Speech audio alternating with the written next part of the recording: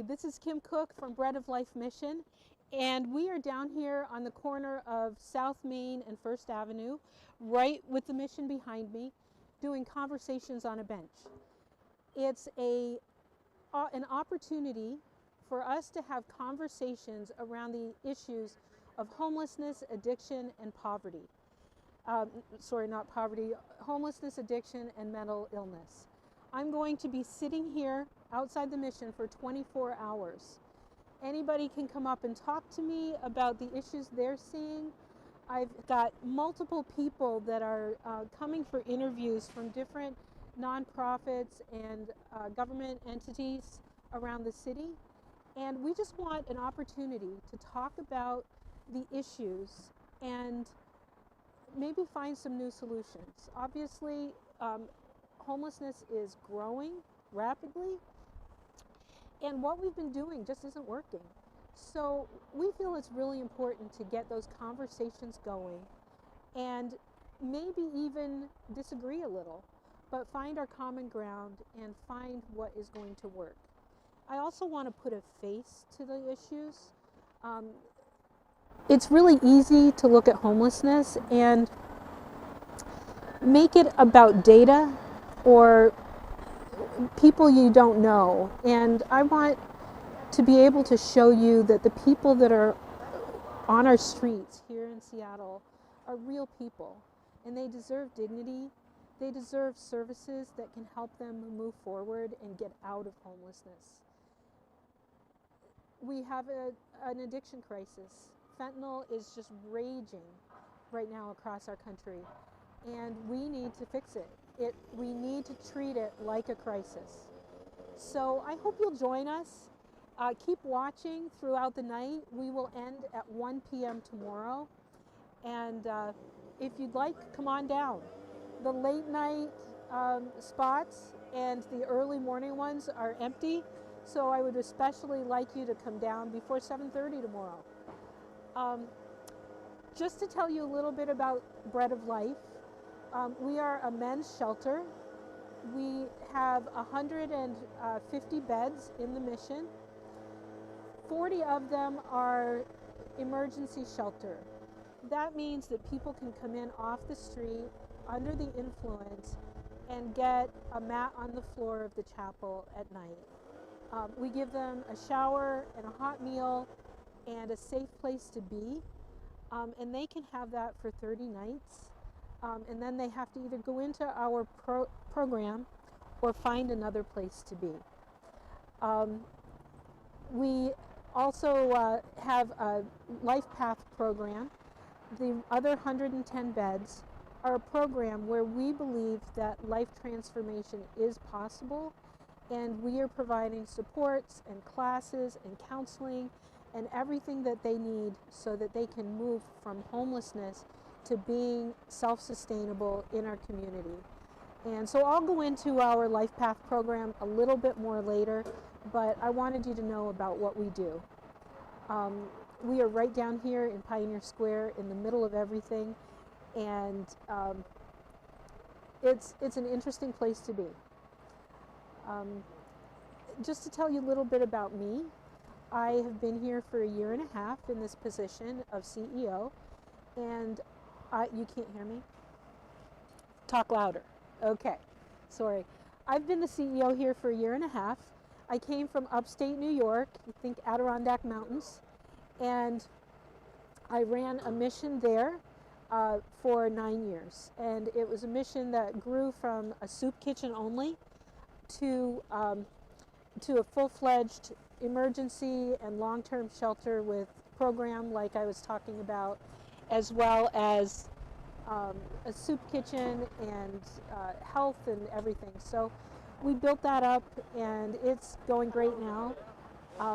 And so now I'm here in Seattle. It's a new challenge, and I'm really looking forward to what we're going to do in the future. We're looking at vision. What are we going to do moving forward? And we definitely want to do more with our program, but who knows what God has for us. So I see that I've got some people look like they're coming to talk soon, but I'm going to have times like this where I just don't know what to say. So bear with me. Let me tell you a little bit about our Life Path program. We really believe strongly that people need to have somebody walk a path with them. If you think about the people in your life that made an impact on you, it's that teacher that really took extra time with you and walked alongside, or maybe the somebody that helped you get your first job. And we think that it's important to do that for the people that we serve as well. So we have 8 S words that are part of our program. It is, the first is safe. We want to help people get safe off the street, have a warm bed, see a doctor, start getting medical care, and eating healthily. And also stop making poor decisions that are going to keep them on the street. The next S word is sober. We want to build out our addiction program and help people to have the tools they need to get sober and stay sober. The next is secure, it's stable. Stable means mental and emotional stability. It means anger management and boundaries, all the things that you may have learned as a kid from your family that the guys in our program may never have learned. The next thing is schooled and skilled. We want to help people get the schooling that they need, or skilled, get skilled in a trade so that they can have a living wage job when they leave here. And then the next is secure. Somebody might come through our program and be able to get a job, but they need a little time to save money. They'll get budgeting classes and so on, but we will walk with them and help them to be ready to move into the next S word, which is settled. And settled is where they move out but still have some support here, and we can still work with them to make sure they stay in the housing that they're in. And then the last is serving. Serving is, it means to us that they're actually in a good place. They're no longer looking at their emergencies and dealing with the everyday problems, but they can look up and out and look to help the community. And that might mean that they're serving in a church or volunteering here at the mission or somewhere else. And we want to stay in touch with them after they leave here so that we can make sure that they're in a healthy place. So those are our 8 S words. I'll probably talk about them again later, but it gives you an idea of what we're doing here at the mission. So what are we doing next, Amber? Come on over here, Amber, and I want to introduce you to our team, actually.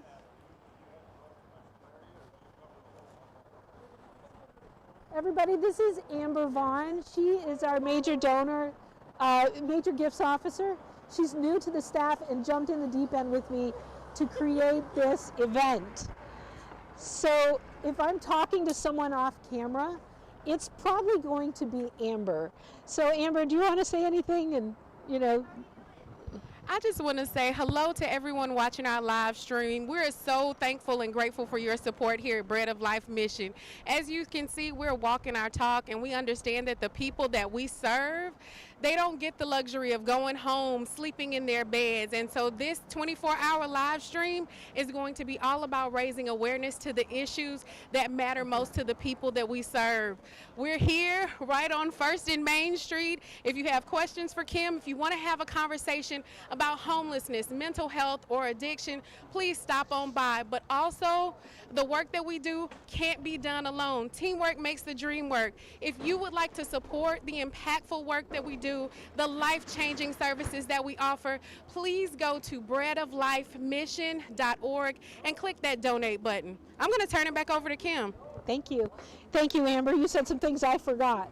So I just want to reiterate something she said. We are not homeless. There is no, we are definitely not trying to say that. We're not trying to say that we're like the people that we're serving.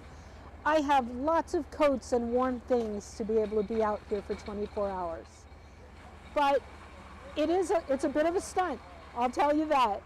But it's to raise awareness of the issues. I am blessed that at the end of this 24 hours, I'm going to be able to go home and be in my warm bed.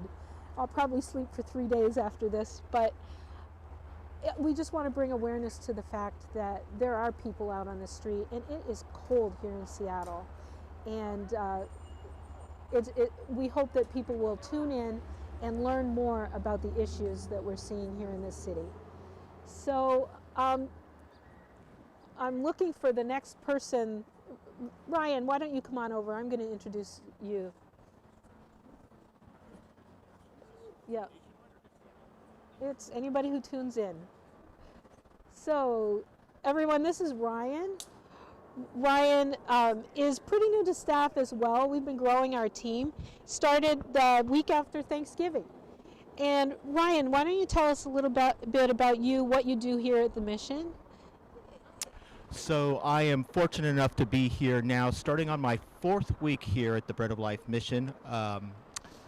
Couldn't be more happy and couldn't be more excited to be at a place that really, really tries to put God's mandate of how we share our love and how we care for other people, especially those in need and those on the margins.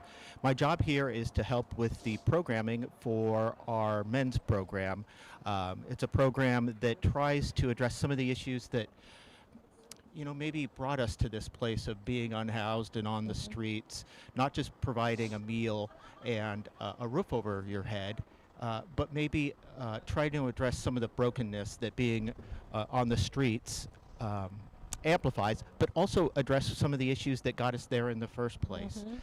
Trying not just to address the physical needs, but the spiritual and the emotional needs as well. Ryan, why don't you tell people a little bit about your background and why we hired you? You've got a great background in working with those who are homeless. Yes. So what brought me here is not my strengths or the cool things I've been fortunate enough to be able to do, but it's my story as an alcoholic and how it hurt the people around me, it diminished me, and it brought me to a place where I had to throw up my hands and say, I can't do this anymore. And when I got to that point, and I turned my will over to a God greater than me and told the people in my life that I needed help, I received that help. I didn't receive judgment. I didn't have people shaming me. I had people reaching out their hands. And after about a year of walking in recovery, I realized it was the people in my life who were hands out. It was the people who didn't give up on me, the people who loved me when I was unlovable, that those are the people that I wanted to be like. And what they had was a spirit of helping others, that they used something that had been a negative in their life and turned it into a positive for really God's glory. And it led them on a path of sobriety and the type of life I admired and I wanted to be like. I wanted to be like those men and women who helped me. And it led to a path of becoming a case manager that has just kind of blossomed into this career of walking alongside people. And that's really what it is, walking alongside people and saying, there's a God who loves you, who sent his son Jesus Christ to die on a cross. And when you can share that message of hope and all that it means, you find that people are thirsty for that. And there's a lot of brokenness in this world. And to be able to say that you're not your past, you're not your addiction, you're not your mental health problem, that there is a God who loves you, and that there are chapters of your life still to be written, that is a very, very good way to make a living. And I'm very fortunate for the last 12 years to be able to do that. Yeah. So tell me, what did you do before you were here? Before I was here, I worked for a small nonprofit on the east side providing housing. And I worked on our case management team and also on our outreach team. And these were really cool experiences. I think the experience, though, that I draw upon the most was that I was fortunate enough to be a school teacher. And I love that job, and I love the idea that God uses our stories to come alongside others. And I get to teach in this new job here at the Bread of Life, but it's not my own experiences and wisdom. It's a wisdom that's greater than me. It's the collective hope that God's got a plan for us. And I'm surrounded by committed other people here who have similar stories and have other ways that they want to share with others. And kind of a convoluted, long way of saying I've gotten to do some cool things, but what I get to do here about not just sharing that addiction or mental illness or homelessness aren't problems, but the brokenness we have in our lives that separate us from God is perhaps the biggest problem. And if we can address those issues and all the things that come along with it, eventually the other things start falling into line. Not always quickly, Right. but they do if we're faithful to them. You start with the first things first. That's great. One thing that a lot of people ask about, and that I'm going to just address here, is that we are a Christian nonprofit. We are a religious entity, but and it's more about why we do what we do. Our faith is really setting us on that path to help people, and we do share that faith in the program. But people say, well, do you force people to get saved, or do you force them to go to chapel, or do you make them listen to a sermon before they have a meal? And that's not the case at all. Absolutely At all. not the case at all. In fact, I think in a perfect world, and while I used overtly religious language, and we don't back down from that or hide it under a bushel to use more religious language, we lead with our actions. Right. And that's far more important than anything, because we live in a world that has a lot of brokenness in it. And the best way to shine a light on that brokenness is to be the opposite of that and have your actions live out your faith. That you don't even need to say anything about what you believe. You demonstrate it in your actions. I would say that in the short time I've been at Bread of Life, it is a organization with very wide arms, and that there is a place for everybody here. We have people of all faiths that Yep. are in the building. Yep. We don't force them to go to chapel. Nope. It's more about who we are, and who, just that we're proclaiming that. Most people who come into our door are really thirsty for something, because they're coming in broken. Yeah, and I guess on some level we're all broken. It's just that some of us have found peace and contentment and an understanding in our brokenness that there is Exactly. something bigger than us. That's right. And again, we want to share that message, but we also want to share it in a way where even if we didn't use the words, they would know in our actions about how we value our relationship with God by the way we treat others. Right. Well, thank you, Ryan. I really Thank you. appreciate that. Thank you. And okay, do I have my next interview here? Okay. I can't read sign language, so this is going to be an interesting. Oh, we're going to go to break. And we're going to go to a break really quickly, and we'll be right back with an interview. Thank you.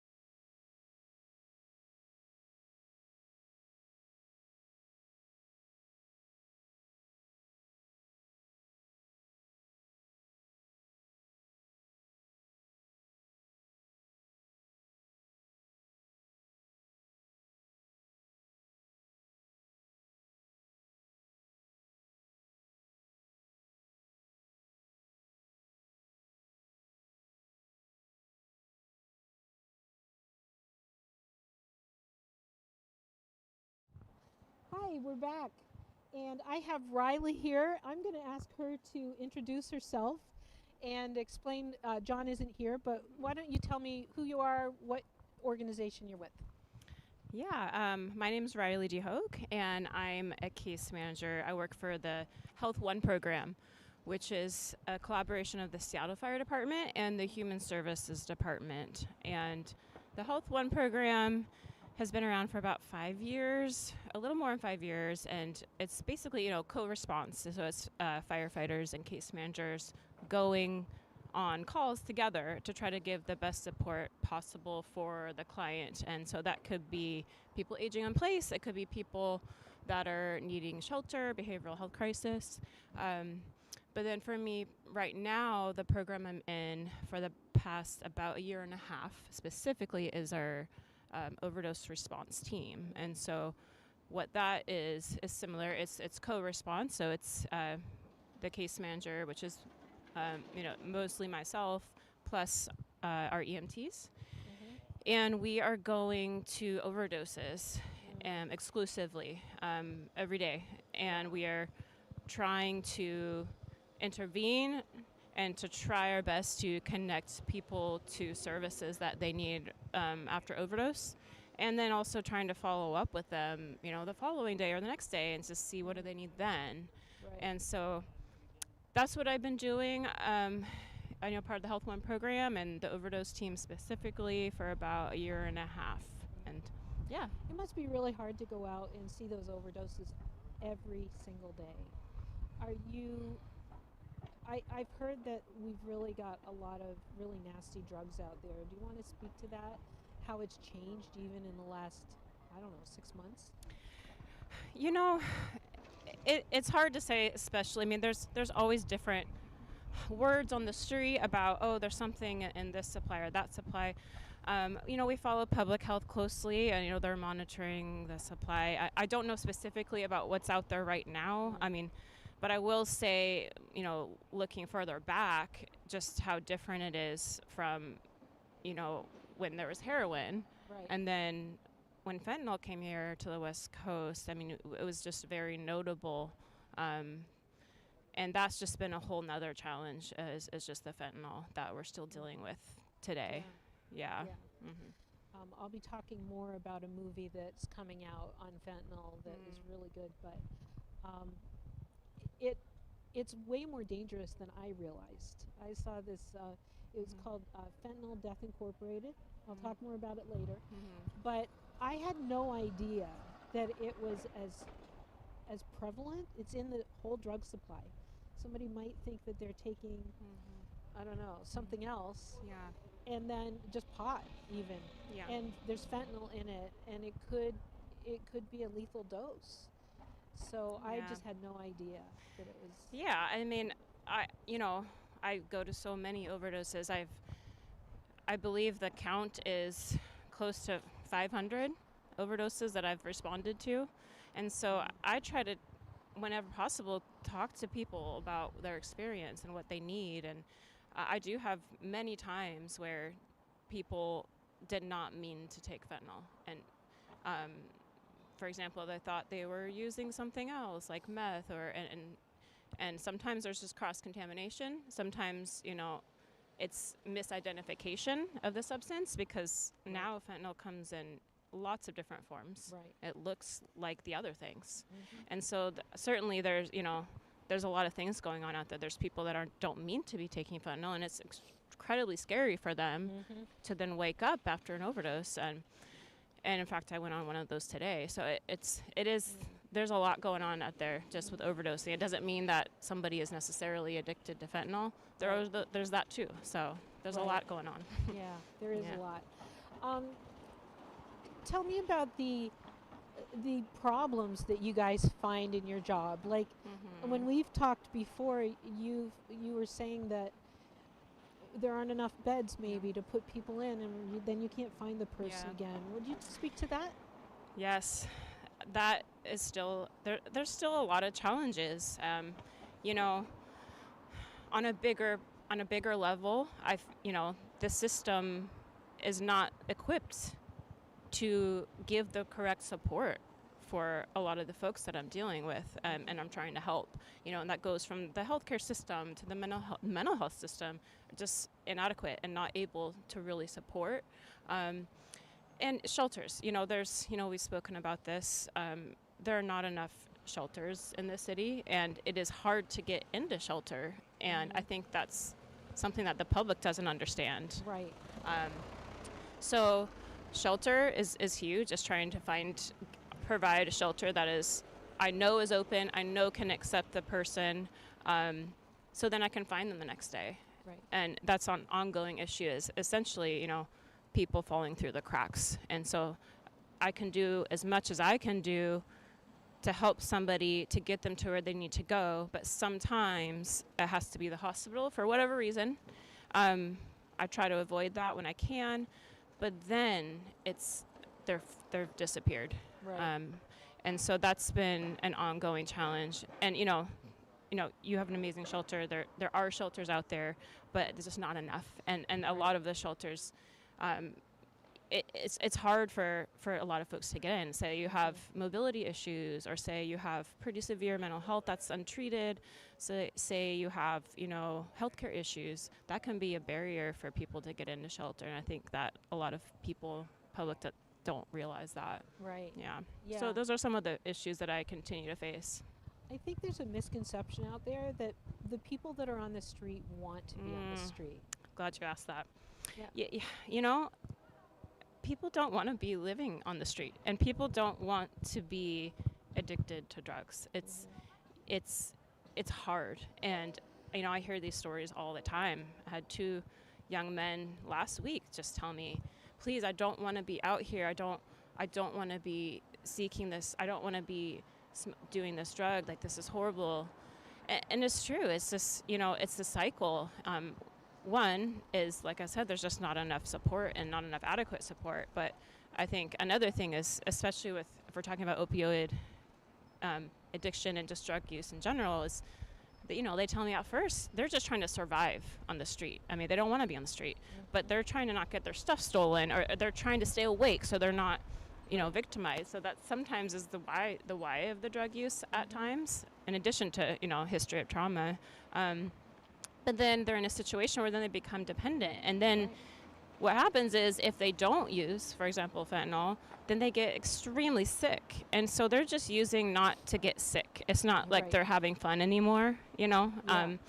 So yeah, I mean, I'm glad you asked that question. So you find somebody that doesn't want to take fentanyl anymore, and they're just using it so they don't get sick. Why don't they just go get treatment? Well, there are not enough treatment options. So that's one big thing. So one of the options, it's medication, there's 2 medications particularly that really help, is methadone and Suboxone. Suboxone, actually, my team is now equipped with Suboxone post-overdose, where if the person meets criteria, we can actually administer that Suboxone, which is huge. Because what Suboxone does is it helps with withdrawals, with cravings, and it protects them against overdose. But if the average person is trying to get treatment by using Suboxone, what happens is they have to be in withdrawal before they can take the Suboxone, which is how the drug works. So if anyone out here says, I want to get on Suboxone, and let's say they find a doctor that will help them with that, they have to wait till they're in withdrawal to be able to take that first dose. And asking somebody in withdrawal on the streets, where there's no running water, there's no bed, there's no toilet, and withdrawal is not pretty, and it lasts a long time. And so that's part of like the issue. So really, we need places, shelters or whatever, that people can come in and go through withdrawal and get the support they need. And there are things coming aboard. In the near future, there's going to be an overdose receiving center that's coming on board. But for the now, it is tough, and there's limited treatment beds, if you will, available. But there people can get better, and people want to get better, and it does happen. Do you have a success story that you can share with us? Yeah, we do. I mean, we've had different levels of success. I mean, I'm thinking of one man, without saying any names, of course. A few weeks ago, I saw him at an overdose. I had recognized him as seeing him at a different overdose about a month before, and at that time he just was not wanting any help or any sort of support. And then I saw him again, and I think there was even more overdoses in between then.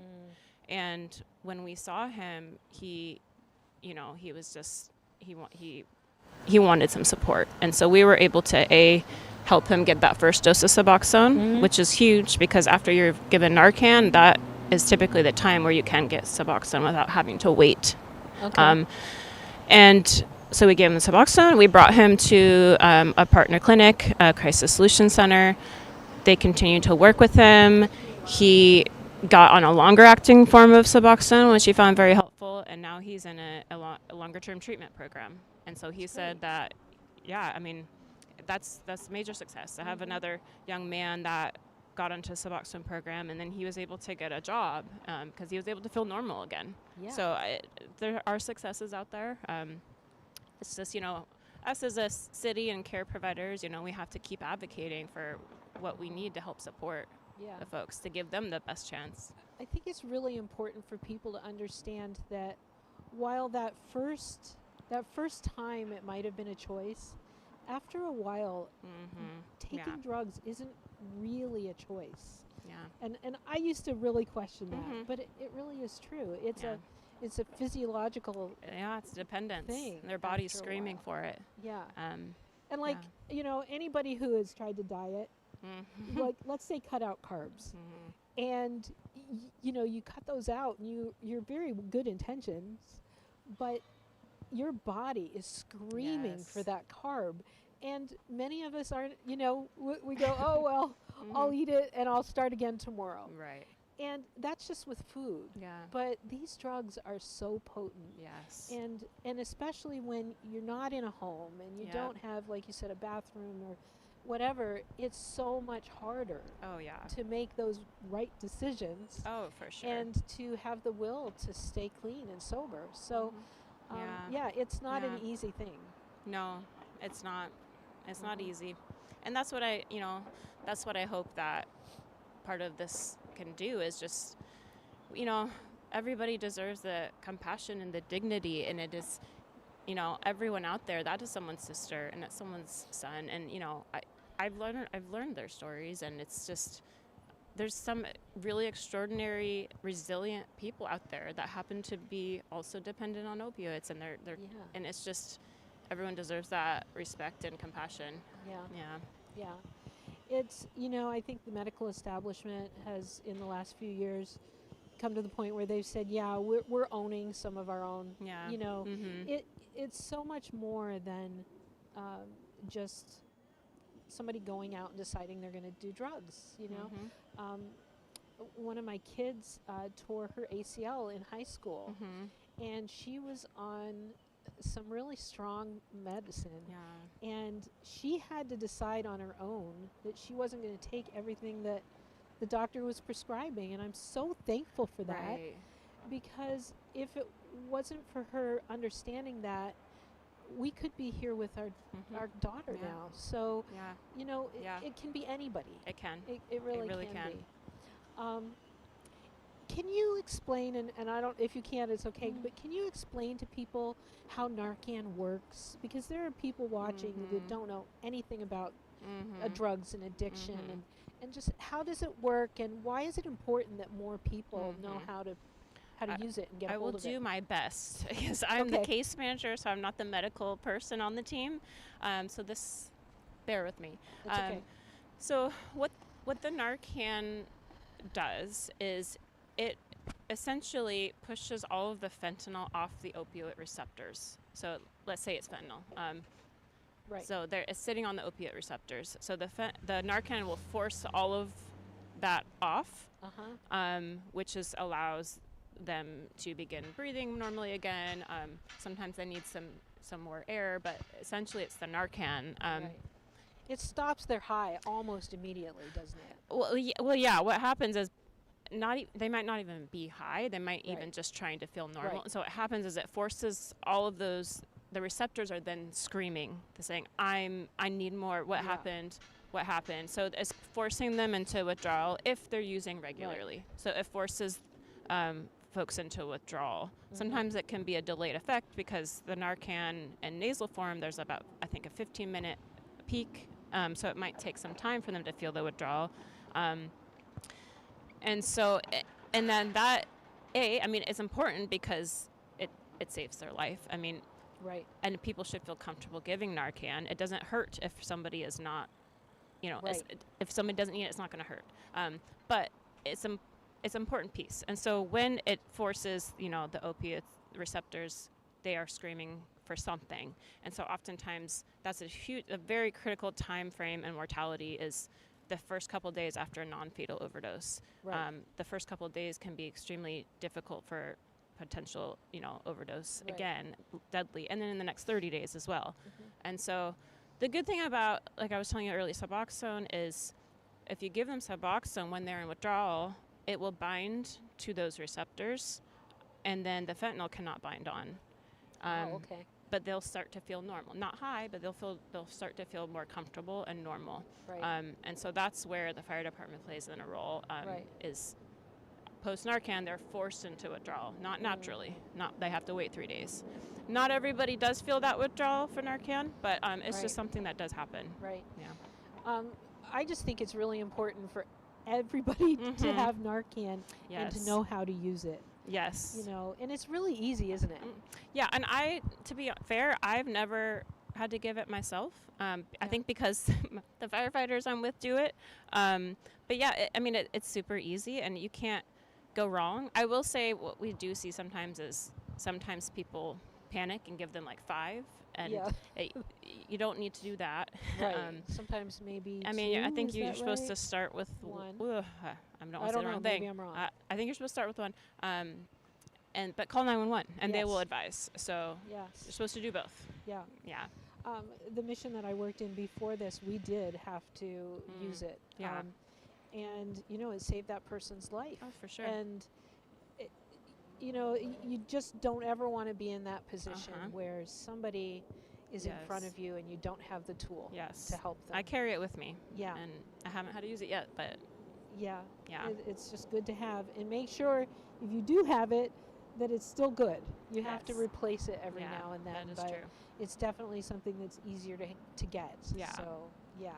Yeah. Anything else you want to talk about? Man, I think we've covered a lot. I just think this is such an important conversation, and like I said, I think there's a lot of misunderstanding by the general public, and I think it's our role as service providers to try to advocate for what's needed and show compassion. Yeah. People can change, and they want to change, and with the right support, they can. Yeah. Yeah. I think it's really easy for people to just be tired of the situation. Yeah. Right? But seeing them as people, seeing them as people that need compassion and dignity instead of the issue that they Yes, have or the absolutely. problem is so important. And it's so complex. Yeah. So, yes, sometimes people make bad decisions, right? But we also have the supports aren't there. Yeah. And, we just, city, county, state, national policies, they all work together, and sometimes they don't work well. Right. Right. And so it's not just that one person yeah. that made a bad decision. We need to see the issues as so much bigger than that. Yeah. And if people can remember that, and I think it's easier then to see them as people who are Yes. caught. Yes, they are caught. They're trapped. They're trying to get out, and the system as a whole is not equipped or prioritized Right. them to support them. And Right. that's kind of the downside of a very capitalistic society, and got healthcare is for profit, and it's a lot of these issues. it's complex. Yeah. But either way, you know, we got to give compassion and give them some some support. Yeah, yeah. I learned a long time ago just a quote that changed my life, and it's that we judge others by their actions, and we judge ourselves by our intentions. Yeah. And we all have good intentions, but we make mistakes every day Yeah. of our life. Yeah. Absolutely. And I've misspent. I've done things I shouldn't do, whatever it is. Yeah. But I want people to understand that I'm trying. Yes. And yet we look at people on the streets Mhm. and we are able to judge them for just where they Yeah. are. And it's not all about that. No. It's Yeah. not. Yeah. They do in our program, there's accountability, Mhm. and they have to start making some good decisions, Mhm. but in a supportive way. Mhm. Yeah. So, yeah. Yeah. Yeah. Absolutely. Well, thank you so much for being Yeah. here. Sorry John couldn't yes. make it. Yes. He's sick. He's sick and his kids are sick. Oh, So there's so much going I around know. now. I've just been praying constantly, please keep me well so I know. can get through this event. I know. So, This is a great idea. So Yeah. I'm glad you did this and are doing this. Well, thank and you. Thanks for inviting me. Well, thanks for being here. Yeah. Thank Appreciate you. that. And I think I've got somebody else coming probably right. at 2, so All right. you go I ahead. will leave you guys. Thank you. Appreciate you being here.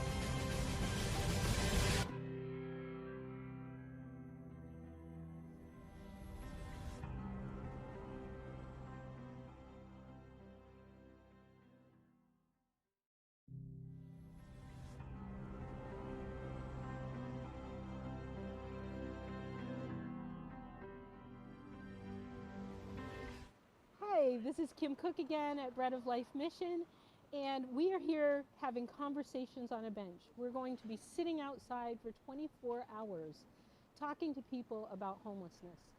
And really quickly, I want to thank Conan Steiner here in Pioneer Square, who provided our lunch for us today for the whole crew. So thank you, Conan Steiner. Now, I would like to introduce Steve Burai from Discovery Institute. And Steve, thank you for coming down and sitting with us. Well, I'm delighted to be here, and kudos to you for doing this. And we were commenting here before that you got some sunny weather. It's a little chilly, Yeah. but the sunshine is nice. Yeah, actually, there's 14 other missions that are doing this across the country, and there are people in Georgia and Florida, South Carolina that thought it would be a lot of fun to do this, and they just got like whomped. Yeah. At least we're not in 10 inches of snow. Yeah, I'm really glad to be in Seattle today. Yeah. So, Steve, can you tell us a little bit more about Discovery Institute and what you guys do? Yeah, thank you. And before I do that, I was going to point out that, we first met, we worked Yes. just a few blocks apart, but we first met in Washington, D.C. Yes. at the Citygate Are you event. going to be there this year? Possibly, yeah. Yeah. But kind of a funny story that we met clear across the country, and we're just a few blocks apart here in Seattle. Discovery Institute is a 30-plus-year-old, nearly 35-year-old think tank. So it started as kind of a policy research organization representing Pacific Northwest interests nationally. So some of the well-known think tanks nationally, Brookings Institute, Heritage Foundation, Cato. Discovery was like a Seattle version of that, representing national issues.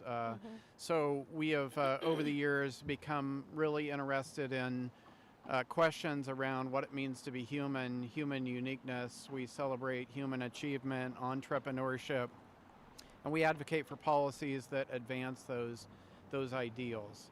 And we first got involved in the issue of homelessness in 2018 when our founder, Bruce Chapman, commissioned a report on Seattle's homeless crisis because he saw that something was driving it in new ways, was making it explode, and also that what we were doing or what policymakers were doing wasn't really effective. We were spending more and more money pursuing policy objectives that have not really proven to be very effective. And so for us, in this particular issue, and the issue where you're really a frontline worker, which again I applaud, is making sure that what we're doing is toward compassionate outcomes and helping realize helping people experiencing homelessness reach recovery and helping them realize their full God-given potential. Exactly. And that should be the metric, I think, by which we measure our success. Yeah. Exactly. Some people think that putting people into a place to live Yeah. and no wraparound services is actually doing just that. Why Yeah. is that not the case? Well, we've released a report that builds on some data that we've developed here in Seattle and I think nationally.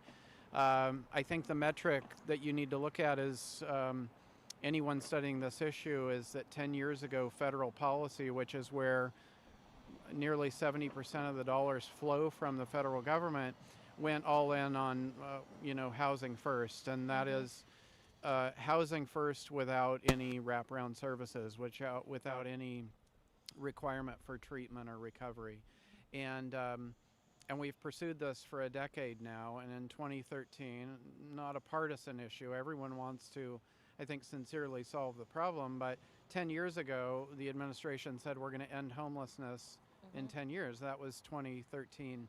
2023, we have not ended homelessness. It's become an acute crisis and really affecting communities throughout the country.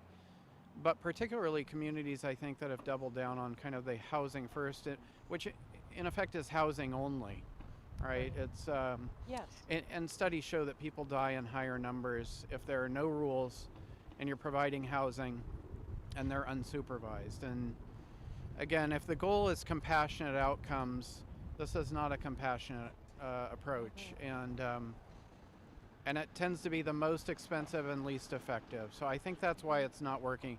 The other part of it, though, is the important work that you do, Kim, and that other missions do around the country. that's really vital is building relationship with people. Mm.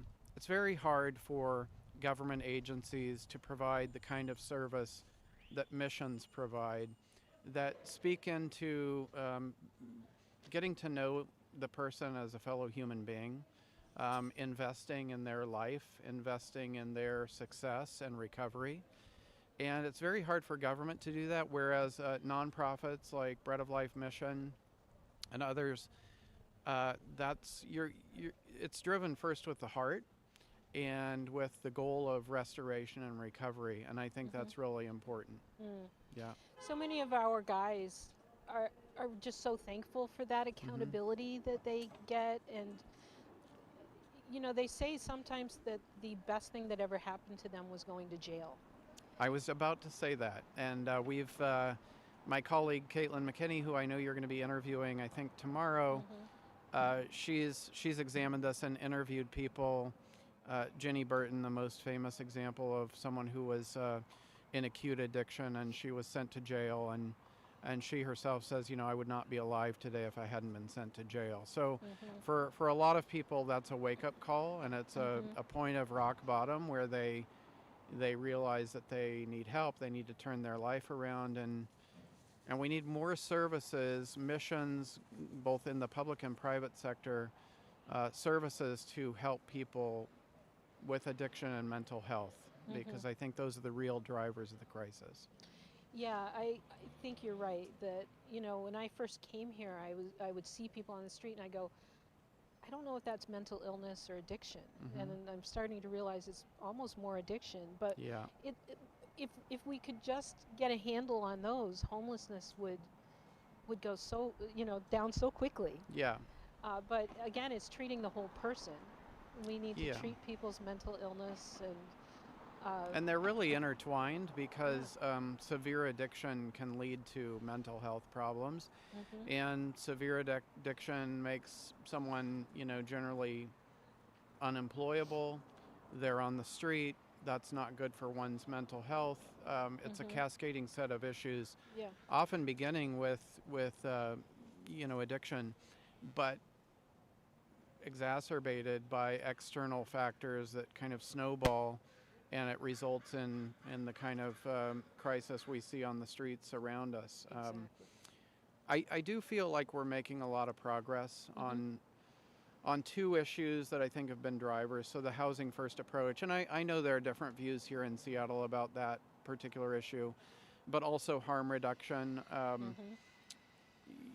Government over the last, it began with needle exchanges, which you can kind of rationalize. You can imagine how, as a means of preventing disease, maybe giving people clean needles might make sense. But we've gotten to a point where in the harm reduction space, we're handing out foil, which is used in fentanyl. Like, how is handing out foil a health benefit? Right.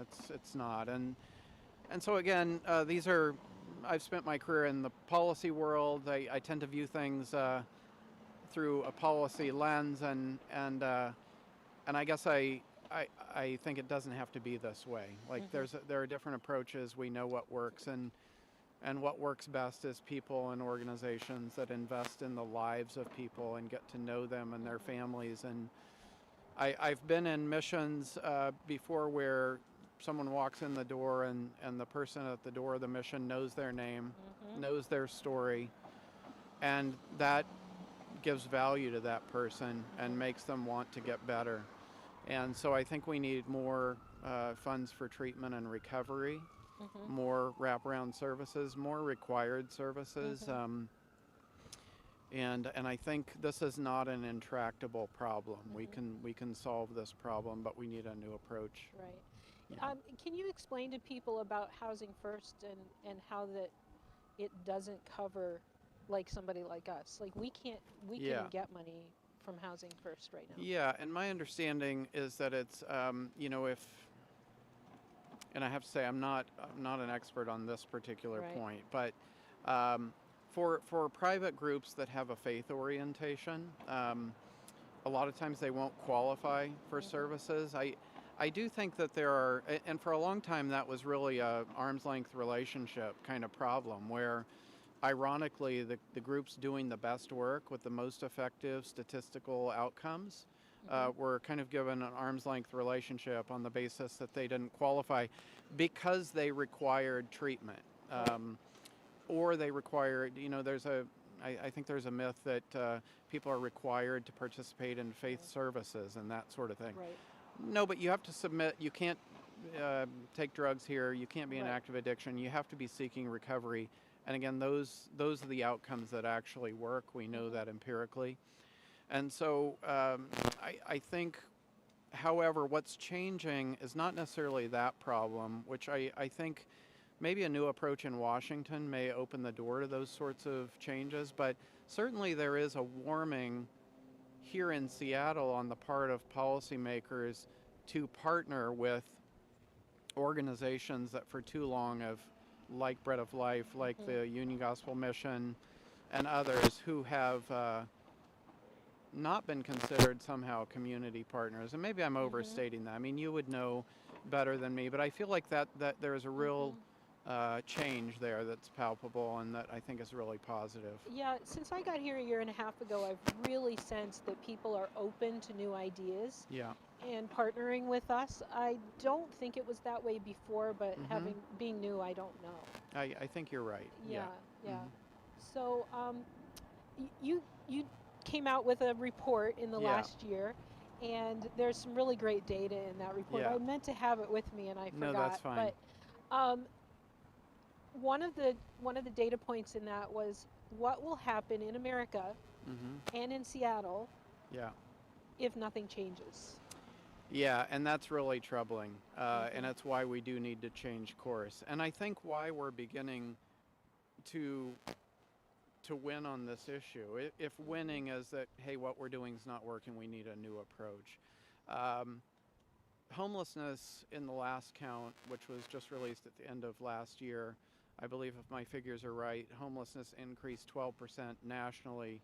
Meanwhile, here in Seattle, it's significantly worse. And so if you extrapolate that out looking forward, I mean, in the next 2 to 3 years, the crisis here, which is already very severe, will double.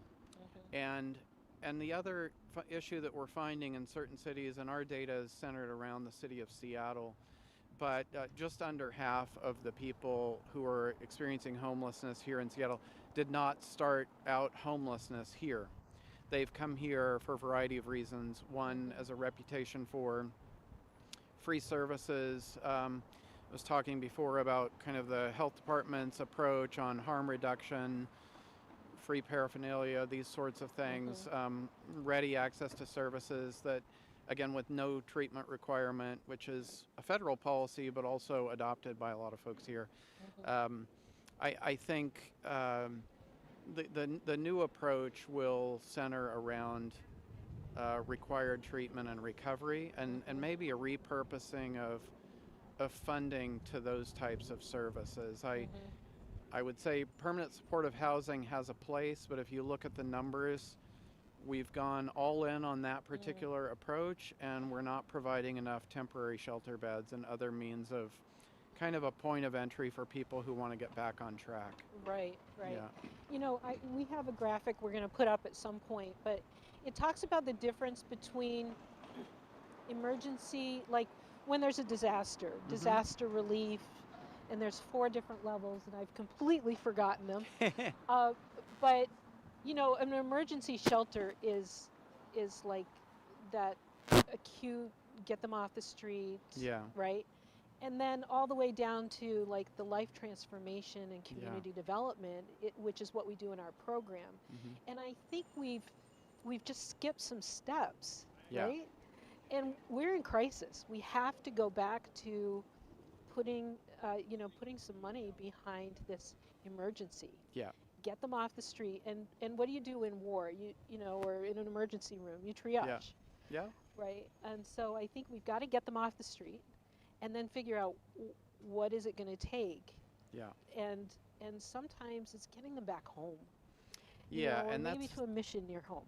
that's a big part of it, and that's part of our research too, is that people recover in much higher numbers when they have a support network. Mhm. And if you're not from this area and you're experiencing homelessness, addiction, mental health crisis, and you want to get better, you're not really poised for recovery in a place where you don't have people who care about you, love you, and who you can rely upon. And so part of what we're looking at is how can we reunite families, how can we create a support network for people, and I think that's another huge part of it. Yeah. Yeah. And it doesn't And mean giving them a bus ticket and saying, see you later, but it means just really helping people reconnect with the healthy people in their Exactly. life. Active case management is Right. key. Right. And you mentioned earlier, you know, that for 10 years this has been called a crisis, and it is a crisis. But when you look at, for instance, FEMA responses in a crisis, there are emergency shelters created. There's a support network for people that's immediately available after a hurricane or earthquake or fires or Right. whatever. And we say that this is an emergency, but we don't treat it in the same way. Right. And I think we need to. I think we don't need apartments for people. We need temporary shelter. We need to give them a place to begin a path to recovery. And, you know, I think the other thing I've found in working on this issue over the last several years is how much agreement there is on this particular point. So myself and members of our organization give talks in front of diverse audiences, politically diverse, and when I talk about it as a crisis driven by addiction and mental health and not primarily about housing affordability, everyone nods their head. Everyone Right. seems to know from their own experience passing people on the streets that this is about more than just this person can't afford a house. Right. So again, prioritizing emergency support services around those things, and I really do sense a change there, and a really positive change, and across even the political spectrum, because certainly people understand this crisis for what it is and see that we need a change of course. Yeah. Exactly. So just to go back to the thing that really hit me in your report, and correct me if I got this wrong, but I believe that it said that if nothing changes, homelessness will double in the next 3 to 5 years in America. Yeah. But in Seattle, Yeah. it will double in 3 years or less. Correct. Yep. Yeah. And that's why what we're proposing, and we have, I think, really the best team in the country on these issues. Robert Marbut is a leading figure, probably one of the best known figures in the country on approaches that work. He started Haven for Hope in San Antonio, which is one of the country's leading facilities for restoration recovery in treating homelessness. You know, we had Billy Baldwin out, the Hollywood actor, and you know, Billy is, I've become acquainted with him, and there's a lot we don't agree on, Right. but we agree on this particular issue, and so Billy's been kind of a well-known voice joining us in this effort. Caitlin McKinney, I know you're meeting with Jonathan Cho, who's covered kind of the grittier aspect of this, and it's not always fun to watch or pleasant to watch of what's happening on the streets. And certainly also there are attendant issues with homelessness and people who are in desperate situations who resort to theft from businesses and other things to survive. And you know, as a Christian, like, how do we get to that point? Like, we need to be helping people on a path to recovery, and again, I'm really hopeful looking forward that we can avoid that worst case scenario highlighted in our report. Yeah. It's going to take some political will, community will, and certainly partnership with groups like Bread of Life. I've really tried to stress the point that it's not any one person, government, organization that's going to fix this. Yeah. It's too big, Yep. right? We all have to come to the table, and we all have different ways of looking at the problem and helping with the problem. But if we can all I'll do that and come around the table, then Yeah. then we can make a difference in this. Yeah, I absolutely agree. 10 years ago, 15 years ago, Mm-hmm. numbers were going down, Yeah, right? We can get back there, We but we can have get to do back it there. now. yeah, absolutely. Yeah. Um, So tell me if I can, Yeah. not to turn you the ask interview me some around, but questions, yeah. tell me what you're seeing on the streets of Seattle. Certainly there is a new approach, I would say. It has been a marked change in kind of Mhm. visible homelessness, but then I know there are debates around moving people around, and I know Robert Marbut, our lead guy, would say, you can address the problem in one place and it will move to another place. Mhm. And so what are you finding at Bread of Life? And obviously, kind of, do you have enough beds to accommodate people? And what are you seeing? Well, we have 40 emergency beds, and Mhm. people can come in under the influence Mhm. for 30 days. Yeah. And that we have a line out the door every night. So when Mhm. you're watching later, Yeah. there will be a line down the Mhm. sidewalk waiting to get in, and we can't take everybody Yeah. that comes. Mhm. We have 110 beds upstairs, Mhm. and those are pretty much full. Yeah. Those are recovery beds, like the Mhm. program, working Yeah. through it. But it takes a long time. It takes a lot of staff. Mhm. Um, it, our program is probably 9 to 12 months on average, but Mhm. somebody who needs help with schooling or some extra thing, it could be 2 years. Yeah. Mhm. But if we put them out at the end of a year and they go right back to where they started, we've just done it for nothing. Yeah. So I want to walk with them until they're really ready. Yeah. That said, yeah, we could easily double our beds and still not have enough. Mhm. I really, and Robert told me, and I don't know if this is in your report, but he said that 39% of the homeless numbers in Seattle are women, Mhm. something like Yeah. that. Mhm. That is new. Yeah. Like, it used to be older men, Yeah. and now it's all ages and a high number of women. And it just breaks my heart. Yeah. When I came here, I the board said, these are homeless men. It's kind of Mhm. rough. Are you Mhm. you good? And I'm like, Yeah. yeah. I don't want to work with women because Yeah. they come with so much baggage. Yeah. Uh-huh. But I'm walking around Pioneer Square and I'm seeing these women on the sidewalk at night, Yeah. and they must be just experiencing trauma after trauma Yeah. beyond that, and it breaks my heart. Yeah. And in those cases, it is trauma. And I've been out with Jonathan covering encampments Mhm. and that sort of thing.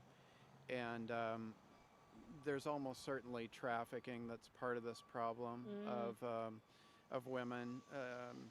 Are you finding in those cases? Well, I'll back up. I'll say, what we think are the real drivers of the crisis, not housing affordability, but again, addiction, mental health.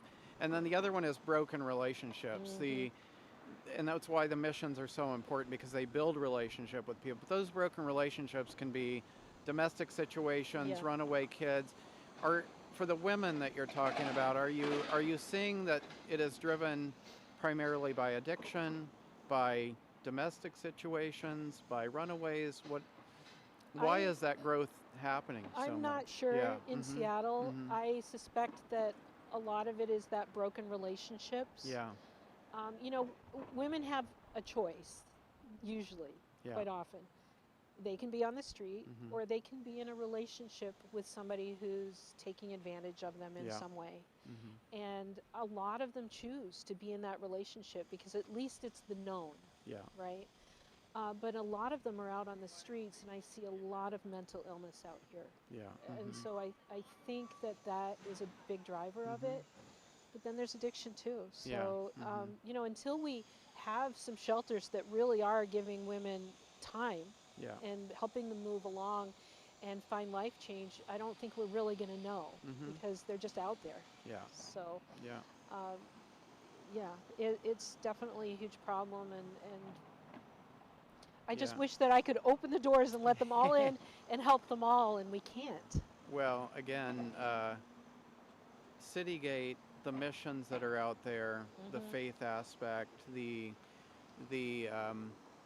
giving people a sense of hope and purpose and value. Mm.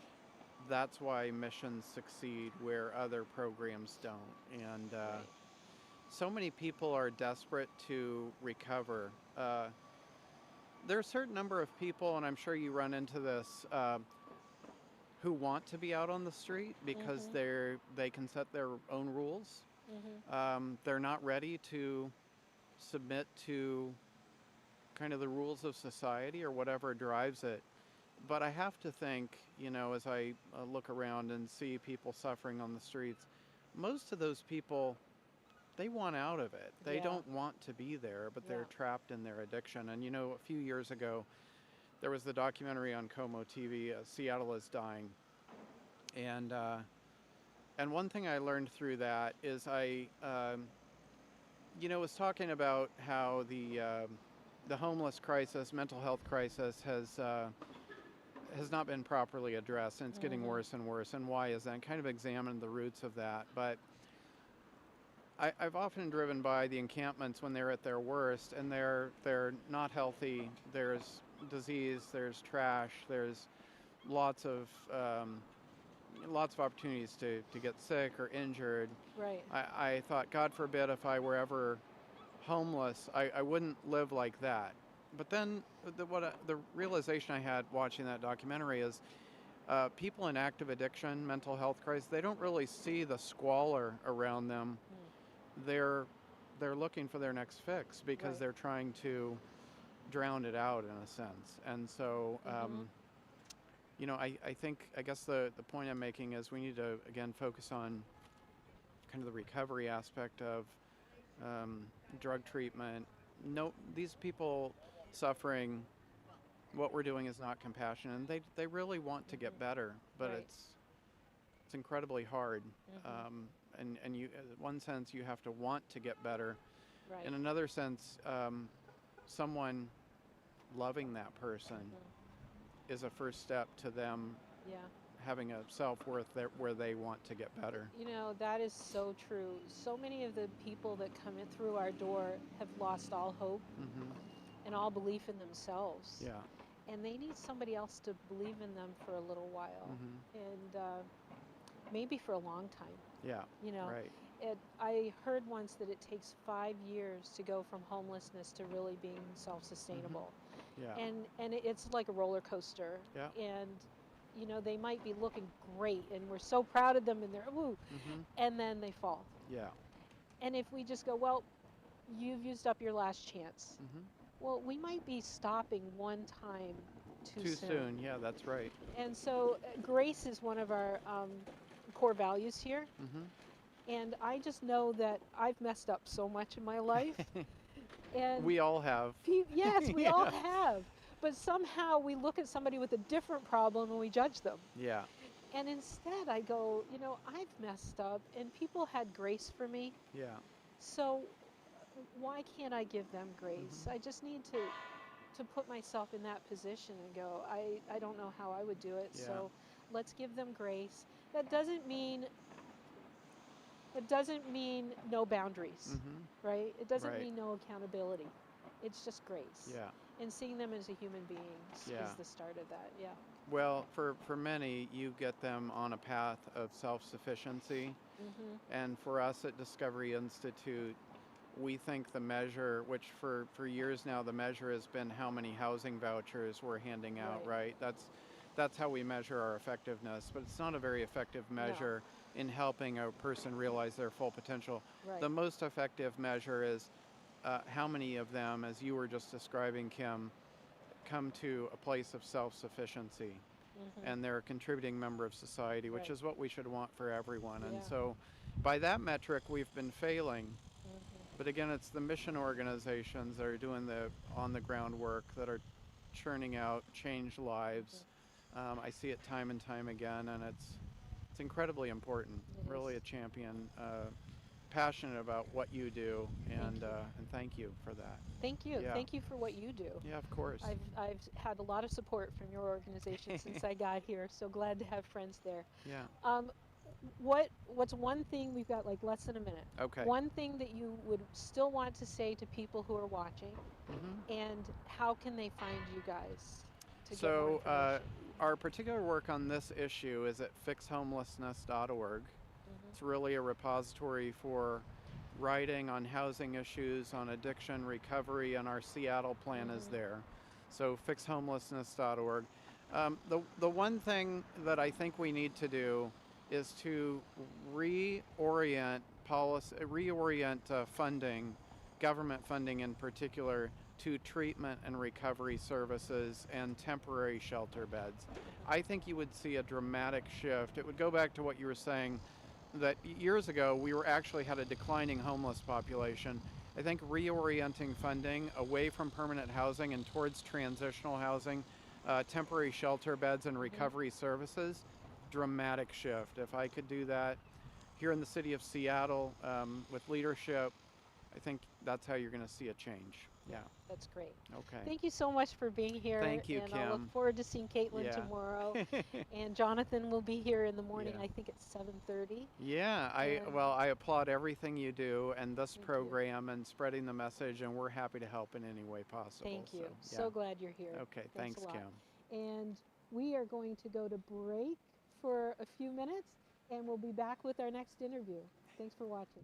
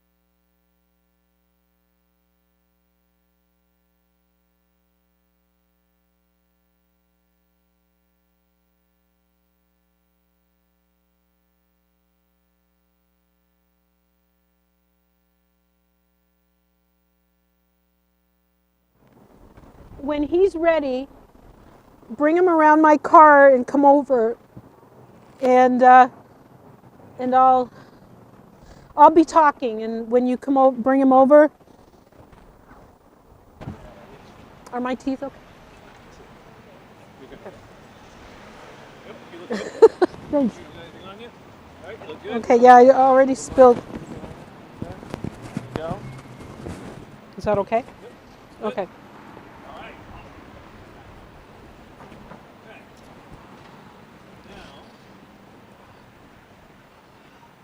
What's your name, sir? Oscar. Hello, Oscar. Yeah. I'm Matt. All right, we're going to go live. Oh, we are? Yeah. Here we go. It's okay. I'll just wait till you get in. Okay.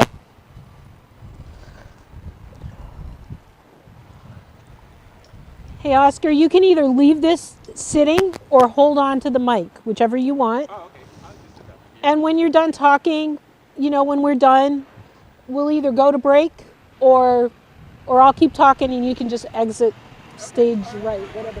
Hi, are you going to talk to me? All right. Are you going to talk to me on the bench? Okay, yeah. We're all Okay. happy to talk. Yeah, let's Sign her in, and then when I'm done talking to him. Oh, am I live? Matt, are we live?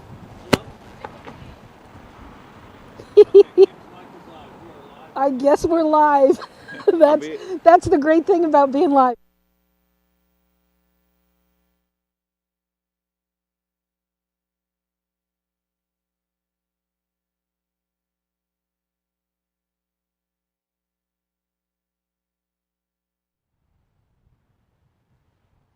Okay, hi, this is Kim Cook from Bread of Life Mission, and we're here on the corner of South Main and First Avenue doing conversations on a bench. I'm going to sit here for 24 hours and talk to people about issues surrounding homelessness. It's a little windy down here and it's gotten cold, so I've added another coat and a blanket, and hopefully it won't get any colder.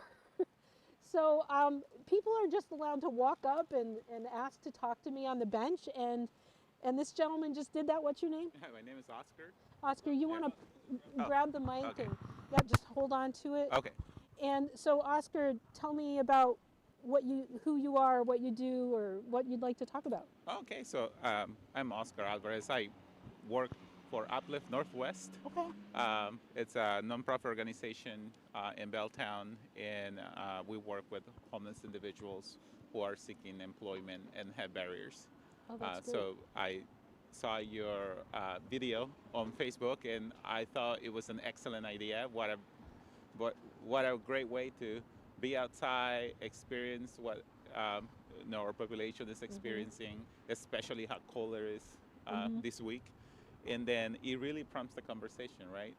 And like you said, if we don't chat, if we don't talk, then how we're gonna find solutions? So this is fantastic. Yeah. So, what are the main barriers that you guys are seeing in what you do?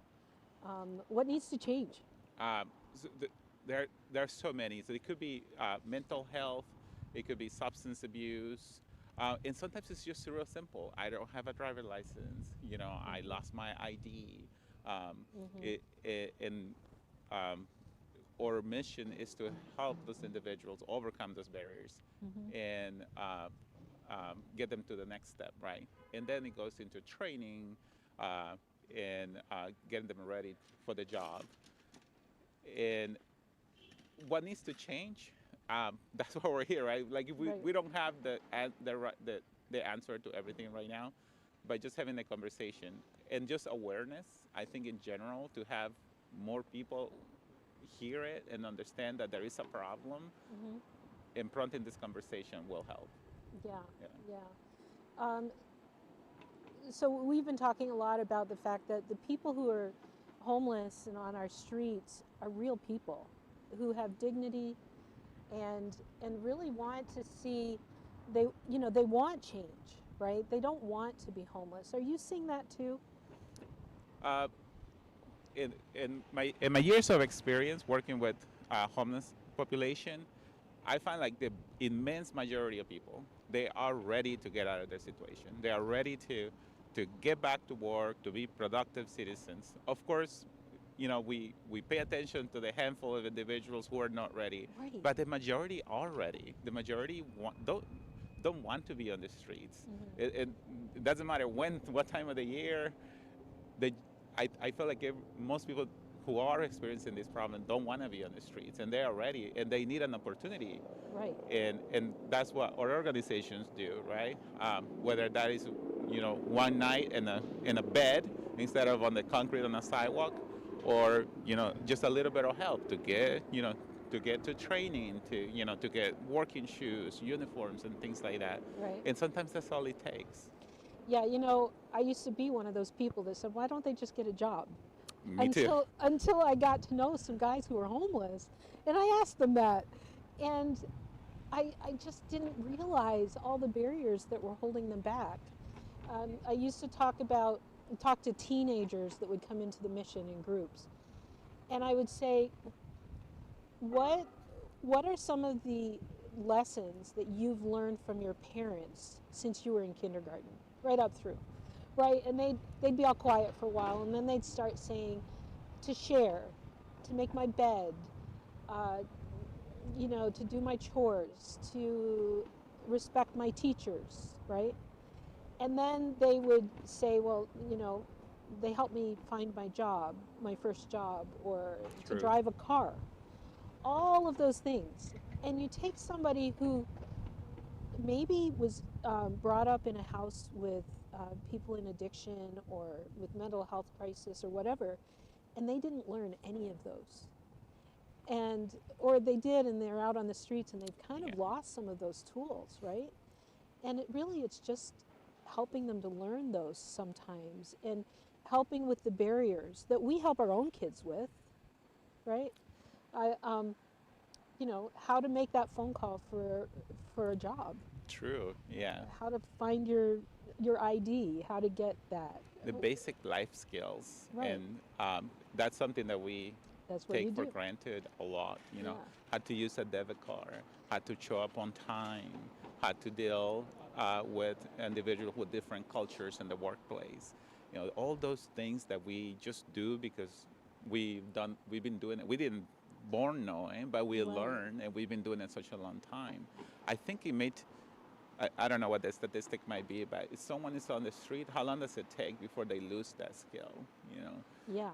And and there is such a survival instinct on the streets that it's hard to unlearn once you are in the workplace, and I think Yeah. that affects some people too. Yeah. Yeah. I have done trainings. I taught trainings for Bridges Out of Poverty. I don't know if you've ever heard of it. I'm starting to lose my voice already. But Bridges Out of Poverty talks about the fact that people in poverty, especially homelessness, they do lose the ability to think forward, to set goals. They're so caught up in their everyday emergency. Today. Yeah. And they're great problem solvers because every day they're solving problems like, where am I going to eat? Where am I going to sleep? Whatever it is. Where they're gonna keep my stuff. Right. How I'm gonna survive tonight. Yeah. And I've thought about that when I've gone through periods of real stress in my life. I also can't look forward. I can't set goals as much because I'm so caught up in the here and now. And when you prolong that, you really lose the ability It's true. to set a goal or to dream. The things that we don't really think about, but it's hard for them then to get out of it. That is Do you very see true. that in what you do? Absolutely. Just again, those basic skills, and then to forget or to never learn them, like the youth population that are experiencing the same problem. It's a real problem. I think we as an organization sometimes make the mistake to jump ahead of, and then say, well, what's your plan for the next 5 years? Yeah. I'm like, what am I going to eat today? That's my problem. That's my plan.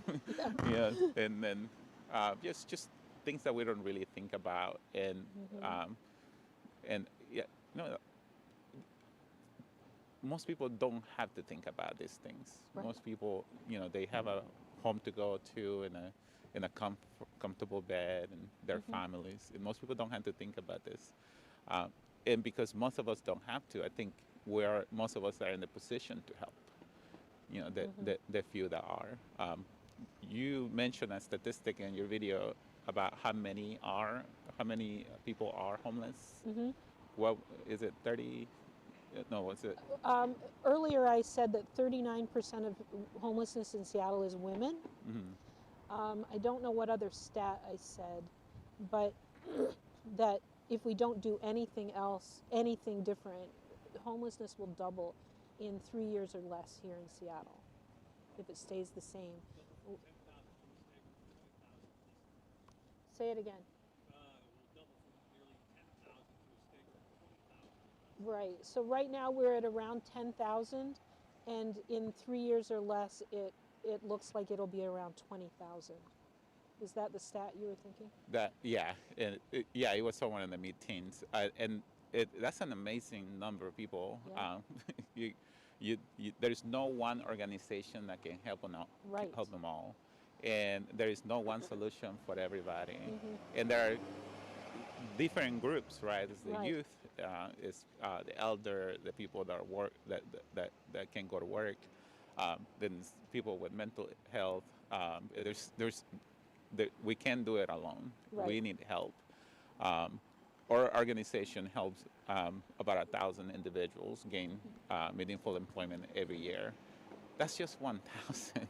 No. At this rate, it'll take us another 10 years, 10 assuming years that if it stays the same, assuming right? that it stays the same. Yeah. And that's a lot of work. It will take the community to Yeah. come together and really think Right. through. And at the end of the day, we may not be able to help every single person, but if we can help the majority, I think we're Right. winning. Yeah. Yeah. Everyone. You know, Mother Teresa, I can't remember the exact quote, but you know, she was in India and there's so many millions of people in need. And when asked about it, she said, I just help the person in front of me. And that's really meant a lot to me. Like, if I can just help the person in front of me, then I've made a difference in their life. And then tomorrow I can help the next person in front of me. And if we all True. did that, what a different world this would be, right? It will be different. Yeah, Yeah. absolutely. Yeah. And a lot of times help, I think many of us think that help means, how much money do I have to give or how much time I have to put in. And we can all help in different capacity with our own skills and with our own availability. And sometimes it's as simple as, acknowledging somebody, because, I think one of the homeless problems is that they become invisible to people. We Yes. ignore. So just acknowledging a simple hello, Right. that can be, something real simple. It can go Yeah. as far as, making a referral and getting involved, being a volunteer, contributing to an organization that it's helping people the way you want to help, all those things. So it doesn't have to be, we don't have to individually move a mountain. We just need together to move the mountain. Exactly. Yeah. And it might be like, do you have trouble finding businesses that will hire the people you're trying to get employed? We don't. I think what we have trouble with is the matching, to match the skill to the business. Right. So there are plenty of businesses that need help, and if you're a business owner, that we're always short-handed. We can always use another person. And then there's the individual. What kind of skills do they have? Right. What can they bring? And I think most employers want somebody who's work ready, so they don't want somebody who needs a lot of hand-holding. Right. So that's another way to help, right? Like with patience and Yeah, mentoring. just even taking one person out of all the staff you have that you're going to put a little more, you're going to hire them and know that you're going to put a little more time into them. Yeah. But it'll make a difference. It definitely makes a difference. We have plenty of employers, business partners that do exactly that. And we have so many amazing stories.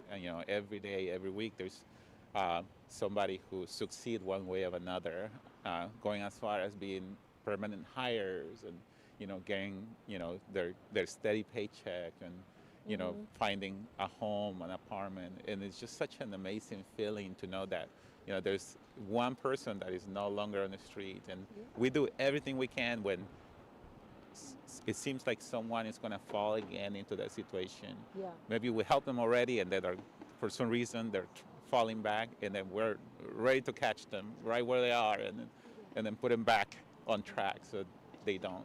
That's what I find is that when they are shown grace and we help them, that when they hit a problem again, when they need help, they know where to come back to, right? Yeah. So yeah. And the second chance and the third chance and so on, like that's so important. It Because really we want is. that too for ourselves. And Yeah. so we are providing that to the people that needs it the most. Yeah. Yeah. Yeah. I mess up daily, and I really want my family to give me that grace. Right. And we need to provide that for the people that we're serving, and Yeah. treat them like humans. Yeah. Yeah. Yeah. Anything else you want to share with the people that are watching? No, I appreciate that you make the time to come out and really sit down, allow the community to speak and hear each other out. We all want solutions to this problem. We all do. Right. We may have different opinions about how to go about it, but we want the same outcome, and that is less people on the streets. Right. And if anybody who's listening is out there and you are, like you said, and I was the same person too, I don't understand why they just don't get a job, and they can just go get an apartment, and Right. if they wanted to, they can get out of the situation. It's not that simple. There are so many other things that go on, and we had to, just like we're listening to each other, I think we also need to listen to whoever is on the street, and then and find out what is it that I can do to make your life better. It could be a simple meal, a handshake, a smile. It Right. can be as far as making a donation to an organization that's making a difference like yours. Right, Yeah. right. Thank you. That was a great segue. We have opportunities for people to volunteer. We have classes. We do budgeting classes and boundaries and anger management and all these classes. We could use teachers. That's one way somebody could help. Absolutely. 1 hour a week. Yes, an hour a week. We need people that know a little bit about maintenance that could come and help fix things. That's how you can help.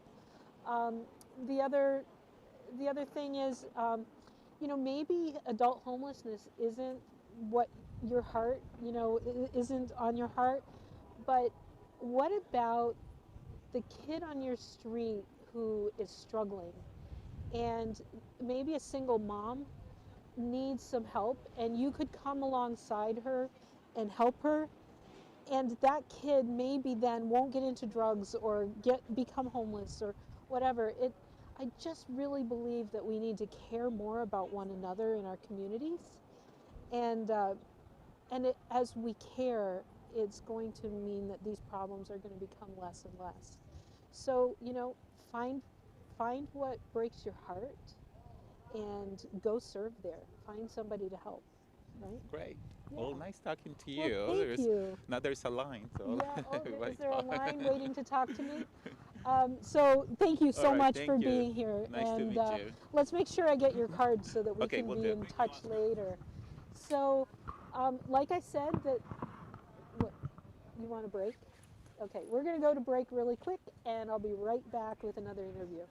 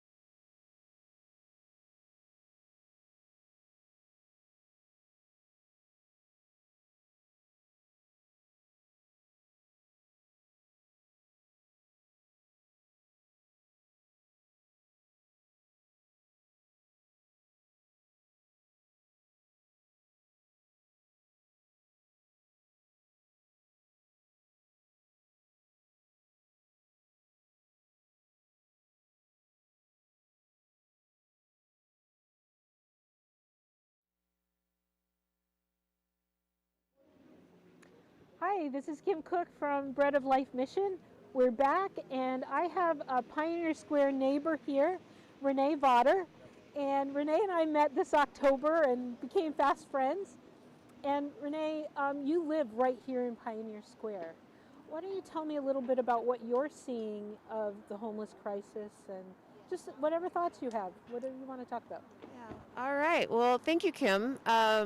And I have been in Pioneer Square for 20 years, or a little over. But it's hard for me to say what I'm seeing now without the context of what I used to see. Right.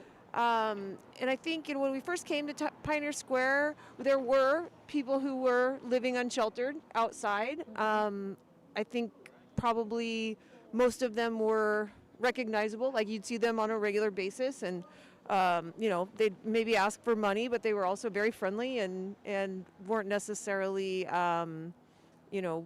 scary. They were just a part of the neighborhood, and I think it was something we all wanted to live together and try to help support the community. So, but I think the last few years we've seen a big shift from some regular people who had services, like your mission that has done a great job taking care of people, to people who really are more transient. I mean, I feel like we don't really know where they're come from. We don't know how long we'll see them in the neighborhood.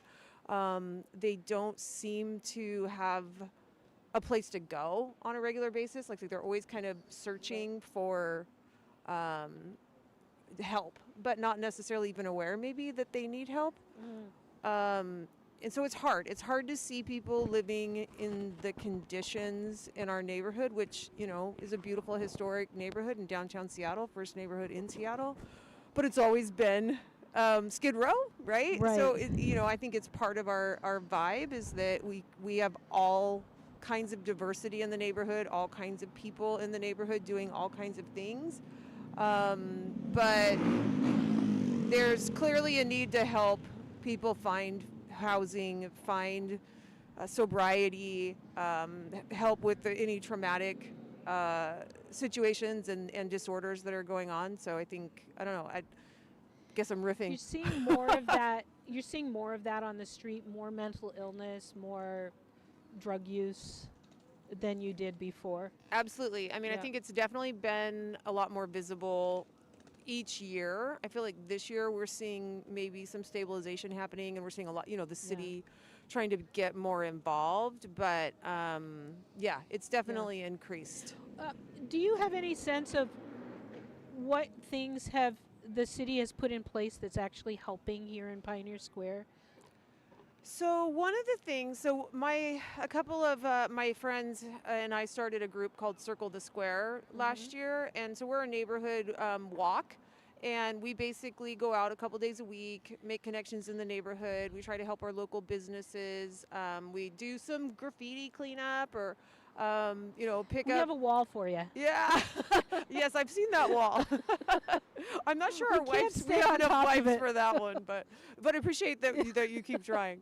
But we're really just trying to ensure that people in the neighborhood know we care, and that if we can make connections, we will. And so I would say a couple of connections that we work with regularly that I think add a ton of value. One is the Metropolitan Improvement District, or what's lovingly called the MID. They have a team of people out of the Downtown Seattle Association that they have a clean team, so they're constantly out in the neighborhood and out in downtown Seattle, just cleaning up. They were cleaning our sidewalks this morning. Excellent. Yeah, they're great. And you can call them or send them an email or a text, and they will, come address the situation. And so I know that's a big value to the city. And then the Seattle Care Team, I think, that started about a year ago, and we have some members from that team come walk with us regularly, and to see the outreach that they do and how they're trying to help people get connected to services or to some way to help them with their immediate need as well as potentially, the longer term need. And I learn something new every time they walk with us about what that might look like. Most recently, I found out they had bus tickets. So if somebody just needed help getting, someplace safe or someplace outside of Seattle, like in King County, then they can give them bus tickets to help them get there. So it's not just, some hand warmers and a granola bar, but yeah. Yeah. Renee, having lived here a long time, I know that, I'm new to the area, but I've heard people say that live outside of Seattle, oh, I don't go downtown for anything. Like, it's not safe or whatever. You're saying that you're seeing more on the streets, but can you address that? Like, is it safe here in Pioneer Square? It's definitely safe in Pioneer Square. I think, I think it kind of goes back to we've always had that reputation of being a little bit gritty or, being the place. But if you look at the numbers, if you look at the data, and Pioneer Square doesn't have any more crime than other neighborhoods in downtown Seattle. I think and there's probably less. I didn't check those stats, so I won't. Don't quote me. Don't quote you on that, right? But, we have a lot going on. So there's always people, out and about, whether it's for some of our events that happen down by the stadiums or hanging out in our parks. Businesses coming back. We continue to keep opening more and more businesses here. And so, I would say come check us out. Yeah. Don't just read, somebody's blog or somebody's news article, but come downtown and see. I mean, the lighting program that we do for the holidays is amazing. It's beautiful. Great Instagram moment. Yeah. So, and I think, we're working really hard to be welcoming and to have people want to be here. We see tons and tons of visitors in the summer from the waterfront. I mean, if you haven't come down to see It's beautiful. the improvements to the neighborhood just to get us connected to the waterfront, you are missing out. We have the best free views anywhere in the city. I just am astounded by the views every morning when I come into work. On top of that, there's great restaurants. There's lots of art down here. Yeah. I would just encourage people who have stayed away from the city for a while, come down. Come down and do something. Definitely. And, it can't hurt to see the problem, but also invest in this neighborhood. Yeah. Let's go back to the homeless thing, though, and what we're seeing on the streets. What still needs to be done, do you think? Well, I mean, I think it's. I mean, obviously, if it was simple, it would be figured out by now. So we know it's not simple. I think a lot of the work has been figuring out housing, and I think we all know, or we've really learned anyway, that without housing, people will struggle. They need a warm bed. They need an address. They need to get connected and stable so that they can continue to heal and move in the right direction. So I think, the work around that, but I think under that layer is still the challenges of people working together. Like, I think if we could get all of the organizations really thinking holistically about, like, what part can they play towards a common goal, we would move faster and with more cohesion. I think there's, dysfunction to me is maybe too harsh of a word, but until there's a shared goal, it's really hard. There's a lot of silos. To get the traction that we could. And I think, we're a group of people out in Seattle that we want that traction. It's just maybe we haven't really figured out how to work together to get there, with maybe some differing views. So one of the problems that we have in Pioneer Square is bathrooms. Huge. What do you want to say about that? Oh my gosh, that to me is just a human part of human is. I mean, we know we have to use a bathroom. And the fact that we do not have readily accessible restrooms in most of Seattle. I mean, they are hard to find and come by. Public restrooms, yes. Anybody can walk in and use. Anybody can walk in and use. We are building one on the waterfront, so that will be open, hopefully in the next few months. I don't have the dates on that. But yeah, I mean, I think that is a huge, and there was an article recently, I think it was in the Seattle Times last year, that talked about what a deficit just bathrooms are. And so we're putting people in the position where they they're not being treated like a human when your basic need cannot be met in a city that has a lot of money. Yeah, I completely agree. I've been to Skid Row in LA before, and I saw things I never thought I'd see in America. And I'm seeing some of those things here in Seattle. I kind of joke when I'm walking on the sidewalks here. I say, "Why is it wet?" Why is it wet? Yeah. And yeah. I don't just walk in puddles. if You I don't think it's from know. the rain? 'Cause it rains You here all the know, if time. it's not raining, I'm cautious. It's actually raining right now. Let's just say I'm cautious. Mm-hmm. And you know, at first I was like, how could people do that? Mm-hmm. You know, people are defecating on our sidewalks. And on the one hand, if you don't care about the people, we need to care about our society, because we're going to have problems. We're going to have illness because it's on our sidewalks. Mhm. So, you know, we have to do something. It's not just a human right. It's health in our Decency, society. yeah. It's human decency. And so if we don't want that to happen in our city, we need to provide something. Yeah. So I don't know what the answer is. We're just here to talk about the problems. Right, But that is right. definitely one thing that has to happen. It Yeah. has to change. Sometimes when I 100% agree with you. I think that the lack of public restrooms in our city is a huge challenge. And you know, I've been in Seattle for about 30 years, but to me, it's also like, did we just move too fast? Like, we didn't stop and think about, like, what does growing at a fast rate, what is that going to mean to some of those basic needs that a community has? Right. Because even I have a restroom in my home, but when I go on a 2-hour walk, it would be really great to not Yeah. have to wait that long, right? So. Right. Yeah, exactly. It's just something we need to look at. And I will tell you, you know, we sometimes take the light rail to the airport when we're traveling, and the elevator in near the International District, that Yes. stop, it's terrible. You know, it really is terrible, and it's being used as a toilet. Yeah. And so, you know, we're going through there, we're rolling our luggage. It's just not something that I expect to have happen in Sure. a first world country. Yeah. So, you know, yeah, definitely something that we need to work on. Yes, What we else do. would you like to tell people? Gosh, well, I love what you already said about, come to Pioneer Square. If you haven't been to Pioneer Square lately, come check us out. There is a lot of good stuff. You can do almost anything here, like you said, arts, Mhm. jazz, music, great restaurants, all that stuff, and the events are cool. I want to ask you one more thing. I know I'm getting a 1-minute sign, but I want to ask you something else. You said that Pioneer Square's always been gritty, Yeah. and I've heard that they really do want to make sure there's a place here for places like Bread of Life. Mm-hmm. Do you want to say anything about that? Yeah, like, I don't how think is Bread it of to have Life us is as your gritty. neighbor? I don't think Bread of Life is gritty. When I say gritty, I'm thinking history, right? Right, Like, this right. was where there were the first tent city was, in Right. Seattle. Well, I think this in was a Pioneer Square. brothel in the day. Yeah, every building was a brothel or Yeah, some right. kind of a gambling. Yeah, but fortunately those are gone, so don't come down here for that.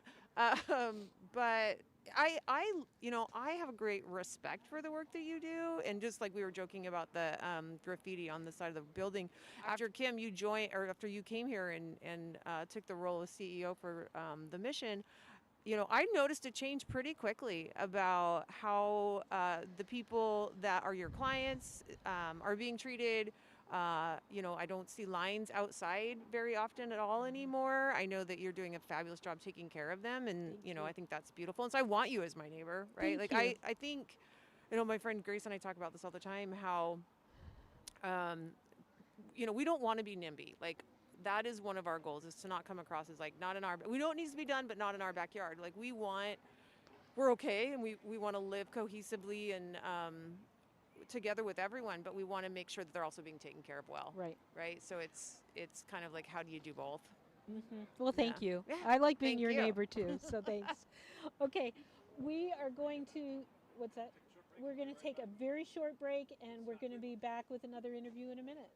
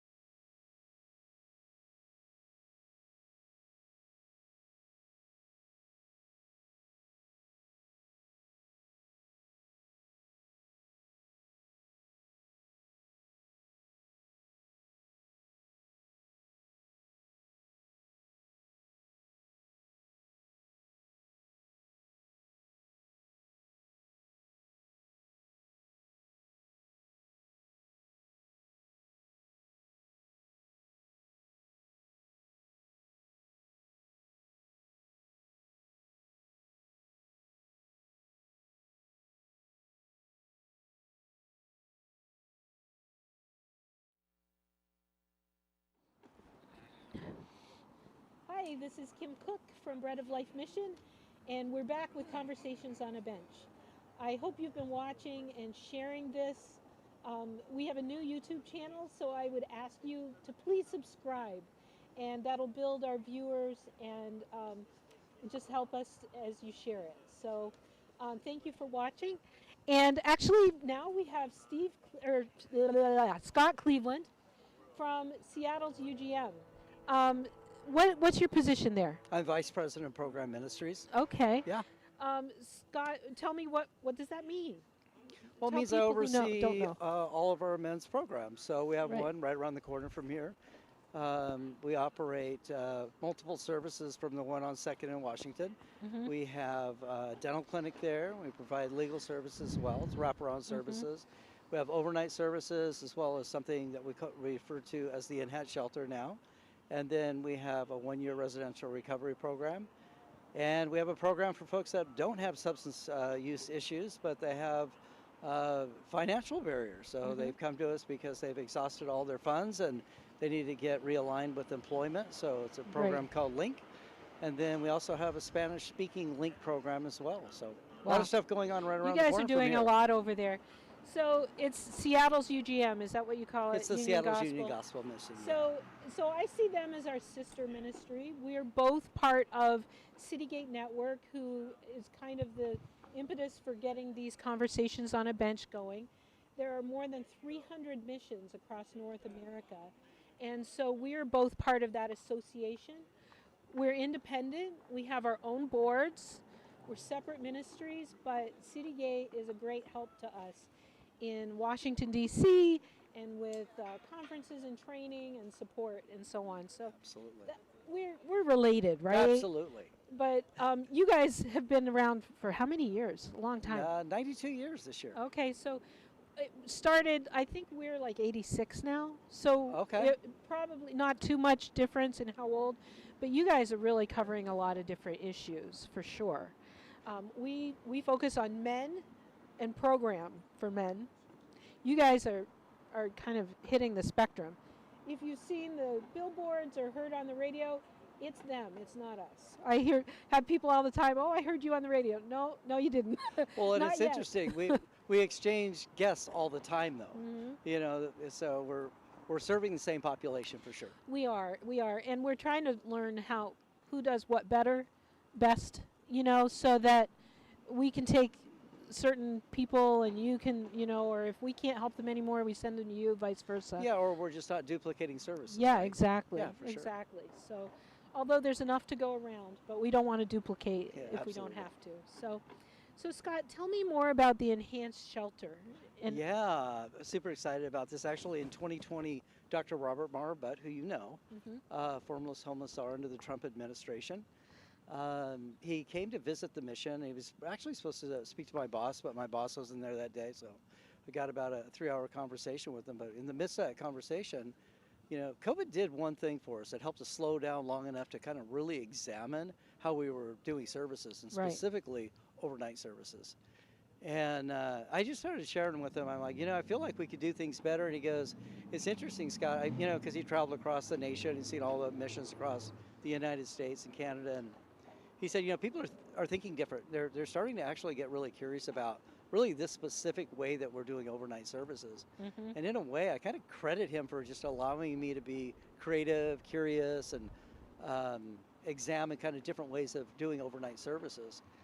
And I was talking to my boss about it. I'm like, gosh, I really feel like we could do better. And in some ways, I felt like, maybe we were doing a disservice. I realized that through COVID, that we had people that were staying with us for an awful long time.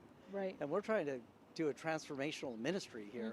And folks have been sticking around 2 and 3 years. I just thought we could do better. And then it wasn't long after that I actually got a call from somebody else that's in the ministry. And I said, I feel like we could do something better, possibly do like, maybe do some overnight services, but then, have a place for people to store their belongings, and maybe do and get them off of a cot and get them into a bed and get them some case management.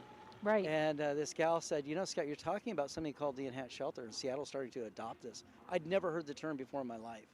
And I went, let me write that down, the Enhanced Shelter. And so, yeah, I really started getting curious about it and putting pen to paper and wrote a proposal up. And we started the enhanced shelter right here at the men's shelter. And it just allows us to bring people off the street and help them really reduce barriers that keep them stuck in a cycle of homelessness. And yeah, get them off a cot and get them into a bed, get them some real help, some wraparound services. Right. So, yeah. Right. I know that a few years ago you had a lot of just people on the street outside the mission, and that's not the way it is anymore. What did you guys do that changed that? Well, I think the main thing we did is we stopped our external feeding program. We realized that folks are doing external feeding all around the neighborhood and even further out. And so we were kind of duplicating services. But the other thing that we caught on to is, it's kind of an interesting phenomenon that takes place. You have your guests that are coming in to get a meal, but as soon as you get a certain number of guests that are coming in to have a lunch with you, you have another set of population that kind of they prey on that population, right? Yes. Have you ever noticed that? And they get their needs met through one another. Right. And that's really what we were starting to see. We're like, golly, this is not working well. You guys are in an interesting spot too, because you've got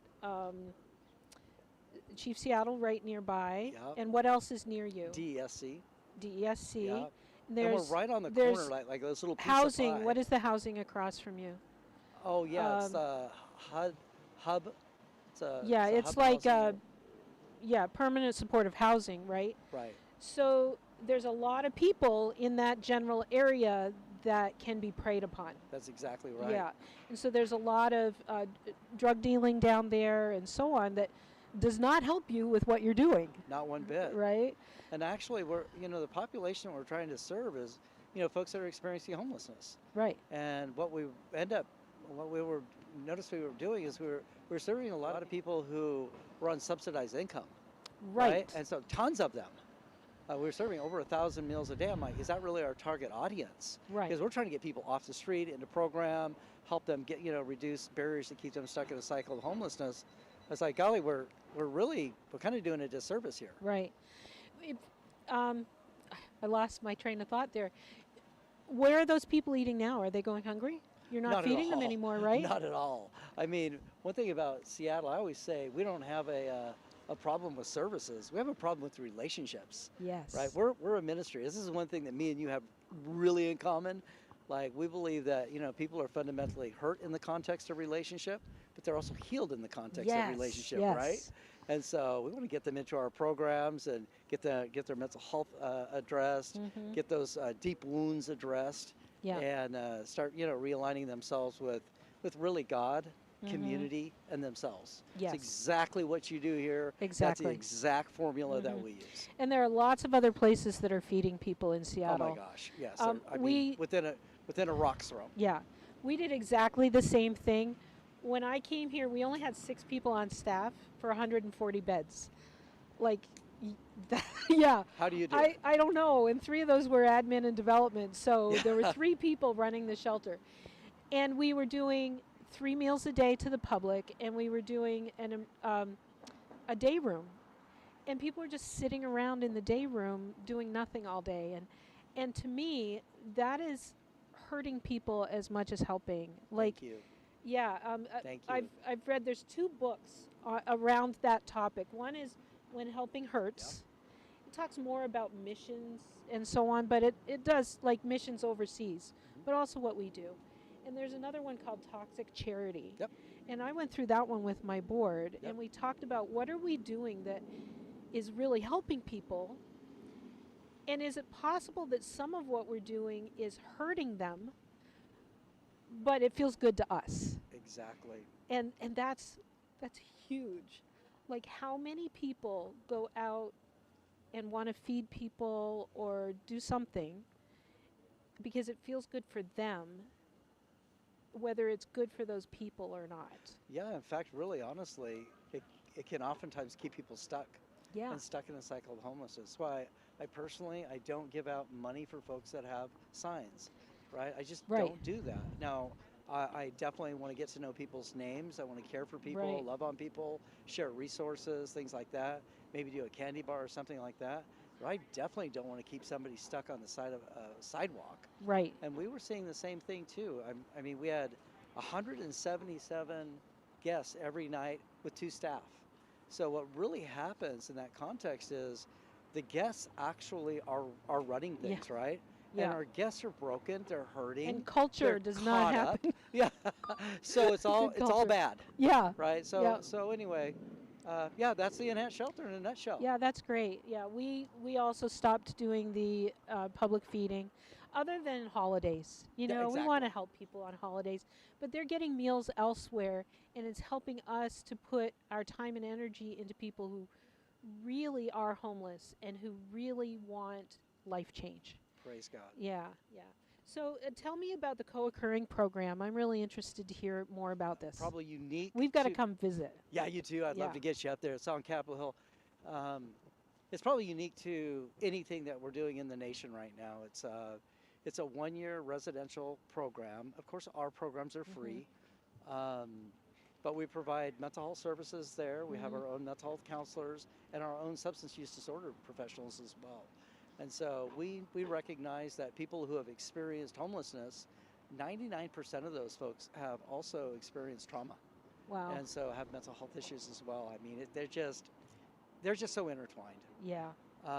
And so we wanted to meet that need. So we have a 34-bed facility on Capitol Hill. Used to be an old Carmelite monastery, so it's a very stately building. It's not what you would expect out of a mission, so it's really cool looking. And of course, 1 year, we know that, you know, people don't get messed up overnight. It takes a while to actually realign folks with God, community, and with employment, those types of things. So, you know, we're taking the long haul at it, and we're seeing some pretty good success. That's great. You know, one of the things that we talk about in fundraising for missions is that people really want to give to feeding programs, right? They'll give to that all day long, but when we talk about like a program where we're helping people move forward, it's like crickets. They don't really give.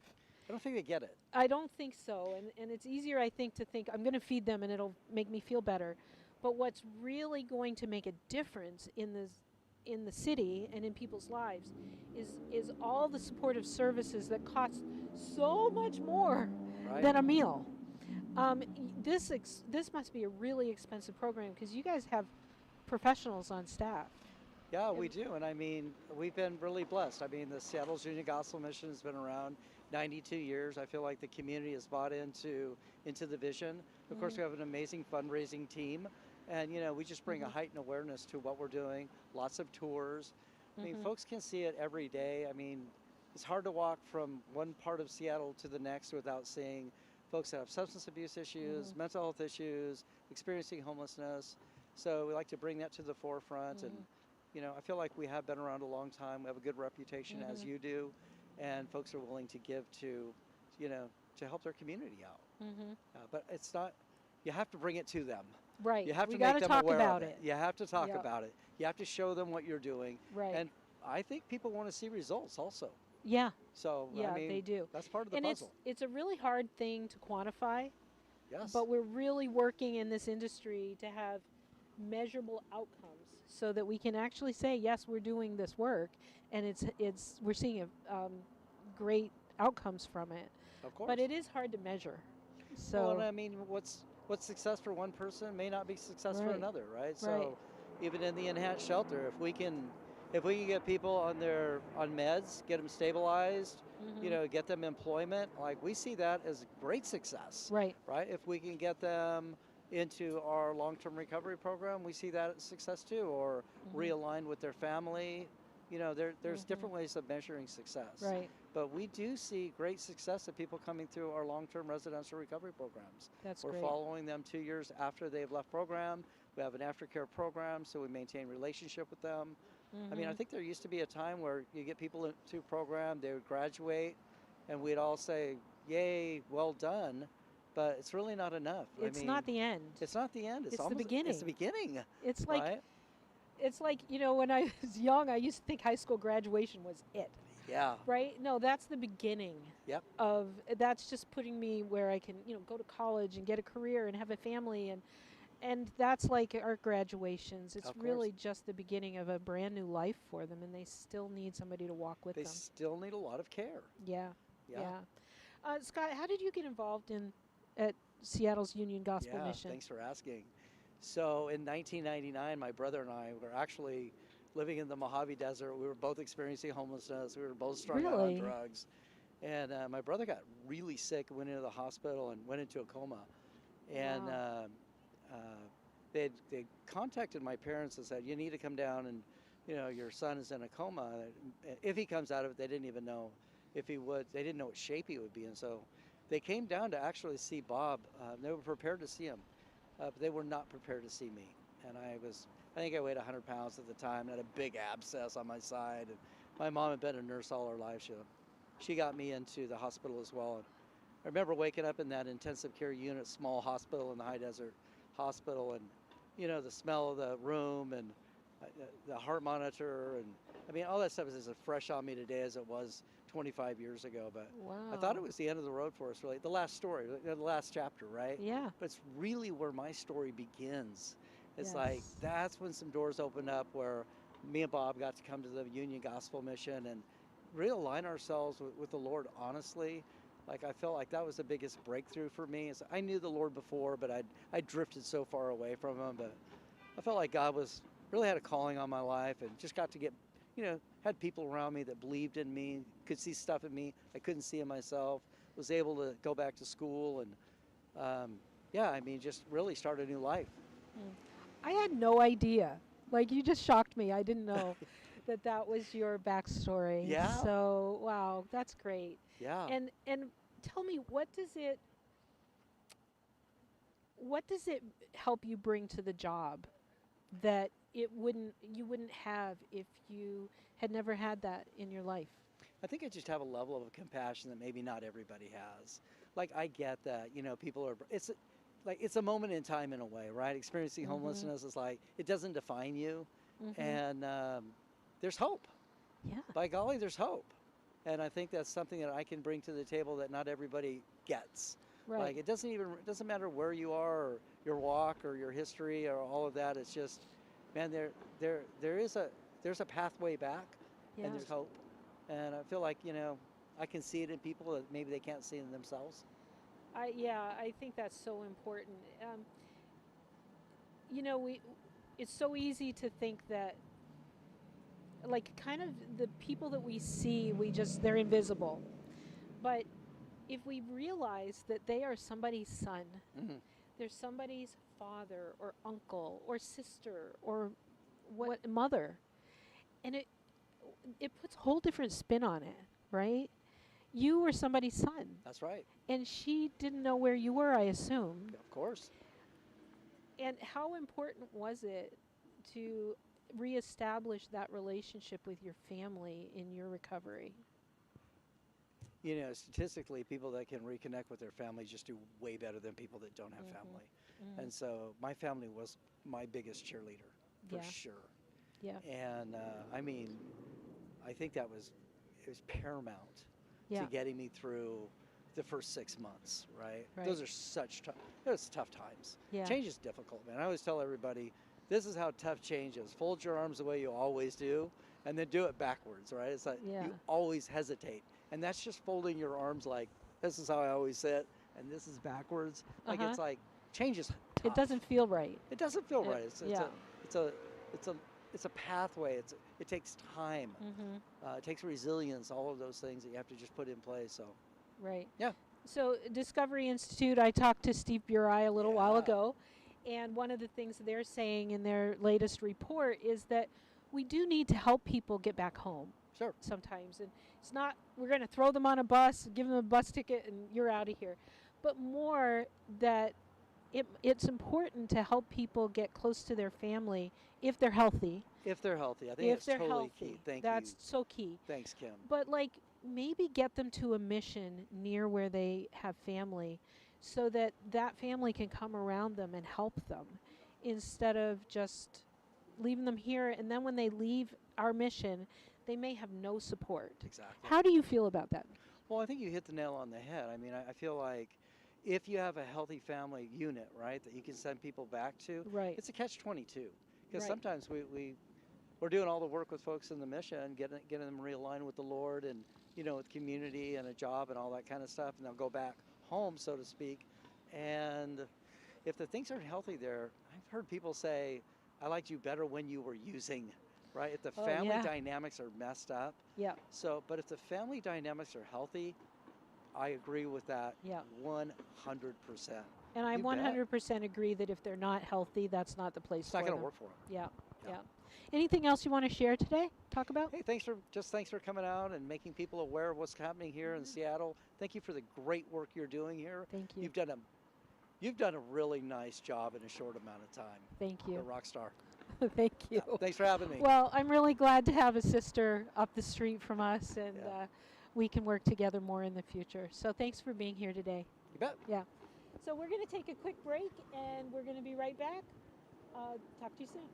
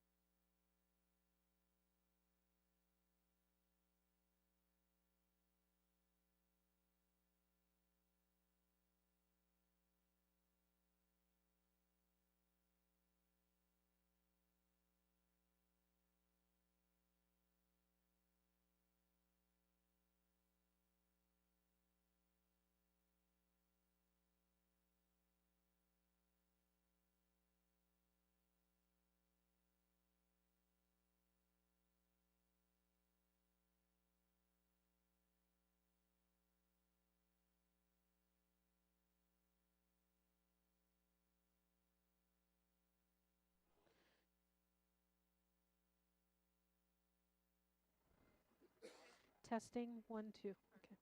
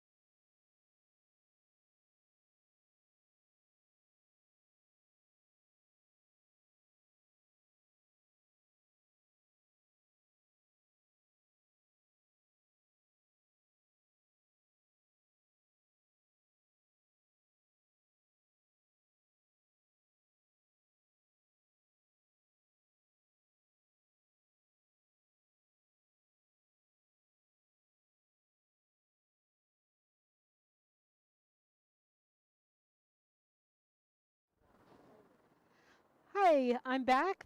I'm Kim Cook with Bread of Life Mission, and we're here doing conversations on a bench.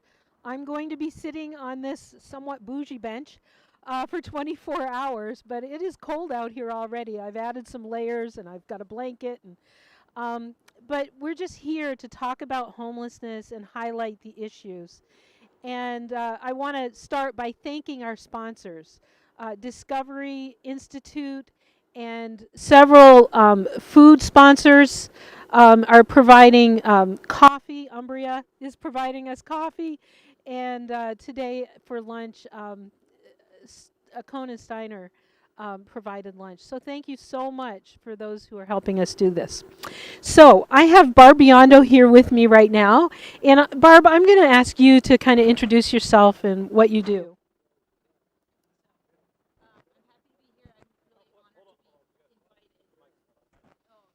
Oh, just, we need to turn the mic on. And pull it Okay. right up by your face. All right. There you go. So, hi Kim. Thank you for inviting me. I'm actually was honored to be invited to participate. Yeah, I tell you a little about myself. I am a crime prevention coordinator here. I work for the Seattle Police Department based out of the West Precinct. I'm also, and this is how I met Kim when she came to this role. This is the area I work in. And I also, and I'm here because I do this work here and I'm very passionate about the work I do, but I am not, to clarify, I'm not representing the Seattle Police Department in anything I say here, because I'm also, besides someone who cares here at work, I care where I live, and I'm involved in my own neighborhood council and have been involved in things like this, you know, community improvement projects for decades now in Seattle. So. Yeah. So you are very well aware of the issues around homelessness in the city. Do you think things are getting better? Or, I mean, the problem's getting worse. The numbers are worse. Yeah. But Yeah. where do you think we stand? Definitely, we know the numbers are worse, and my concern is that it's winter, and it's, you know, here we are heading in a direction we don't want to be in. So I'm really interested in, and part of the work I like doing, part of what I like about the role is that I get to work with community-based organizations like yours and other people providing shelter and housing and support for those that need it. And, you know, one of the things I try to do is how can we do more with what we have? And then hopefully the people on the policy and decision-making level can help us find out where there are gaps so that we can do more sooner. But I'm also an idealist. And so while I know there's urgency about meeting the needs of the people on the street right now and tonight, I also say we can do that and we can do better as a country, I think, in terms of how we support those that are most needy in our society. And I think, you know, there's a pathway, it's called social determinants of health. Yes. We know how to support communities and build neighborhoods so that basic needs are met. Right. And so we don't end up with this continual, I feel like, you know, at my age, I feel like we're witnessing almost my whole lifetime's probably, you know, policy choices that brought us here. Yes. Policy choices that were made, policies that were maybe not enacted or not enacted at the degree or, you know, level it needed. That's really important. You know, one person can be homeless because of their choices, poor choices. But when you have this number of people homeless across the country, it is not about the individual anymore. It's policy. Yeah. It comes right down to it. We have to change some policies because the ones we have aren't working. Yeah. Or we wouldn't have homelessness growing. Yeah, it wouldn't be growing. And I feel like, you know, I think too often we kind of get reactionary about how we respond to things. And you know, when there's people suffering, you need to react and you need to, you know, do it as best you can and as an informed way as you can, and in a compassionate way as you can. But you also need to plan to like, again, I really feel like, you know, for the next generation, you know, let's at least plant the seeds about where we know you need a safe neighborhood safe Right. streets, safe parks, access. You Mhm. need quality schools. Yes. And they need to support families, Mhm. quality jobs, affordable childcare, all of those things. Right. I don't think those are anything beyond our ability to achieve. Yeah. So I don't want to neglect investing in our future while we take care of the needs of now. Mhm. Yeah, I think it starts in childhood. Not everybody is homeless because of something in their childhood, but many of them are. I have guys in the mission who tell me stories about, alcoholism, drug addiction, abuse in their backgrounds, and yet we blame them for being homeless. And really, they have trauma from their childhood. They weren't Yeah. set up for success. So certainly it would help if we started with that early, start early on. And the homelessness in schools, students, Yep. is skyrocketing, Yeah. isn't it? Yeah, so so again, I want to move on two fronts, and each one is important. I want to move with urgency. I hope as a society we can figure out how to do that. I also think that, I think there's a lot of research out there that show us. We've known many years about risk and protective factors, now decades, in Right. fact. UW researchers, Mhm. brought that out there into the world, and Yeah. people talk a lot about it. So we know those things. I just, I was talking to Steve Burai from Discovery Institute, and I can't remember the four different. There's emergency, like when there's a disaster. There's disaster relief, and then there's another layer to that, and then community development yeah. and life transformation. And really, I think a lot of the missions that we in Citygate, certainly for us, we're the first and the last one. We do disaster because the people are coming in off the street, and it's emergency services. And then we're doing life transformation work. But I think that there's a real gap in Seattle right now for the emergency part. What do you think about that? Yeah, I mean, I think, we're looking at what shelter beds are available. I know that's being tracked.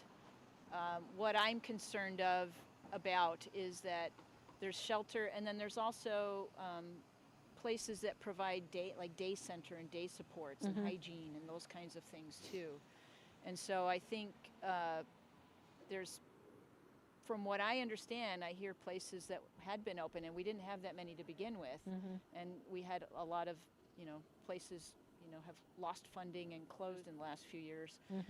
So we didn't have enough to begin with, and the few we had are closing. So I feel we need to figure out what to do about that. Right. Because everyone has to be somewhere. Yeah, well, I Right. was saying that it's like a war or an emergency room. You have to get get them in and triage and Yeah. figure out who's emergency right now, who needs more time, whatever Yeah. it is. Some people might Yeah. just need help with one little thing and they're fine, and others Yeah. need more long-term care. Yeah. Yeah, so I would love, I read not too long ago a book by Andrew Fauci, Uh-huh. On Call. Okay. Anthony Fauci, sorry. Anthony, yes. Yeah, so he talked a lot about his work in public health, and he did a lot of research and work on the AIDS pandemic, and especially in Africa, and they found that you have centers that are like really high needs trauma centers, and those are very expensive to Right. build out.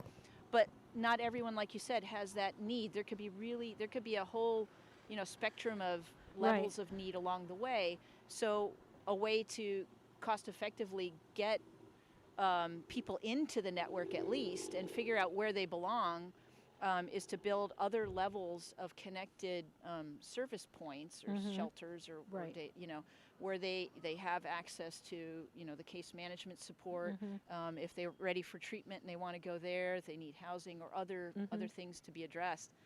And I could see us, now that we have some crisis centers online and beds and things like that, that we didn't have just a few years ago, that if we can build out these other, locations and connect them, I think we could move probably the more needle. quickly. I mean, we may need to still do some other things to make up for a gap in beds that are, when we determine what that number should be too. Yeah. But Yeah. I I know our beds are full every night. yeah. Yeah. We've got a line out the door every night Yeah. for the emergency shelter, and our program is full. So Yeah, and that's what we have a round table, as you know, you're part of it here, the shelter and housing providers and outreach teams. We're trying to connect better, and so that all those people providing those important services can communicate what they have, what their needs are, and once we know what's there, hopefully we can make some links and be more efficient and. yeah, I love that meeting. In this work, it's really easy to just have a lot of meetings that you don't need. Yeah. But this one is really good. I really like it because it helps us to see where the gaps are. It helps us to understand who's doing what. It's a good way to break down silos because, Yep. Yeah. let's face it, Yeah. there's silos. Yeah. Right. Every society I'm sure has them. So there's private sector, public sector, and then there's just within those sectors themselves. So yeah, that's good feedback. Yeah. And I'm really glad the Salvation Army has stepped up recently to co-host this. And meeting in person has been great. Even though I think people are still liking the convenience of jumping online, so we're doing hybrid, as you know. Right. But I think the other really wonderful thing is that you get that passionate intensity that people in your line of work bring, and it's so nice to be around other people like that care. And I've been touring some of the facilities because they're describing them to me, and I'm like, well, I can provide some crime prevention support, and I also want to see your facility, and so I've been, I'm learning constantly. Right. So. I know when people come for a tour here, the thing that I hear the most is, I had no idea. Right? You did a tour, I was did a it tour last spring? when you hadn't been here that long, but there was maybe already it was the fall before. there's already changes were apparent. Yeah. In the best way. Too. Yeah, I think a lot of people think that we're just beds, like overnight beds, and like 3 hots and a cot, right? And we are so much more than that in rescue missions. Yes. So and I've been to the ones that are receiving contracts from the city, and then those that don't, but they're like the Union Gospel Mission, Emmanuel. I've been to their facilities too. They're all part of our network as well. We share information, try to make sure they understand what services the city provides around public safety, but also just trying to I really think getting plugged in at the neighborhood level and kind of rebuilding community, I've said rebuilding the village, is really important because I think, that's certainly, there's a village feel about Pioneer Square.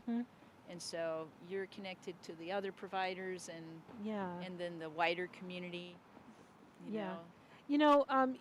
You talked earlier, you mentioned social determinants of health. But most people don't know what that means, and we worked with that back in New York, so I'm pretty aware. But can you describe what that is for people? Well, it's I'm certainly no expert on this subject, other than I do know from a crime prevention perspective that you need some basic things to be safe in urban environments. So the streets obviously need to be safe from a public safety standpoint. So that's you don't want to be assaulted or attacked and things like that, but you also want to be able to safely access and cross streets and things like that. So it's safety on all levels, but it's more than that. But that's fundamental. Right. If we feel safe, we can go and take advantage of the things our neighborhoods provide, the businesses, the art, and the other amenities like public parks and those things. But you have to be safe to get out there, and if you're a senior and maybe have a disability, or you're with children, or you're got a couple of kids on their own that are want to hit the corner store. So the street environment needs to be safe. But then from there, you know, that then it gets more into the complexities of, you know, health.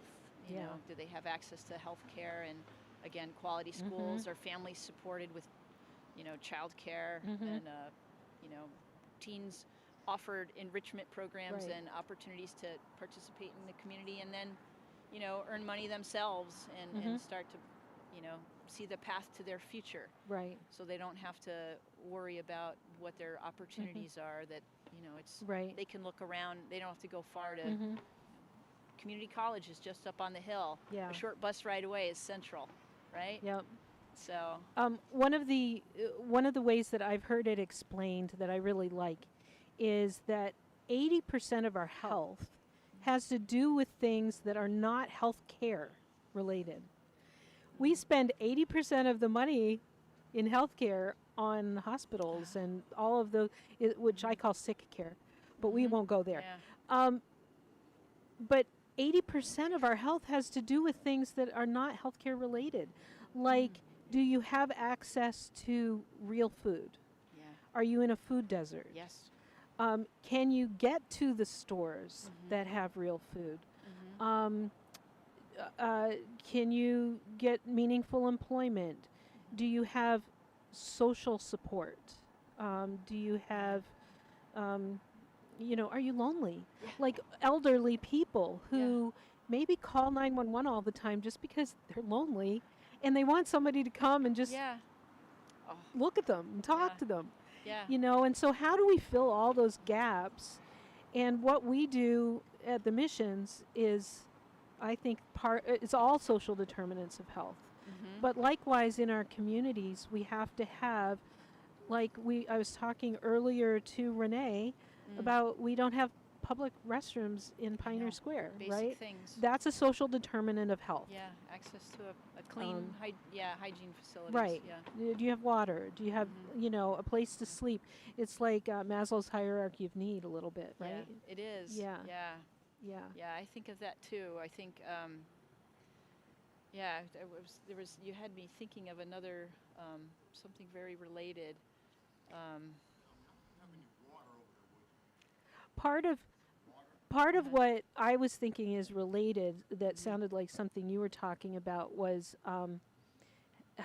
complete streets. Oh, yeah. And so when we were doing social determinants of health back in New York, and we were much more, I was in a small city and there was a lot of rural there, but we were talking about complete streets intersect with social determinants because, you know, if the streets are safe for the youngest and oldest, then they're probably safe for everybody. Yes. So can your 75-year-old mom get to her healthcare appointments? Can she walk down the street to the market and be safe? Or is she tripping on sidewalks? Or is there crime? Yeah. Right? All of those things. Yeah. And it intersects with that social determinants. Yeah, I think we could have a report card for our, and we have these amazing, what Seattle is a city of neighborhoods. You've probably heard it described that way. Yeah. And I think that's, a lot of us who've been here a long time now, or natives of Seattle, that's a point of pride. Yeah. To have a city of neighborhoods that are also unique and you know, have their own charms. But, you know, they could each have their own, like, social determinants of health grade. Do they have those things there? We have a lot of food deserts, more than I think ever. With the closing of the Crest IGA downtown, there's not a lot of access to groceries. Right. And we've got a lot of people living on limited income that was their local grocery store. Right. But I remembered the other thing, but yes, I love the idea of the streets themselves being something that wouldn't be so obvious, but it's critical. The other thing that came to mind was I did a year of AmeriCorps service, and there were a lot of AmeriCorps volunteers around in the 90s here in Seattle doing all kinds of things. And I'm looking around and I don't see AmeriCorps around anymore, and I wonder where the heck is AmeriCorps, and what if, I mean, there's so many, like the lonely seniors and and I've also thought of, people in recovery. One of the I was able to, read some reports done by our city auditor's office. They looked at crime and overdose hotspots, and then they looked at, some different best practice for, people in recovery. And again, this gets way out of my area of expertise, but they did talk about, people in recovery that are actively, engaged in that process. They have time on their hands. They have energy that they used for other things, survival and they need to build a new life. They need to build a new life. So what if we added AmeriCorps? We have Recovery Corps. I love something, that. Yeah, I love that. I know, something where it's you engage folks, and maybe there's access to community college, or GED or vocational training, and then giving back to the community. Yeah. There's any number of things when I look around that, we could use community Right. volunteers. I mean, we did a heck of a lot of stuff back when I was doing AmeriCorps, and if anything, there's more need. Yeah. I would totally sign up our guys. Well, for something like that. we gotta. That's actually our last, our Life Path program is built around 8 S words: from safe, sober, stable, schooled, skilled, secure, settled. And the last one is serving. Service. Because when they have service, first of all, it gives them community. And we know that they're in a healthier place, so they're not ingrown. They're not looking in all the time. Yep. When they can look out, they're in a much better place emotionally and mentally. Yep. Right? And Yeah. so we need to give them opportunities for that. Yeah. Well, I would love to put our heads together and figure out how we Yeah, can. let's do it. There's other smart, creative people around here Yeah. too. I know we could come up. Yep. I hope we could come up with a way to do that, because I see that as a great, gaping need too. Mm-hmm. Um, When you're talking about recovery, people don't realize sometimes the simple things that these people need in recovery. And one example is our Christmas. We had a Christmas party for the program guys Christmas Eve. And we played a couple of games. And we told them up front, this is part of your recovery. It might not feel right, but you need to learn to laugh again. You need to learn to have fun without substances. yeah. And and we didn't think they'd do it. We had this game where they were hopping from one square to another, and when they met, they had to do rock, paper, scissors. Oh. And then whoever lost it was out, and they had a blast. They had so much fun, and they got it. Yeah. Because one of the guys said, last Christmas I was sitting in my place all alone in my recliner. And this year he was like laughing and enjoying community and celebrating Christmas. Oh, wow. Isn't that like, that was the highlight of Yeah. my Christmas. And that was like party. a probably low cost, no cost game too. I mean, it's just right? providing the space and the Yeah, we gave setting, them, we had a couple of prizes for the ones that, were still in. And we did another one where we wrapped up a whole bunch of gifts in plastic wrap. And they had to, it was like musical chairs, but with an oven mitt. Yeah. And whatever Sounds like came fun. out. Whoever thought of Yeah, that, I know, yeah. right? Whatever Oh, came out yeah. when they had it, they got to keep. And they had so much fun with that. Such a low cost thing. Yeah. But they have to learn community again because, and I hear Amy Barden talk about this all the time. Like, it's a lack of community, a lack of relationships that they're going down that addiction path. And we need to establish relationships with people again. We need to learn how to do that. Yeah. And that's Yeah. just a simple way. Yeah. Yeah, we are. I always say community is a state of mind. Yes. So it's like you just have to remind yourself. I say I'm in community when I'm on the bus with a bunch of strangers because they're my, if anything happens right here and now, they're my peeps. We're going to figure it out together. And so, but I do bus commute a lot, so I do see some familiar faces every day on my commute. But I think you can look at community and that's just making eye contact and smiling at somebody that you pass down the street. And that might be the highlight of their day. which is kind Yeah. of sad, but Yeah. if we all did it, Yeah. you know, Yeah. it's looking out from our phones, and I Yep. am the worst one to be saying that. Ooh. But- Where's Tia? She's heard my personal safety talks. Oh yeah. Oh yeah. Oh well, tell us Oh, what that is. Oh yeah, it's about not looking at your phone when you're walking down the street. You need to maintain some awareness of your environment. So I teach them the way to do it to be safe is if you got to check a text message or look at the grocery list, take your phone out, but then go stand by the bus stop or against a building and look at your message, and then put your phone back in your pocket before you walk back out in the street. So you're always Oh. because we don't multitask well, and if you're looking at your phone and doing something there, you could miss You're something not safe. Yeah. related to how safe the environment is. Ah. Or- Where do you do these talks? I do them all over the place. Yeah? Downtown with groups. Okay. Yeah. So if somebody wanted you to come do a group, Oh yeah. a safety talk, Yeah. how would they do that? Just reach out. Email is better. Don't call me. I have a hard time getting to all the phone messages, but email. Yeah, I can give you my email. Go ahead. It's my full name, Barbara, Barbara. .biondo, BIONDO, at seattle.gov. That's great. So I That's work in the great. West Precinct in Seattle. But I have colleagues that work in our other precincts I can connect Yeah. you with. But yeah, I- we do that all the time. I have to say, since I've come to Seattle, I've really been impressed with the city really trying to find new ways to do things and reaching out to partners and, you know, like somebody like us, Bread of Life, you know, it would be easy to go, yeah, they're just a religious nonprofit, you know. But you're opening your arms and bringing us all together, and that means a lot. And I see the city really trying to find what's going to work and trying new things, and I Yep. so appreciate that. Yeah.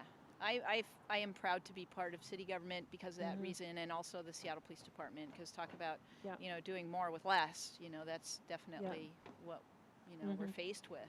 Yeah. But I see people in the precinct I work out of. I am, you know, proud to be a part of that team. Mhm. They really care. They share things with me for follow up when they think, you know, what they could provide was not enough to really Mhm. help, you know, Mhm. a business owner or a community Yeah. member deal with the issue. So they Mhm. send them my way, and then I follow up. And but yeah, and then there's a lot of other people in a lot of other positions in city government that are doing their utmost, you know, really thinking outside the box, Mhm. and also in city leadership, I'll give them credit too. Yeah. You know, they're really Yeah. they're like, what can we do? Let's, you know, Mhm. let's try this. We're doing some, Mhm. yeah, And really, just in the last year and a half, even though homeless numbers are going up and there are some nasty drugs out there, I'm seeing that on the street, you know, the effects of that on the street.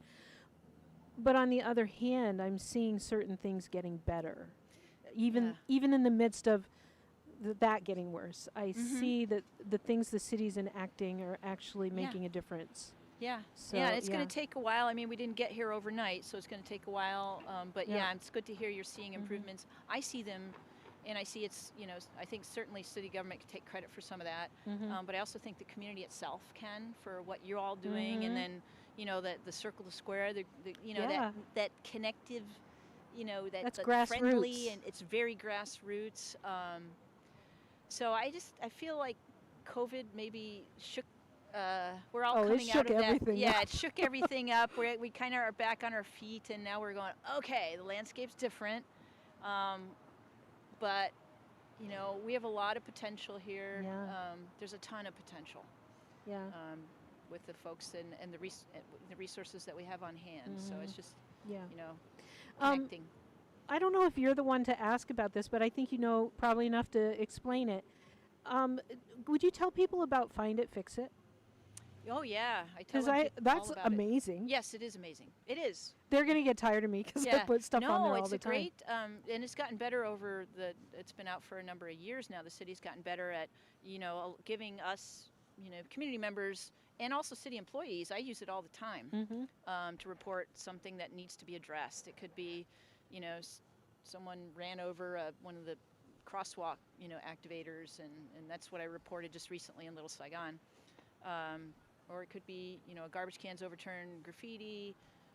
But it's also where we have, if it's a non-emergent issue with someone that's sheltering on the street, you know, living in a Yep. tent, If you see a tent, or a car, RV, If it's an emergency, we want everyone to call 911.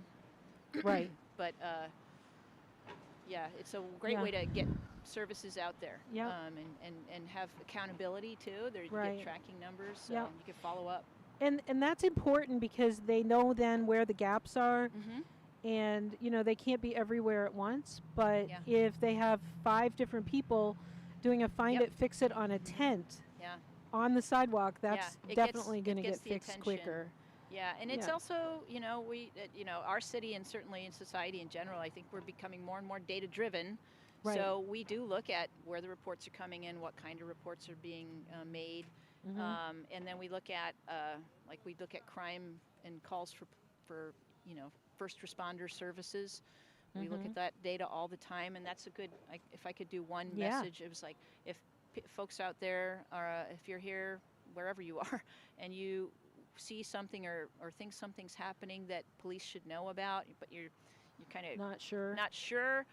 We always say, please just make the 911 call. Yes. Our dispatch team, and maybe Chief Barden said this as well, they're really good at getting, eliciting the information that helps them understand if a response is needed, and then if so, what's the best response. That's But really people assume, I tell folks, we've always been the eyes and ears of our police department. So Right. don't assume somebody else called. Please just make the call. We can handle the volume. yeah. Yeah. I think that's really, really important. When I got here, I was seeing stuff like, I don't know, people laying on the sidewalk, obviously having just taken drugs or Yeah. whatever.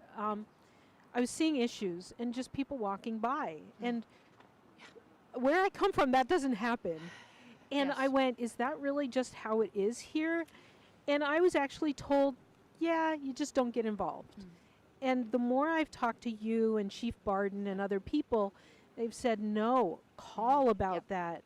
And, if it's something where, maybe not police, but maybe a mental episode or whatever, ask for the CARES team, Yep. right? Mhm. And they might not get there right away, but they know that, there's a lot going on in the city. But if they don't get the calls, Right. then they're not going to know where to put the Right. supports. And it could be someone overdosed. I mean, if they're Right. not responsive, it Right. could be that that seconds are really going to be counting. And so Right. if you're the one making that call, or maybe they were, looking like they weren't doing well, and maybe a call was made, but that second call might be the one that, Yeah, gets ramps that it up. priority response. Right.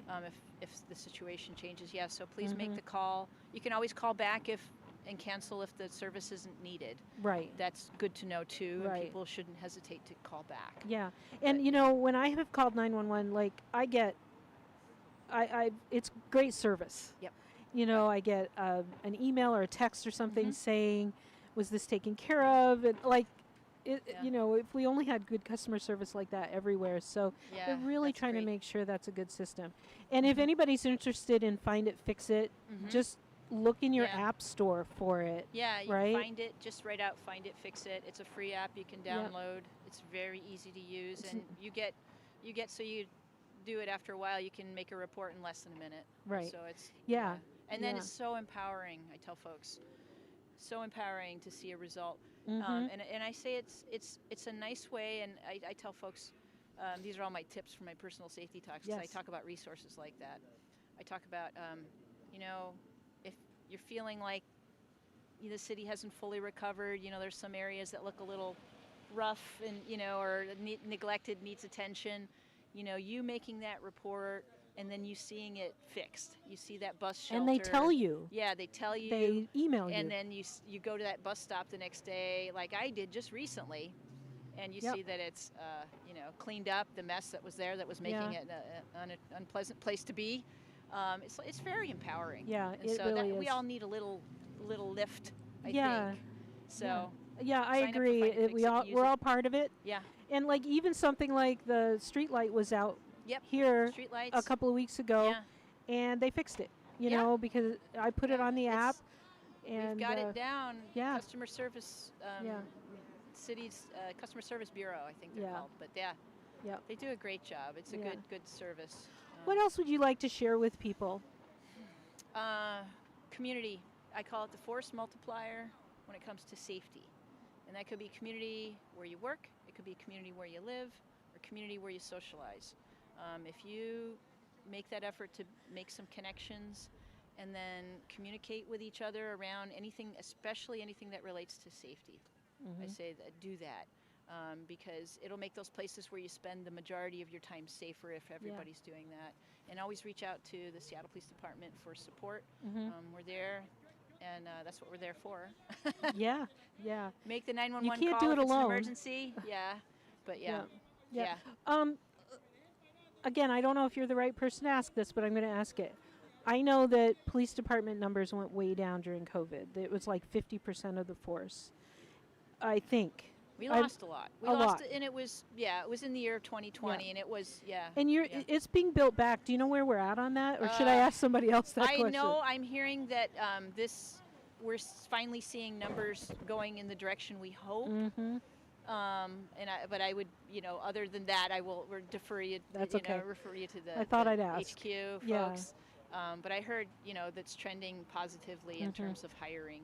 That's which is great. Let me tell you, folks, if anyone's thinking about a career, an exciting career, I think law enforcement is it for you because it's definitely it pays well. It's never boring. You're active. So people, if you're in retail, construction, or you want something changed, different, not to poach from your program, but it's a way to help people in their neediest moments. And I work with a lot of really compassionate folks at the precinct and in our department, and so being able to come in and help and stabilize or take action that's needed to help people in those moments is important. And then I think hopefully we'll make the whole part, all the other parts of the criminal justice system work together. In a way that supports people that get involved in it in their life trajectory to improve their trajectory after that involvement. Like I just heard recently some of our command staff attended the drug court graduation, and hearing the stories, they shared it with the whole department that it was just so moving because it's really good for that information to come back because the officers that work patrol every day don't necessarily get to those events, so they don't know. They don't always that see person the that they arrested outcome for maybe 5 or how many times for open narcotics or something like that.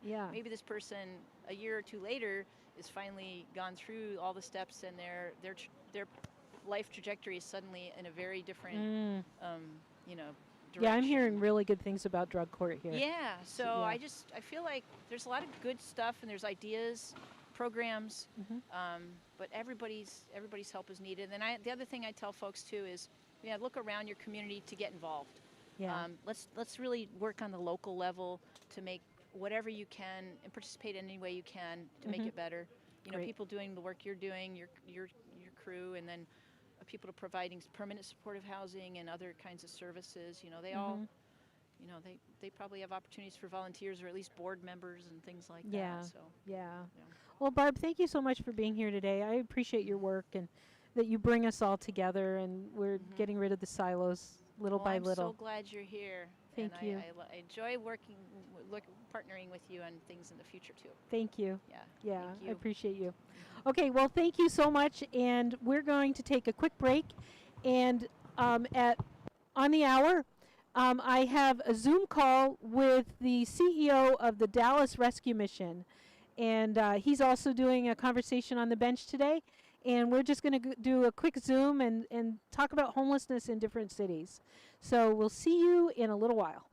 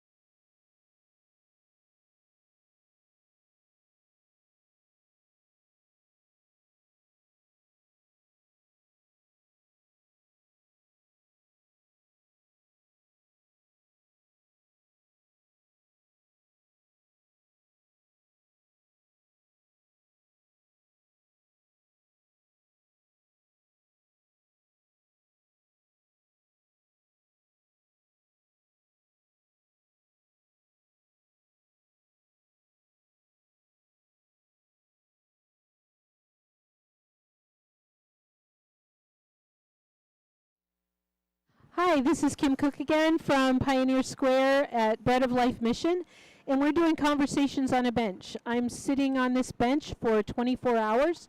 We're about 4 hours in right now, and it got a little nippy this afternoon when the wind came up, but we've got some heat around us now, and extra blankets and coats, and we're not too bad. So we're just talking to people here about the homeless issues in Seattle and in our nation, and just trying to get conversation going. So we did a Zoom call just a little while ago with the CEO at Dallas UGM, but unfortunately we were having some technical difficulties. So hopefully our next Zoom call we'll be able to do, but we were a little longer on break than we intended. So I've got Derek here, Derek Herman. He is our Director of Operations. Thanks for joining me. I know this isn't your comfortable spot. Yeah, I like to be more behind the scenes than out in front, but always happy to jump on and talk about my experience and just my observations. Sure. So Derek, you started at the mission in August, is that right? July. Not that July. anybody's counting, but. So tell people what you do as Director of Operations. What's under your purview? Yeah, sure. My primary goal is to make sure that the beds, the mission, the building, our food service continues operating, and that we provide a safe environment for our guests who are staying there. Includes hygiene, shower products, the ability to take a shower, all the little things that go into making sure that they have a comfortable, safe experience here. And then that foundation allows our program staff to go ahead and work with them and make sure that they have what they need and build on that. Right. So Derek, you don't have a background in mission work. You were in business for most of your career. Yeah, that's right. How has it been going from business to a nonprofit, specifically to mission work? Yeah, what a great question. And that's honestly a question that I continue to become faced with as new things come on. So now that I've been here about 6 months or so, just being able to experience a little bit of what is happening in our backyard here in the greater Seattle area, to be on the front lines, to see it, to see things like just how little removed I am from a similar experience. Anybody is just that far from being on the street, not having a home, not being able to afford to provide for your family. And it breaks the heart, it breaks my heart. But at the same time, it inspires and invigorates my energy. So, I think and just understanding, or I should say, having the stereotypes and the stigmas that I may have had in the back of my head, subconscious or conscious, become blown up. Tell me some of those and how they've changed. Yeah, I think, part of it is, I'll say it's not really. There's a big unknown element. What is there? You hear things like, well, are people lazy? Or is it all mental health? Is it crazy people? Is it totally addiction? Is it, people that are, in the last few years, is it all immigrants or illegal immigrants?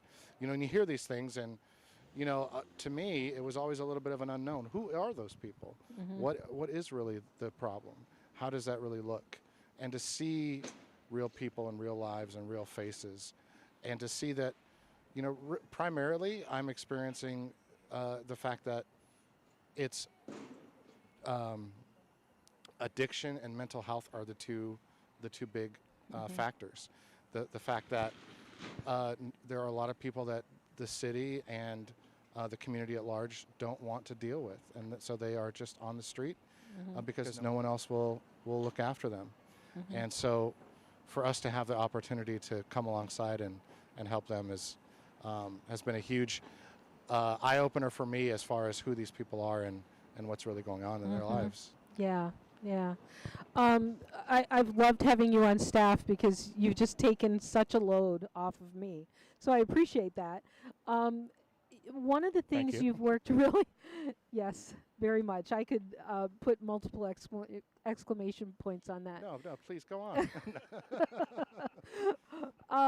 No, we'll stop there. Okay, okay. So, one of the things that actually this fall we did a conference for our district, and you taught on hospitality, and it was hospitality, right? Yeah, And- hospitality and customer service Right. and front desk guest services, that kind of thing. So tell me about your theory on that and how you've taken what you knew from your business life and brought it into shelter, and how important hospitality is to what we do. Yeah, yeah. Thank you for asking that. I think that's a really important issue, and really it comes down to how do you create a good customer, a good guest experience, and whether you're in a 5-star hotel or a homeless mission, really the mission is the same. The goal is the same. You want to provide an experience that shows that you care, that you respect the individual, the humanity of the individual. Certainly, I think this is even more important in a homeless environment because dignity starts to get stripped away. You can just see it in people's eyes. And little things that you can do to restore that humanity, to show that you care, to soften a message that may be hard to hear, to go a little bit of an extra mile. All these things that, in a business sense, pardon me, we hear and we think about it a lot because we think about customer retention or, customer experience. Well, here we're just talking about the decency and the experience of a human being in an environment where they're perhaps at the lowest of their low. So those things really transcend a lot of different areas. And for me, having been in customer experience most of my career prior to this, it was a natural transition. That's great. I really appreciate that that you're bringing that to our culture here and teaching the frontline workers how to have that attitude of customer service and we talk about having grace and Totally. providing dignity and so on, and nobody really wants to be here. They really Yeah. don't. But treating them with dignity is so important because they already don't believe in themselves. They've lost Yeah. hope. They've lost all their relationships. Yeah. And we are their last hope. Yeah. We're kind of the bottom of that. And when they come in, if we can give them that dignity and respect for just being a person. Yeah. And, I wish we didn't have to have cots on the floor or mats on the floor. Yeah. To me, that's not dignity, but it's what we have. And Right. it's better than sleeping on the sidewalk. Yeah. But it's all in how we treat them in the midst Yeah, of that. I think you're totally right. I think Mhm. it's in the how. We may be limited in the creature comforts we can provide in our environment because we're prioritizing being able to help as many people as we can over luxury accommodations. But in the how, we can still do it in a way that says, I value you, I care about you, I want you to understand that you're an important part of what we're doing here. Yeah. So I totally agree with what you're saying. Yeah. We've got a lot going on in the mission. It's been a roller coaster exciting since roller you came coaster, yeah. on. We're kind of getting our arms around some things. This is a very old building. Yeah. And there's a lot to do in it. We've got some projects that we're going to want to work on pretty soon. Some is an understatement. Some, Yeah. yes. One is the facade. Yep. Right? It's an old building, and we need to do some work on the facade, and we're hoping to find some grants for that. Yep. We want to be a good neighbor, and I think being a good neighbor, part of that is having a well-kept building. So, Absolutely. we're going to be doing some of that work. We need to fix our sign. You might see the sign behind us, that iconic sign that is neon, and it needs to be rebuilt. And I won't even tell you right now how much that might be. We're still getting quotes on that. We would like to add some furniture to some of the bedrooms that enables people to have secure storage for their belongings, like an Yep. underbed thing and some closets. There's kind of a hodgepodge furniture there right now, right? Yeah. So we're looking at all of those things. We've what are some other how many doors and windows have we replaced in the last year? Oh goodness, it's in the double digits. You know, sometimes, Really? yeah, windows where we may have somebody who's just not having a great night, and they decide to take it out on our windows. But really, it's not because they're a terrible human being. It's because they're just really on the lowest point of the low. Right. So yeah, I think it's hard It's to huge say. It's almost expense. like you have to factor in a certain repair Mhm. bill Yeah. in this kind of work. It just Yep. comes with the territory. And it isn't necessarily our guests. It's people on the street who are breaking the window or Absolutely, yeah. and the graffiti. That's Yep. been a huge problem too. Yeah. Let me just say, I don't think graffiti is art. I think it's Yeah. it's vandalism, and it costs us a lot of money to Right. to paint over that. Well, and the city requires that we do it, Yeah. whether we loved it or not. So, Yeah. yeah, I agree. And fortunately, we've got some partnerships that we've been discussing with different people to try to work and put art up so that maybe it will discourage just the graffiti. But again, it's kind of comes with the territory, and you work with it. Yeah, there's a lot with keeping a building running, an Yeah. old building in the city. There's a lot to Yeah. it. I mean, just thinking about anybody that's a homeowner or a renter who has to rely on their landlord, for a 3-bedroom or a 2-bedroom place, multiply that by 1,000, and that's what it feels like here. The building is, built in the 1800s in this historic Pioneer Square area, and things you didn't even know that needed to replace. Not only you didn't even know it existed, much less replaced. Right. And so it keeps coming up, and that's what keeps a solid roof and a warm place for our guests to sleep. It's a heavy load sometimes, but it's also very joyful work, and Yeah. and I'm really fortunate to have a great team, and Yes. and you're one of them. Thank you. To just walk in stride with each other and Yeah. get it done, and I appreciate your real love and concern for the people that we serve. So Thank thank you. you. Yeah, and it is truly a great team, and appreciate you having me. Thank you. All right. Thank Thanks. Okay. I think we have Robert. Is Robert still here? Oh, yeah. Come on over, Robert. Here, I'll take that. Thank you, Derek. So while I'm waiting for Robert to come over, I wanted to just say we've been in this 4 hours, maybe almost 5 now. And we want to thank our sponsors. We have our food and beverage sponsors. As you can see, Umbria is providing us with caffeine, and I appreciate that. Come on in and sit down, Robert. And then we had lunch today from Cone and Steiner, and we're having dinner tonight from Luigi's Italian Eatery just down the street. Can't wait for that. And we have breakfast and lunch tomorrow from Zeitgeist and Alliance for Pioneer Square. So we so appreciate them. And on top of that, Discovery Institute is a bronze sponsor for us. And I have to thank Vossler Studios.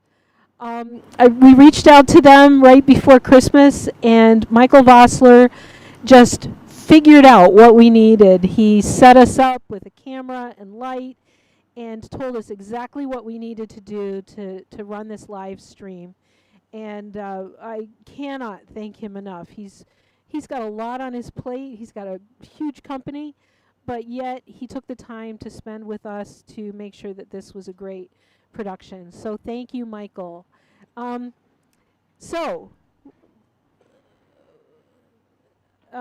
going to go to break for a moment, and we'll be right back.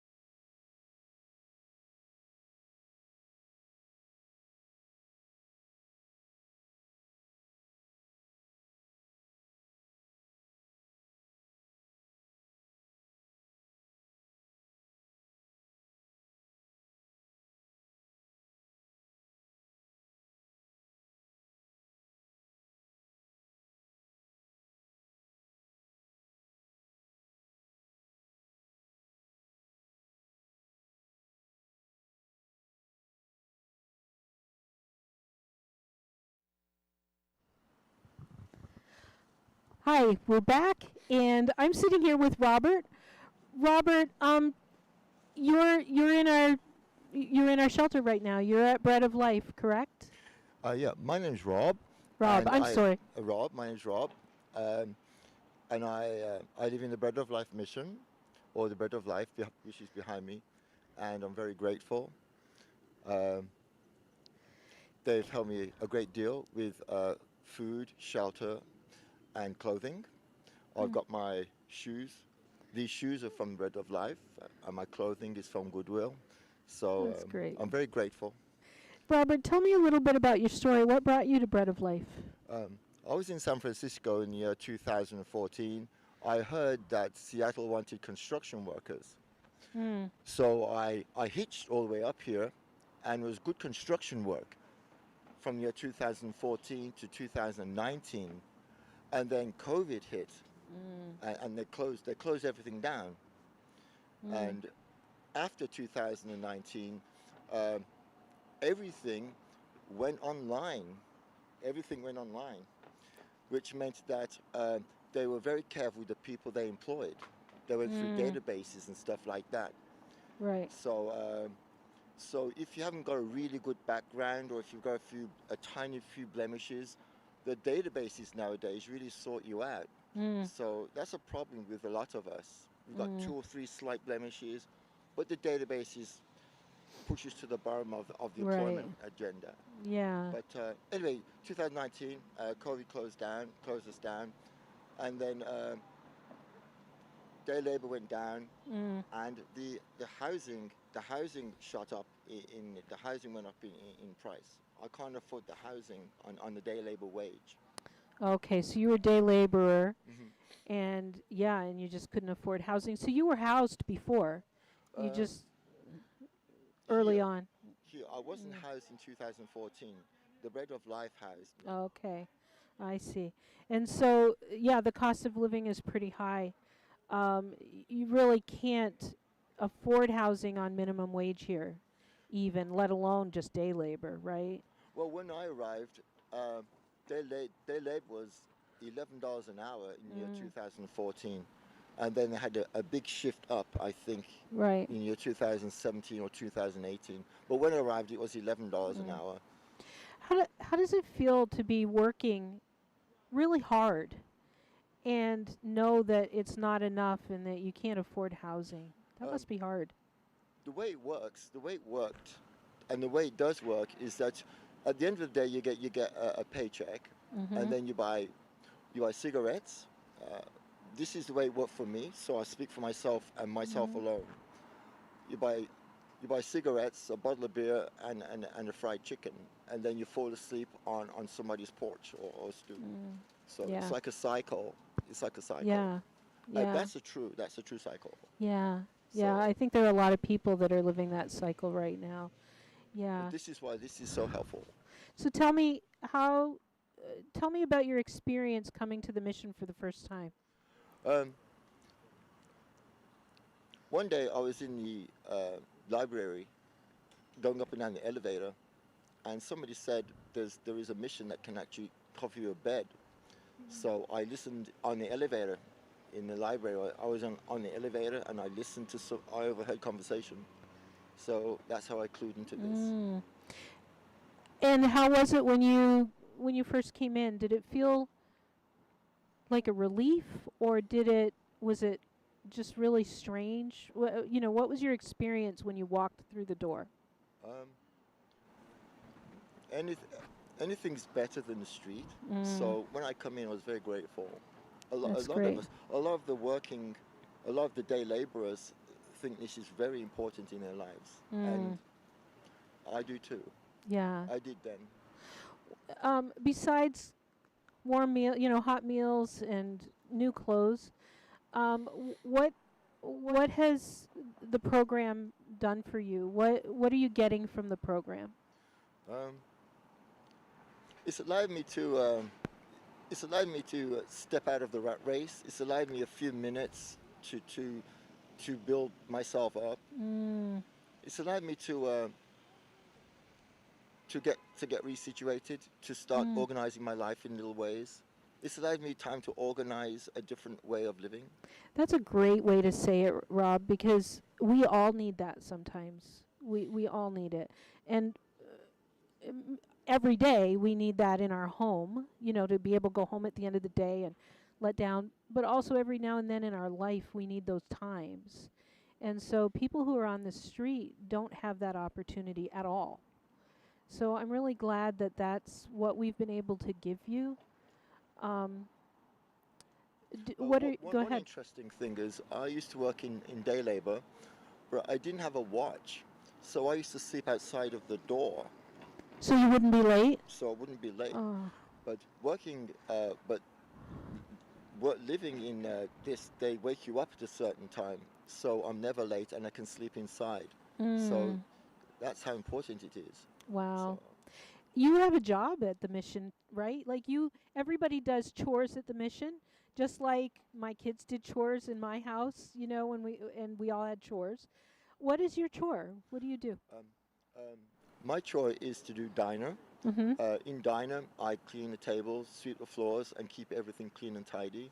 I mop and sweep the diner, Mm-hmm. and it's a job that needs to be done. Uh-huh. And I do that from 4 until 7 That's every great. day. You So, take pride in that job, don't you? yeah, I don't. I mean, it needs to be done, and you get to know the people, and you naturally clue into it. It's like it's not just a task. You kind of clue into it. It needs to be done, so you clue into it. You're more than just keeping things clean. I see you as a host there. You're hosting the meal. Yeah. And I appreciate that. It's a job.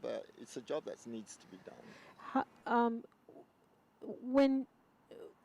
When you're coming in off the streets like this and you don't have a job or whatever, how important is it to have something like that, like a chore or something you're responsible for?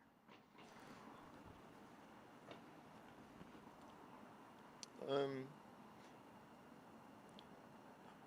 I think when we come into the mission, we're loaded with problems. We're loaded with problems. We're loaded with a difficult outlook. When we Right. come in, we're loaded with a difficult outlook. And I think this does bring structure into our life. It brings us structure. It brings Yeah. slight meaning and structure. It's Mm. something we can accomplish. It's something we can do. It's something we can dedicate ourselves to doing. I mean, it's like a bit of clarity in a world of clutter. Mm. So it's very helpful. I love that, Rob. Yeah, you It- say it's- that it- very it's, well. It's true though. When we come into the mission, our lives are pretty Chaotic. cluttered and messed up. Yeah. Yeah. Do you have goals for what you want to do? Um, I, I'll quote John Lennon because this is John Lennon. But if it fits me, John Lennon said, "Life is what happens between plans." Oh. So yeah. I make plans and then life happens. So I remember that, and Yeah. so my planning is restricted to the way life works for me. So Right. But the staff there is helping you to kind of move forward and establish plans on what you're going to do moving forward. And yes, they have they offer resources and Mhm. insights, and they're edging towards opportunities. I'm Mhm. very grateful. that's great. One other thing, the people at Bread of Life, a mission, some of them are very intelligent. Some of them have traveled the world. They really Mhm. have, but they've hit a really rocky spot, Mhm. and this really is helpful. Mhm. Some of them are very nice people, and they've really hit a really strange and rocky spot. Yeah. And this is what I'll say. Yeah. But I'm very grateful. What would you say needs to happen to change the homeless situation and the crisis that we're in? What needs to change?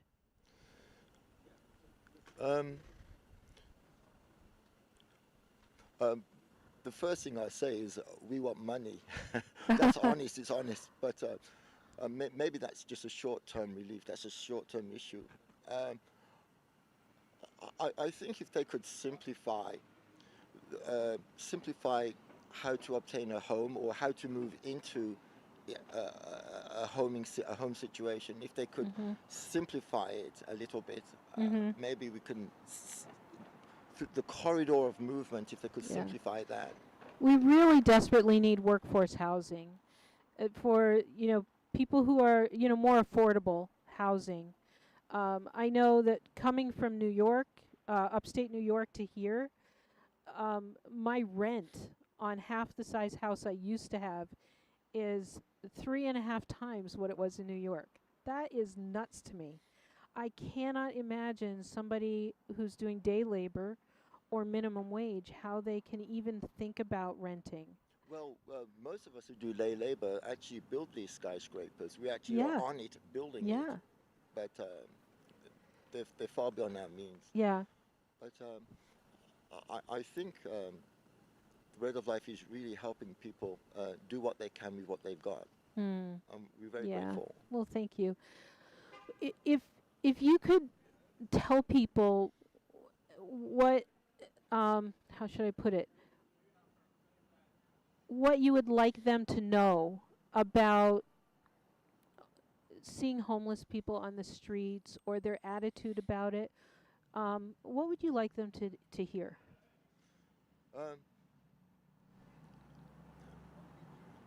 Maybe a little empathy or a little sympathy. Maybe they should realize that homeless is in the old days, I suppose, the way you looked at it was pretty flat, and the way you looked at it was linear. It's like, but nowadays things are changing so quickly that I think a lot of people already have changed their opinions about being homeless. I think a lot of people are changing their opinions.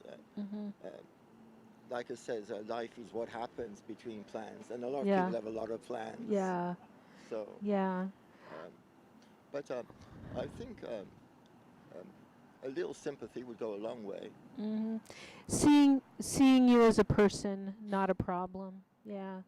I so appreciate you, Rob, because when I walk into the mission, you always have a smile, and you've taken that job in the dining room.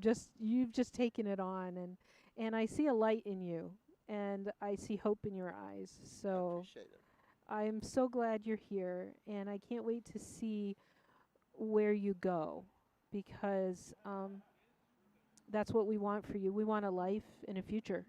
So you're on your way to that. And I appreciate you sitting here and giving people a face to the people that we serve. So thank you.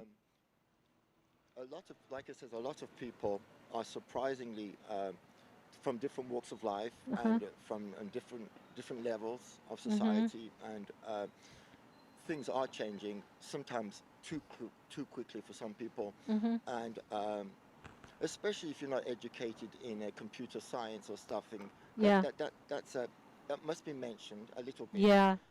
If you're not in that particular career, you can be left behind in a very quick way. Right. But that must be mentioned a little bit. Yeah, we're moving at a very rapid pace in our society today, and we need to make sure that we're not leaving people behind.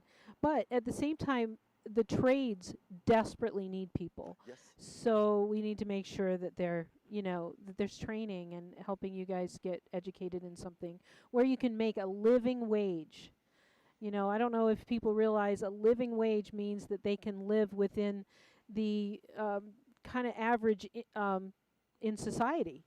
And so that's not minimum wage. Minimum wage barely makes the bills.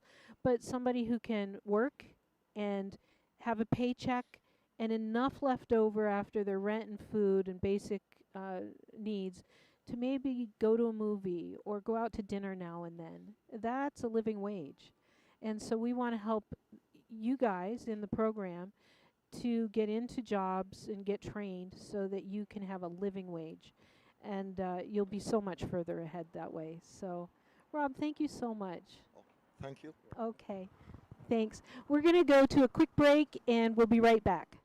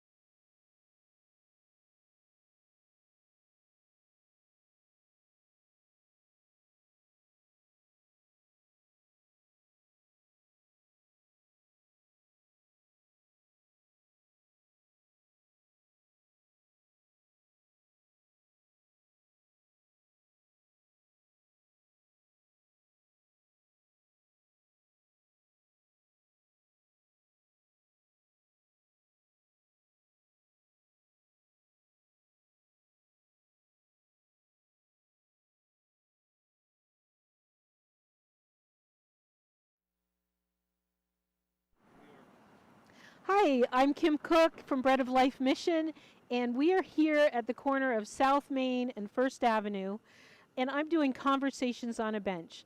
I've been here, looks like 5 hours now, sitting talking to people about homeless issues and the crisis that we have here in Seattle. And I'm going to be sitting here until 1 p.m. tomorrow. It's a little cold, but we've got, we came prepared. And we're having some great conversations. I'm actually having a lot of fun. I'm thinking midnight might not be so fun, but we'll see about that. So I have somebody new on the bench, and I am excited to have this conversation. I've never met Dwight before, but I've heard a little bit about his story, and I think it's going to be a great interview. So, Dwight, tell us about what you do for a living.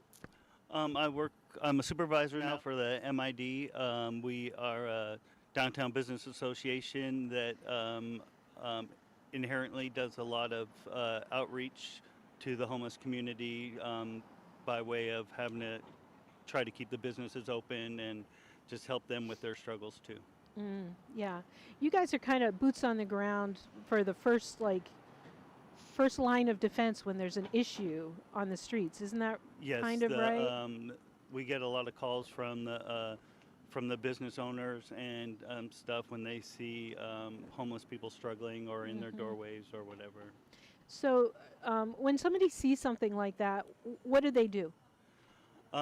They call our dispatch. We have eight clean teams that if they see something that needs that's dirty or needs repair, that we have 8 clean teams that will respond to that. We have our parks ambassadors that cover the parks, and then there's 4 safety teams, and that's what I'm a part of.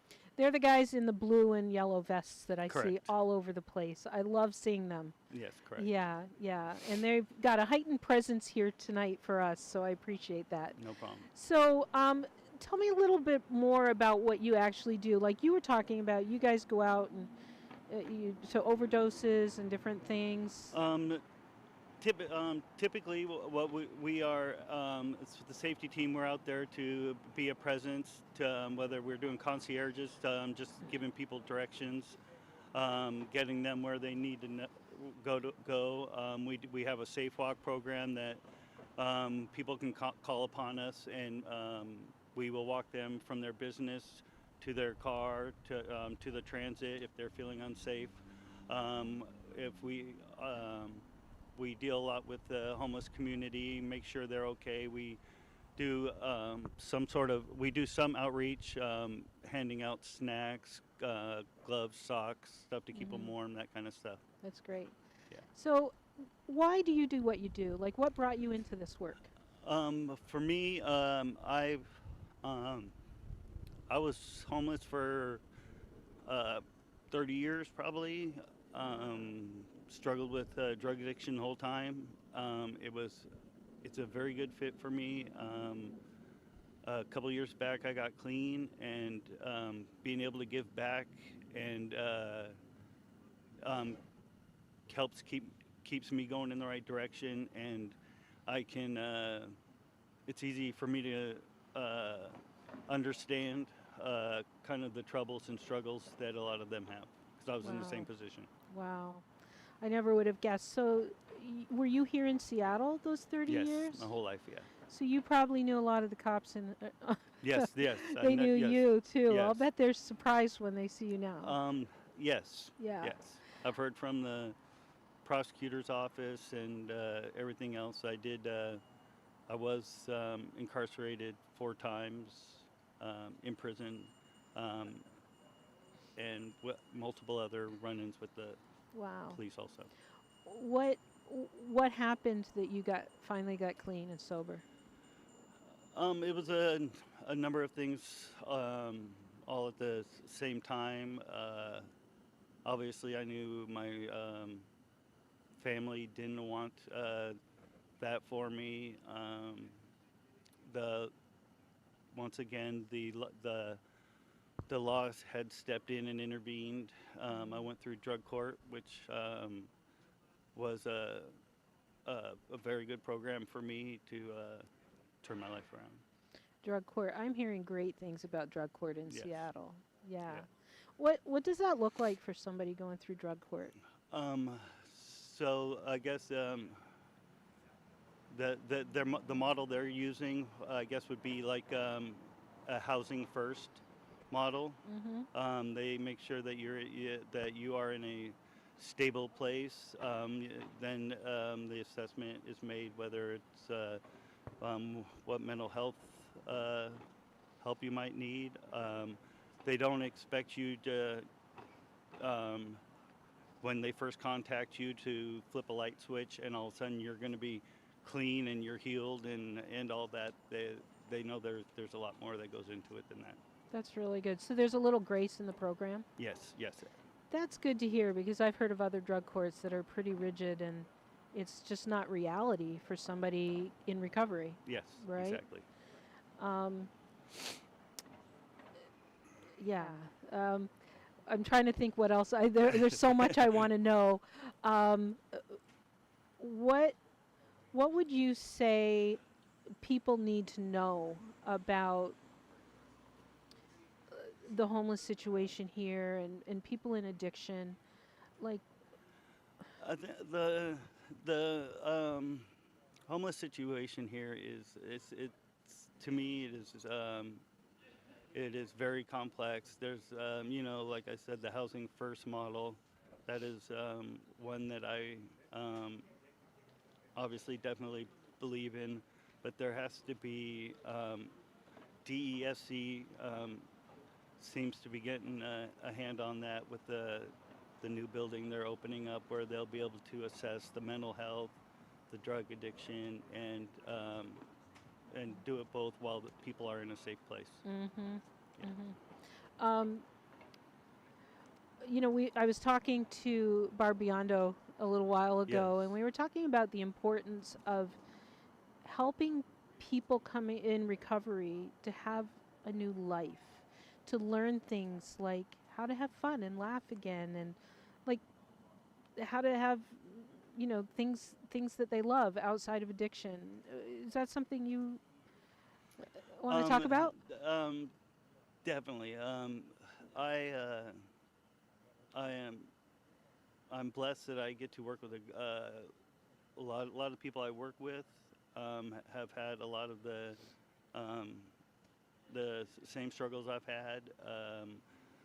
I am involved in recovery, and I hang around like-minded people, and you definitely need to go try for a lot of the things that most people might take for granted and think is normal is something totally new to someone like me that was just my only thing I was doing was abusing drugs and trying to survive, really. Yeah, it's like you have to rebuild your life and find pleasure in new things. Exactly. I heard a doctor recently who was saying that opioids actually make it so that people cannot find I want to say joy anymore, but it's like a hug doesn't do the same thing anymore, and they can't be close to their kids or whatever. Like there's no pleasure. It's That's all about what the it is. dopamine levels. Yeah. Yeah. I don't know. You probably can explain that better than me. But it changes your physiology to the point where you cannot experience pleasure. But that can come back, right? Yes. The longer you are off of those drugs, the more that kind of comes back. Yes. And we've got to help people to find that, right? What else do you want to share with us? Thanks for having me. Yeah. Yes. Thanks for what you do. I appreciate that. You know, as a woman who's living in Pioneer Square or working in Pioneer Square, and often walking down the sidewalk at night, there's all kinds of stuff going on, and I really do feel safer when I see the mid guys, walking around or whatever. So it's good to have them here. Thank you. So thank you for what you do. No problem. Yeah. We're going to go to break, and we'll be back in just a few minutes.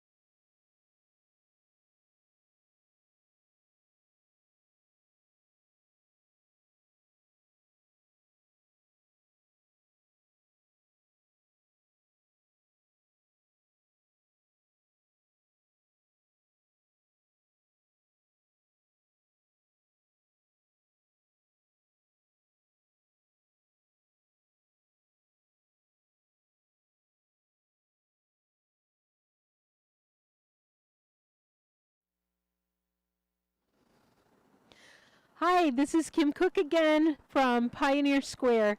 I am the CEO here at Bread of Life Mission, and we are doing a 24-hour live stream called Conversations on a Bench. I'm going to sit here on this bench until 1 p.m. tomorrow and just talk to people about issues surrounding homelessness. I've got multiple interviews scheduled, but as you can see right now, I don't have anybody on the bench. So if you're close by and want to come down and talk to me, now's the time.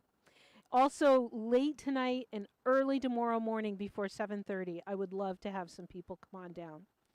So I thought I would circle back and tell you more about Bread of Life Mission.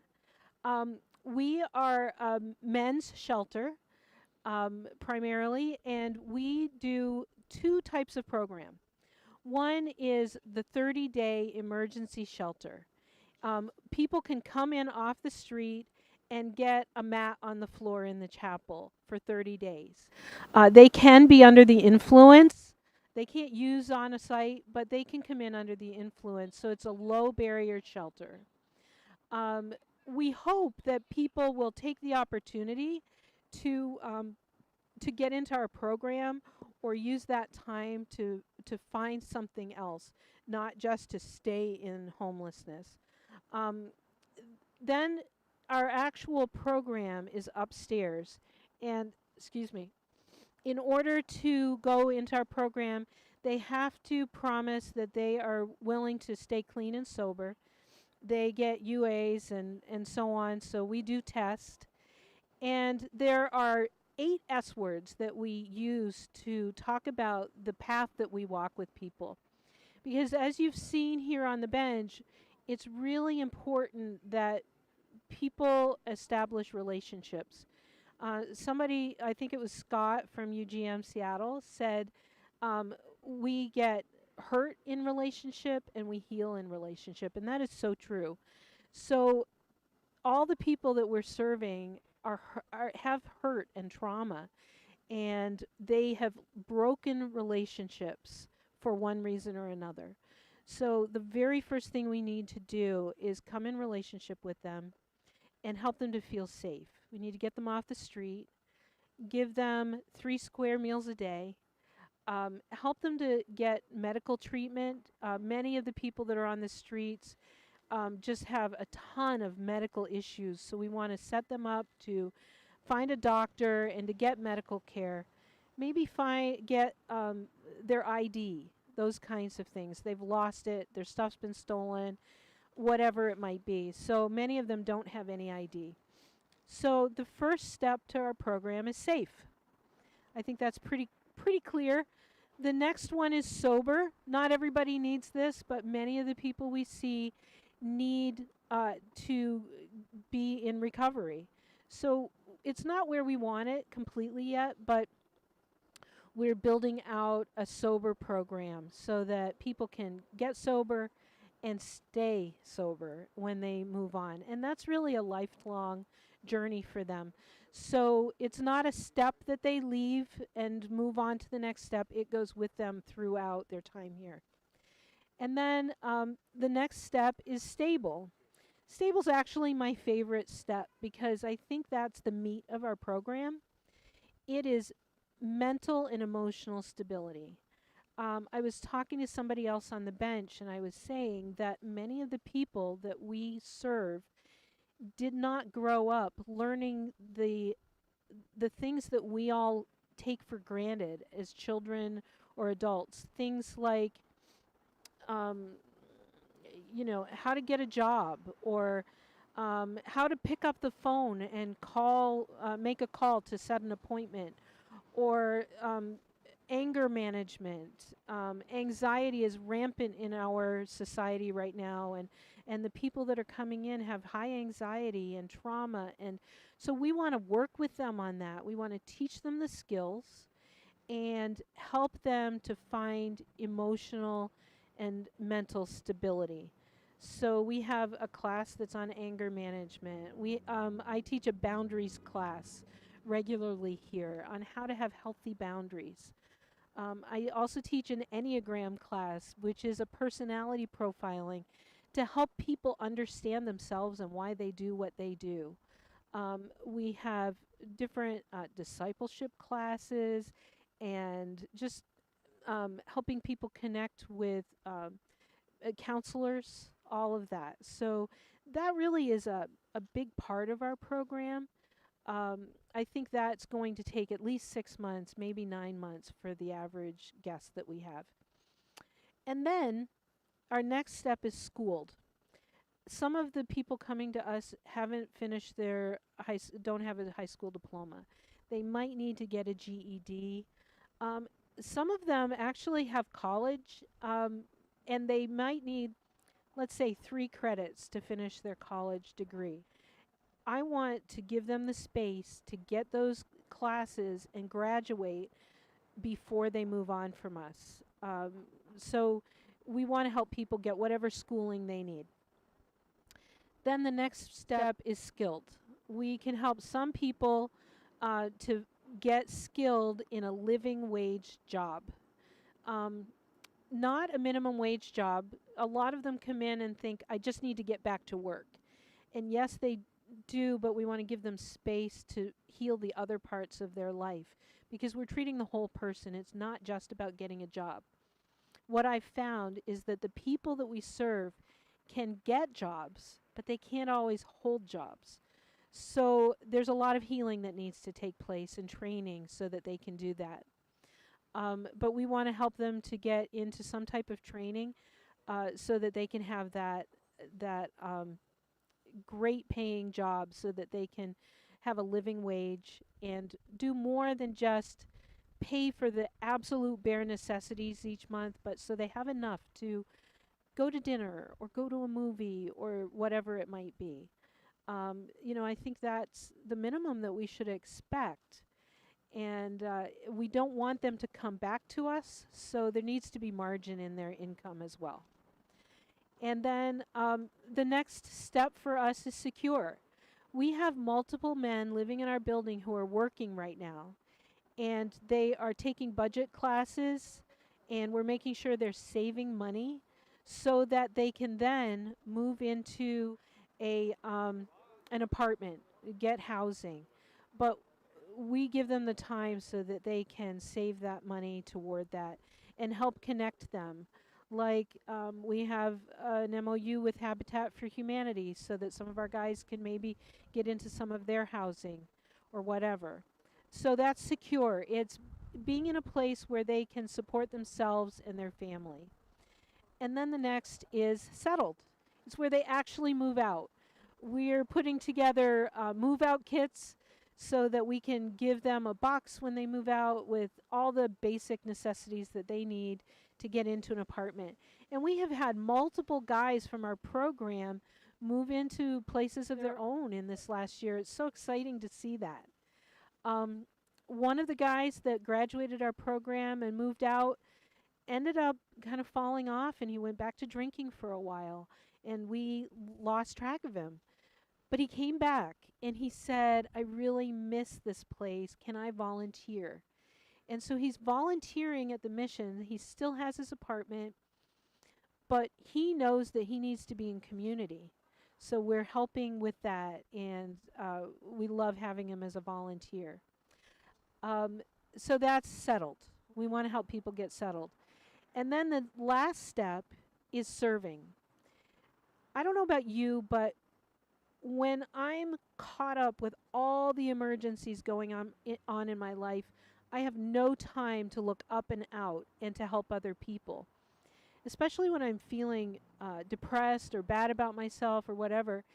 And when I take that extra step and go and volunteer and help somebody else, it helps me to feel better. It helps me to be healthier. And we know that that's a healthy place for the guys to be. When they're serving in a church, or they're serving the community in some way, or they're coming back and volunteering, that shows us that they're doing well and that they're in a healthy spot. So we want to see that and keep up with them. We want to bring back like a graduate program so that graduates from the mission can come back and have some time with us and get together and continue in recovery as they need to. So we're building out some of these steps. We're not all the way there yet. We started changing our program in May, and we just kind of did another kind of rollout of some new things this past couple of weeks.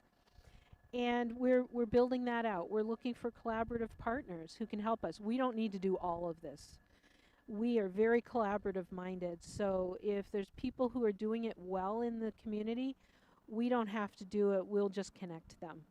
So that's kind of where we're going. We're working with the board right now on vision, like where are we going in the future? What do we need to do more of? What do we need to do that might be new? We want to make sure that as an organization that we're filling the gaps in our community. And if there's a gap, we want to step into that and help where we can to move the needle on the crisis that we're seeing here. Trying to think what else I wanted to share with you right now. Amber, help me. What am I missing? Yes, she said sponsors, because we can't thank our sponsors enough. So we are receiving meals for our crew right now. Oh, we just got dinner. I'm so excited. Dinner was from Luigi's tonight. Oh, and BDI. So the people that do our direct mail and our social media ads and all of that, their name is BDI, and they are partners with us, and we just couldn't do what we do without them. And so they sent us a meal, and I'm so appreciative. That's awesome. They really walk with us, and they're great partners. Our other sponsors are Umbria Coffee. When they're open, we're getting regular coffee runs, which I am so appreciative of. I go there a lot, and so I really appreciate them helping us out. We had a great bag lunch today from Cone and Steiner, and they're keeping us fueled with food. We have dinner tonight coming from Luigi's Italian Eatery. And let me tell you, if you haven't been down to Luigi's, come on down and try their arancini. It is so good. I was in Little Italy in San Diego last summer, and it paled in comparison to Luigi's. I love them. And then breakfast and lunch tomorrow are by the Alliance for Pioneer Square and Zeitgeist. So thank you so much to those food and beverage sponsors. Also Vossler Studios, who helped us with our IT setup. They just took so much stress off me. So thank you especially to Michael Vossler. And our other sponsor is, it's totally left me.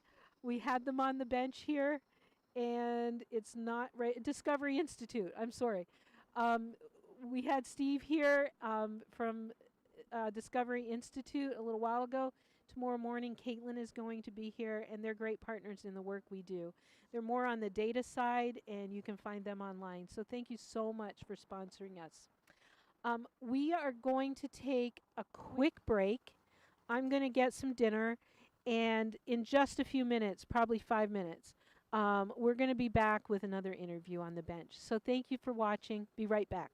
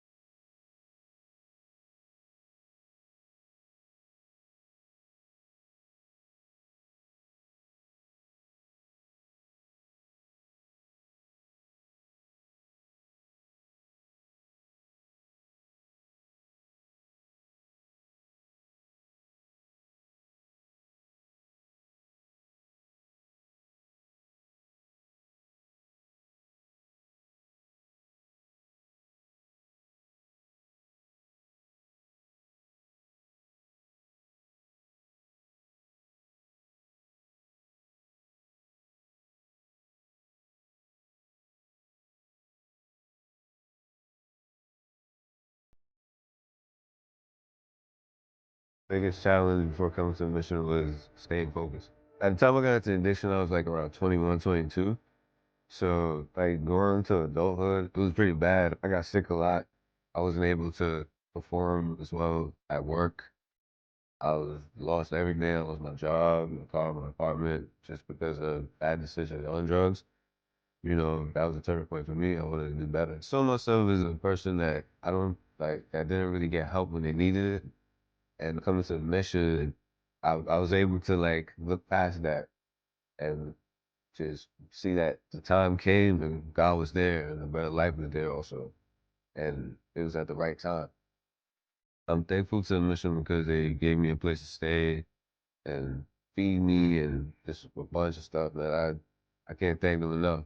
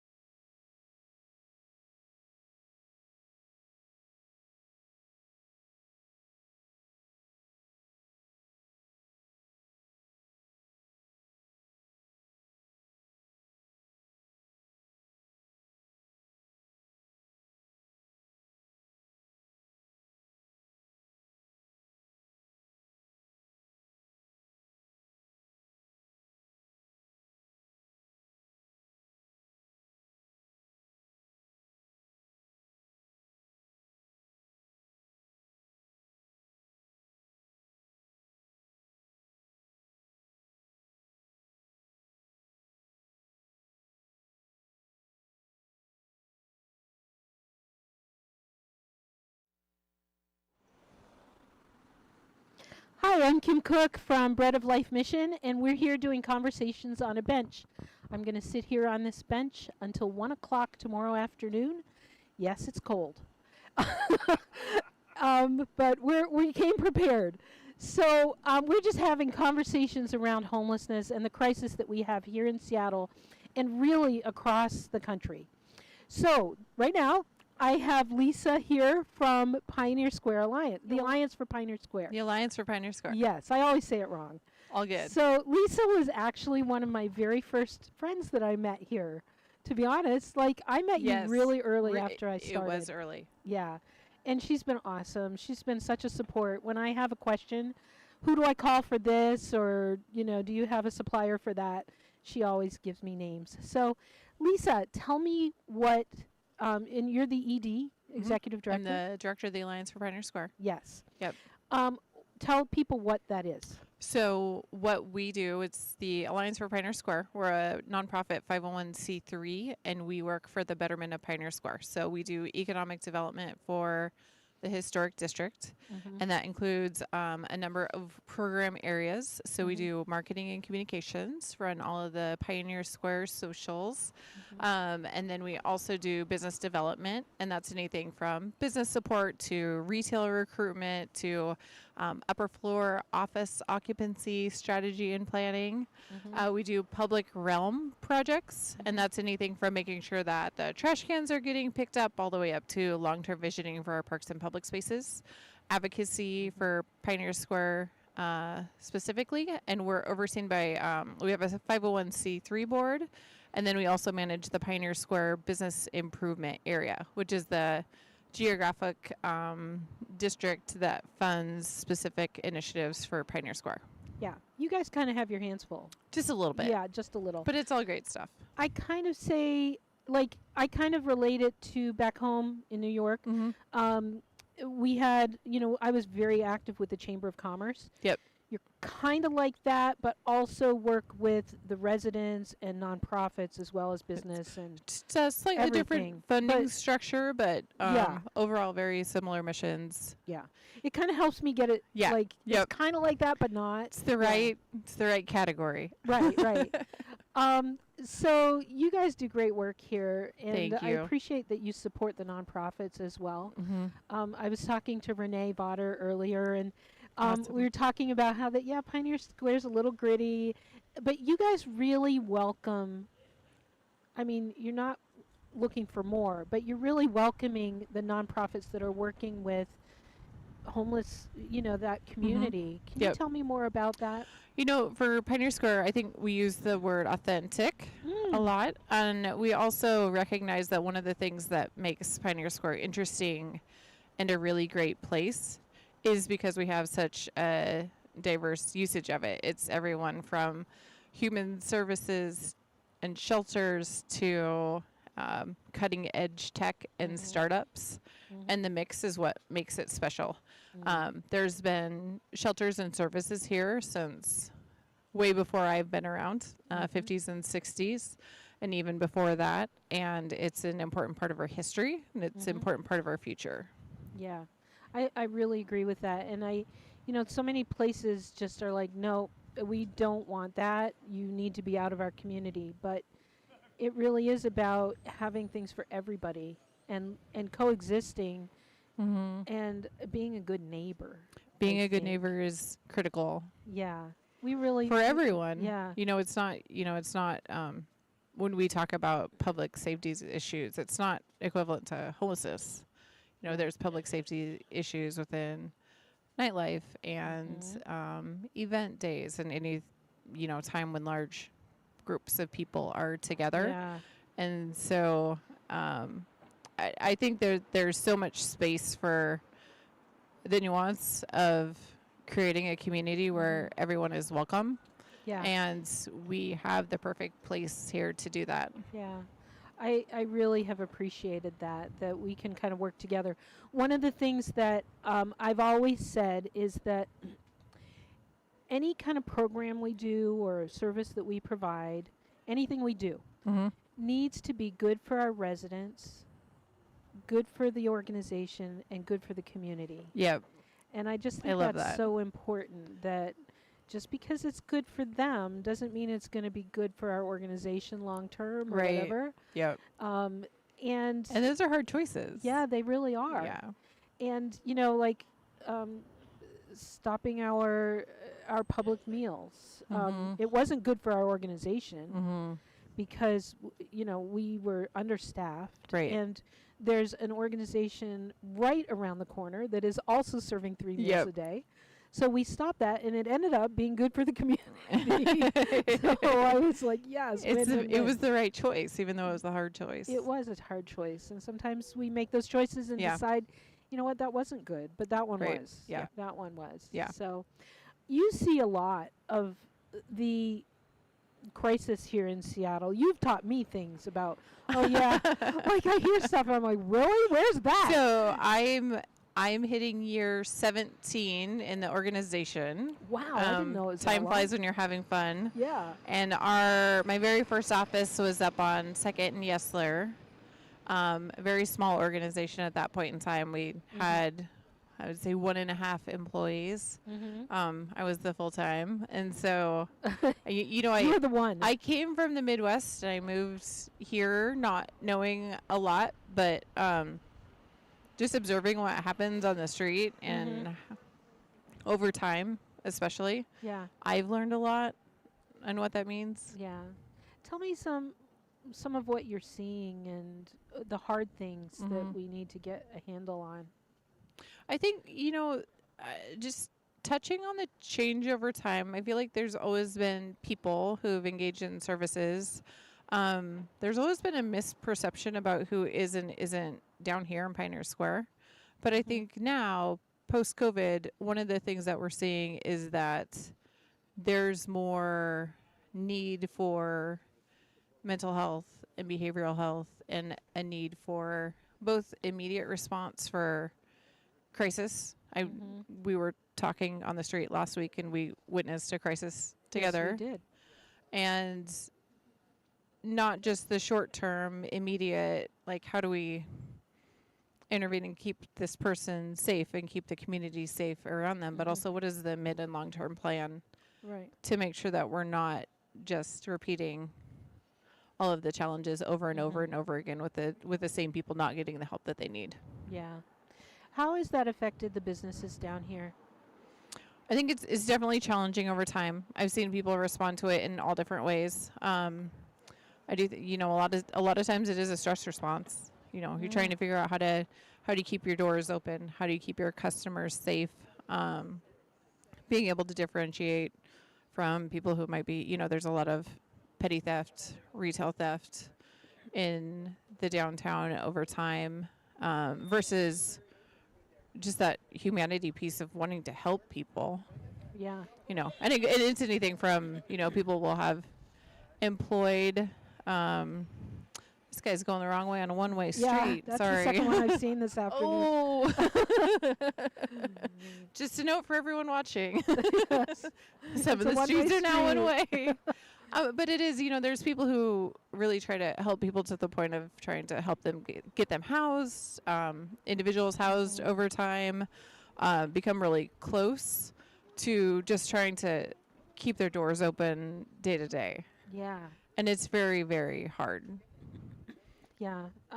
I see a lot of growth in Pioneer Square, lots of business coming in. And it's exciting, but we need to, I think we're at that point, we need to like kind of go to a new level of having more people down here, more people in the offices. We do. And so on, so that those restaurants and other businesses can really survive. Because we're not out of the woods yet when it comes to those businesses. We're definitely not out of the woods. You know, we're doing a couple things. One of them is that we do have a high vacancy rate in our upper floor offices, understandably, given what's happening on a national scale. But we have something to offer I don't think you can find everywhere, right? Your office is on the second floor. Yeah. I know, and mine is. And just being able to come downstairs and run into like-minded people and bounce ideas and just that sense of community that's down here. Yeah. I do have really high hopes for people coming back, people that need space to do the thing that they want to do professionally. Yeah. Whether that's a startup or, yeah, you know, all the things. You know, where I came from in upstate New York was a small city. And I would have visitors come in from other cities, and they go, everywhere you go, you know people. Like, they just... And I thought when I came here that would not happen, and that's not the case at all. Well, like, it doesn't happen everywhere. It doesn't. I've heard. But Pioneer Square is different. It is different. It's like I see the same people in the coffee shop. I run into you on the street. I see Tia all the time. And, you know, I know the business owners, and I love that about Pioneer Square. Well, and now I expect it too. Yeah. you know, if I come down on the weekend and I don't see someone I know, I'm shocked. Yeah. I was like, where is everyone? Where is everyone? Who are these other people that are I do here? really love that, and that it's Yeah. a community and Mhm. it's a neighborhood, Mhm. and the residents really care. Mhm. We need more residents to live down here. We do, don't we? We do. We don't have a lot of residents down here. I believe somewhere around 4,000, which is significantly less than some of the other neighborhoods in Yeah. Seattle. And we do need more workforce housing. You know, Mhm. you know, look at That's a like, real where need. does your staff live? You know, you don't want them to Right. have to commute in Yeah. 30, 40 miles every day. We want people to be able to live where You they told work me that too. stat a while back, Yep. didn't you? That's a real stat. Yep, there's one of the services organizations did a employee survey, and the average distance that their employees lived was 27 miles out of town. That is nuts to me because I Yep. think Walmart's a long ways away and it's only 8 miles. Because it takes a long time to get there. Is it? You know? Well, it does, and I think like just the value of time, the level of stress of the jobs that people are in, Right. and just being able to attend to life and family and all of the things and do the good Yeah. work that I see being done in the neighborhood. It's shocking, and it Yeah. would be something that would be really great to get a handle on. So, for somebody who has a car, 27 miles, I'm thinking that's got to be an hour commute. Yeah, for sure. Who's driving?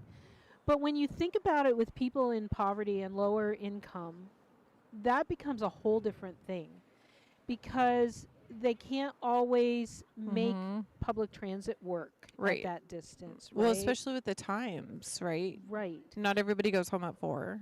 Yes, a lot of them have Yep. different shifts, swing Mhm. shifts, whatever it is.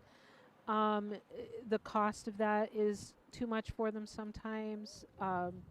It's just a long ways. Well, it's always been a high cost, and it's also escalated quite a bit. Yeah. You know. Yeah. Inflation is a very real thing, and so It really is. making all of that pencil and all that work is definitely a challenge. Yeah. So we really do need low income housing for workers. We don't necessarily need more. Yeah. One of the supportive. areas that we're definitely missing here is like 60 to 80% of AMI up to 120 is just non-existent. We do have.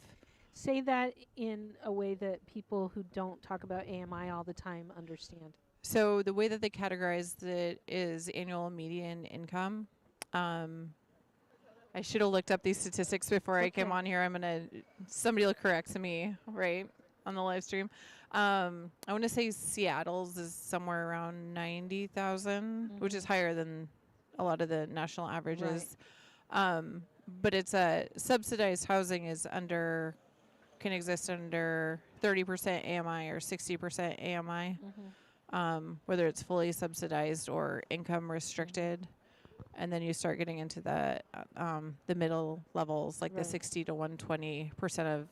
So we have the really Yep. low income to no income. We have the higher income. We do. We're really. Yep. We're losing that middle that is Well, like we the never had people- it. Right. Yeah. You're right. Yeah.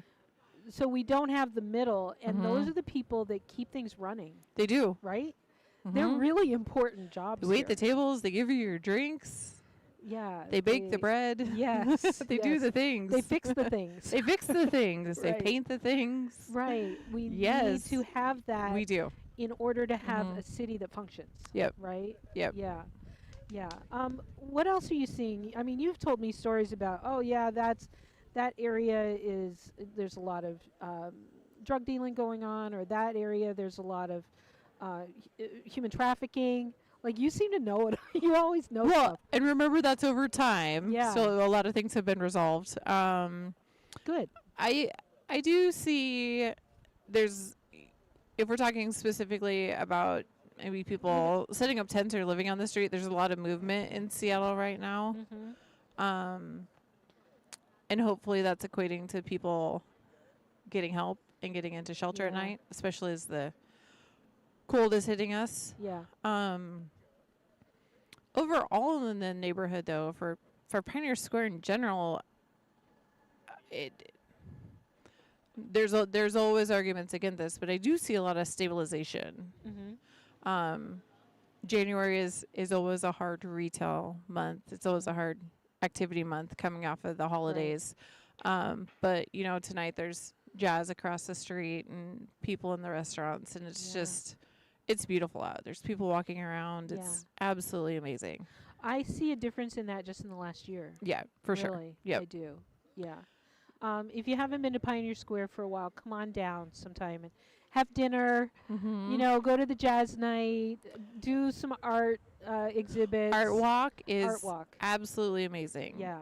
I think a lot of people don't realize how quickly and well it came back after the pandemic. It's one of the first events, I think, like fully came back because people could enjoy outdoors, you know, back in our 2001 mindset. Right. And now it's just a really, really great time. We have more live music. We have more galleries. There's more additional shows, and it's just lively and fun. And coming out for it it's just a really great time. So, what do you think really needs to happen moving forward, especially in the area of, you know, the crisis that we're seeing here in Seattle, specific to Pioneer Square? What do we need more of?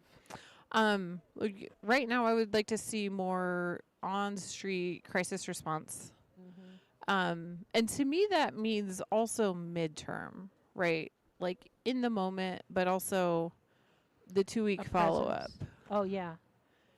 Like, how do you stop the crisis, but then make gains in people's quality of life? More response. I think more drug treatment. I was reading in the paper today about the challenges with the involuntary. There was a new location and the beds were not full. Oh, okay. And just being able to sort out how to help people. Right. Right. Well, or maybe it's finding the people that really do want help, because they are out there. Yeah. I was just talking to Riley DeHoog, I hope I said her name right, from the fire department. And she was like, people want help. They can't get into recovery. Yep. They can't get in programs. So they're there. We need the programs, for sure. Yeah. We, you know, if you build it, they'll come. I really believe that people want that. We just have to provide it. Yep. And then, you know, Yep. The intervention in the fentanyl and opioid crisis. You know, summertime's hard because you hear of just the drastic increase in. We have people coming in from overdoses outside that are doing, you know, bringing in outside influences. It's not good. It's not good for people. Yeah. We're a tourist area, so we've got to figure that out. But it's true. Yeah. But also, we don't want to see people suffering on the street either. No. Yeah. And we can't just move them around for the tourists.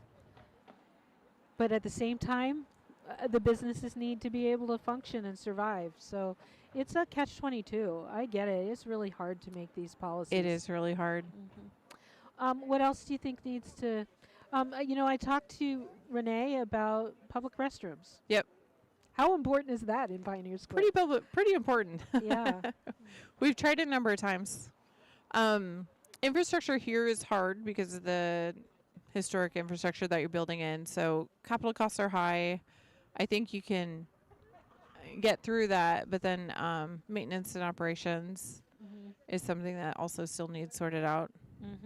We do have a decent map of, you know, 80% of the time open and accessible between public buildings. You know, there's restroom in the ferry terminals and at City Hall, and there's and then services who allow people to enter during the day.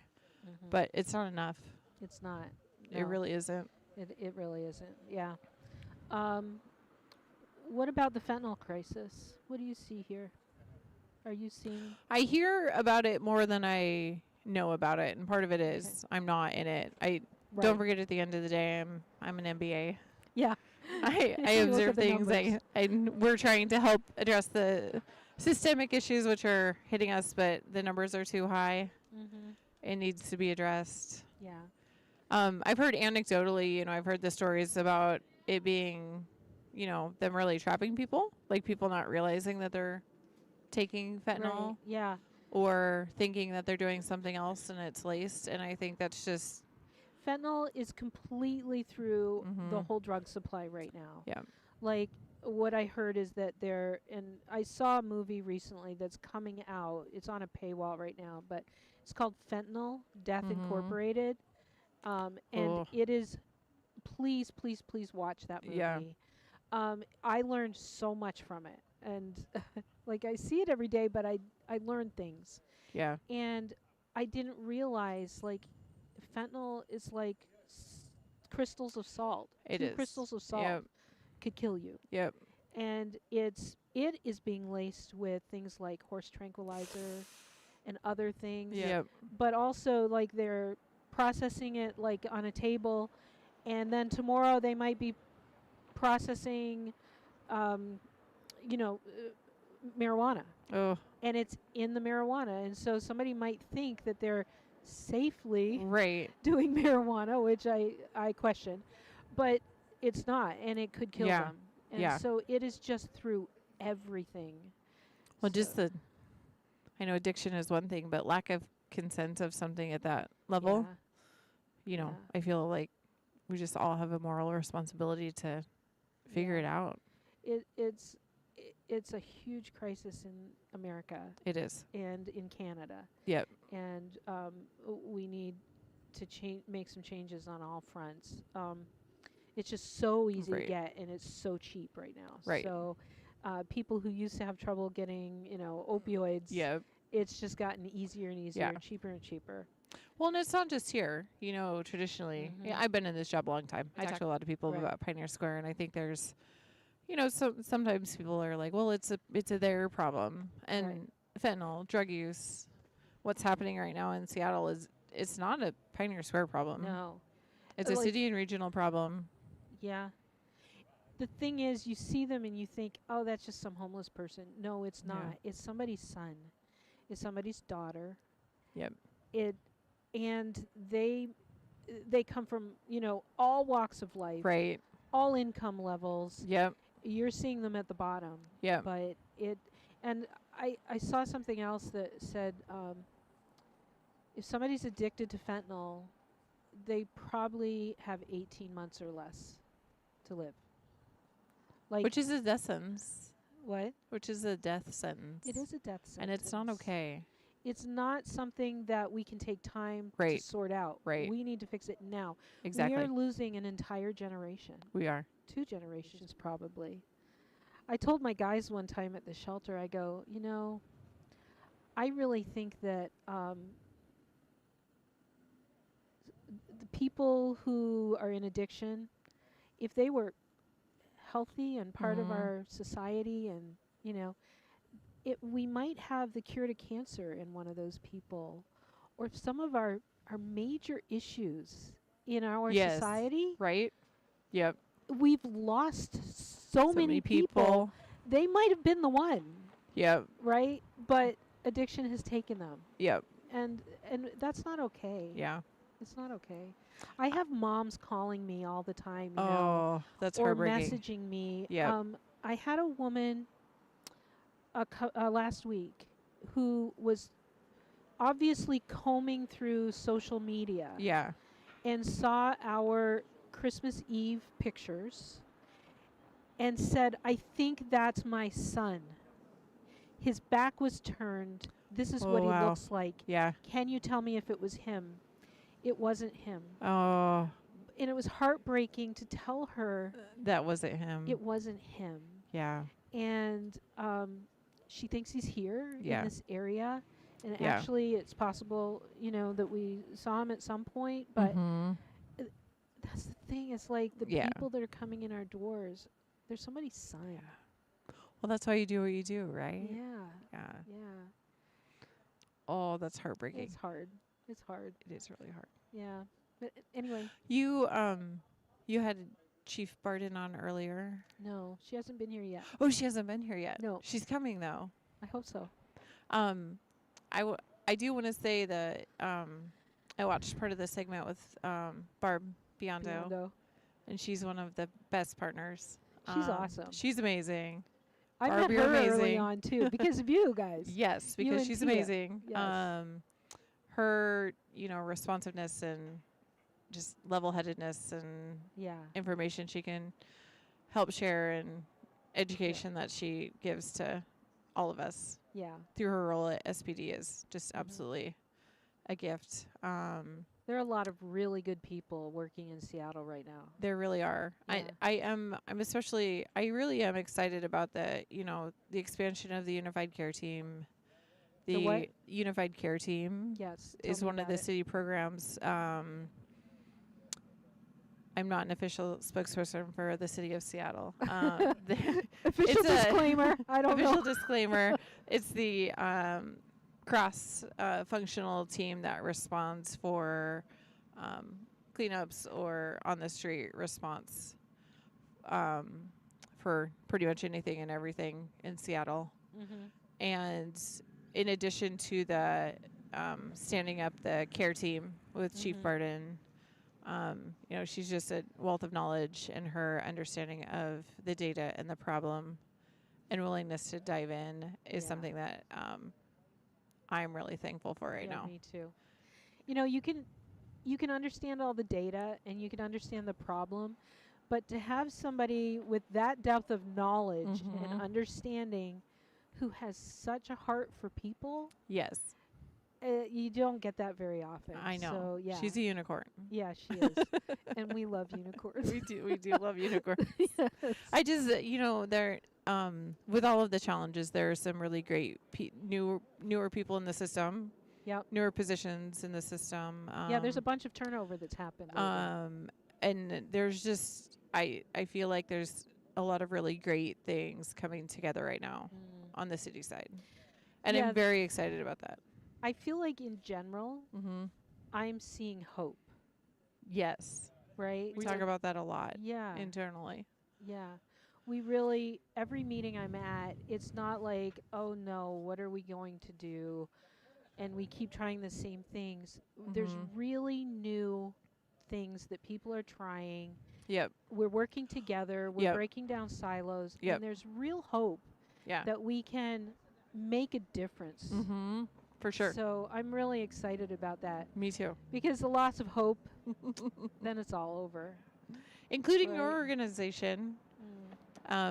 You presented with us at the Main Street Conference in Walla Walla. Yeah. And that was actually the first time I co-presented with a service agency. And it was great. Tell people what Main Street is. So Main Street is through the National Trust for Historic Preservation. So it's a economic revitalization model that exists. Pioneer Square is a Main Street affiliate for the state of Washington, which we're very excited and proud of. And they have a local conference in Washington State every year, and then they also actually have a national conference, which will be coming up in April. So we went to the Washington conference in October, which was in Walla Walla. Yep. And we sat on a panel, you and me and Renee and our consultant at Broadview Planning, Valerie. And we were talking about social determinants of health, which I just talked to Barb about. Yep. So you're kind of working with that here in the square.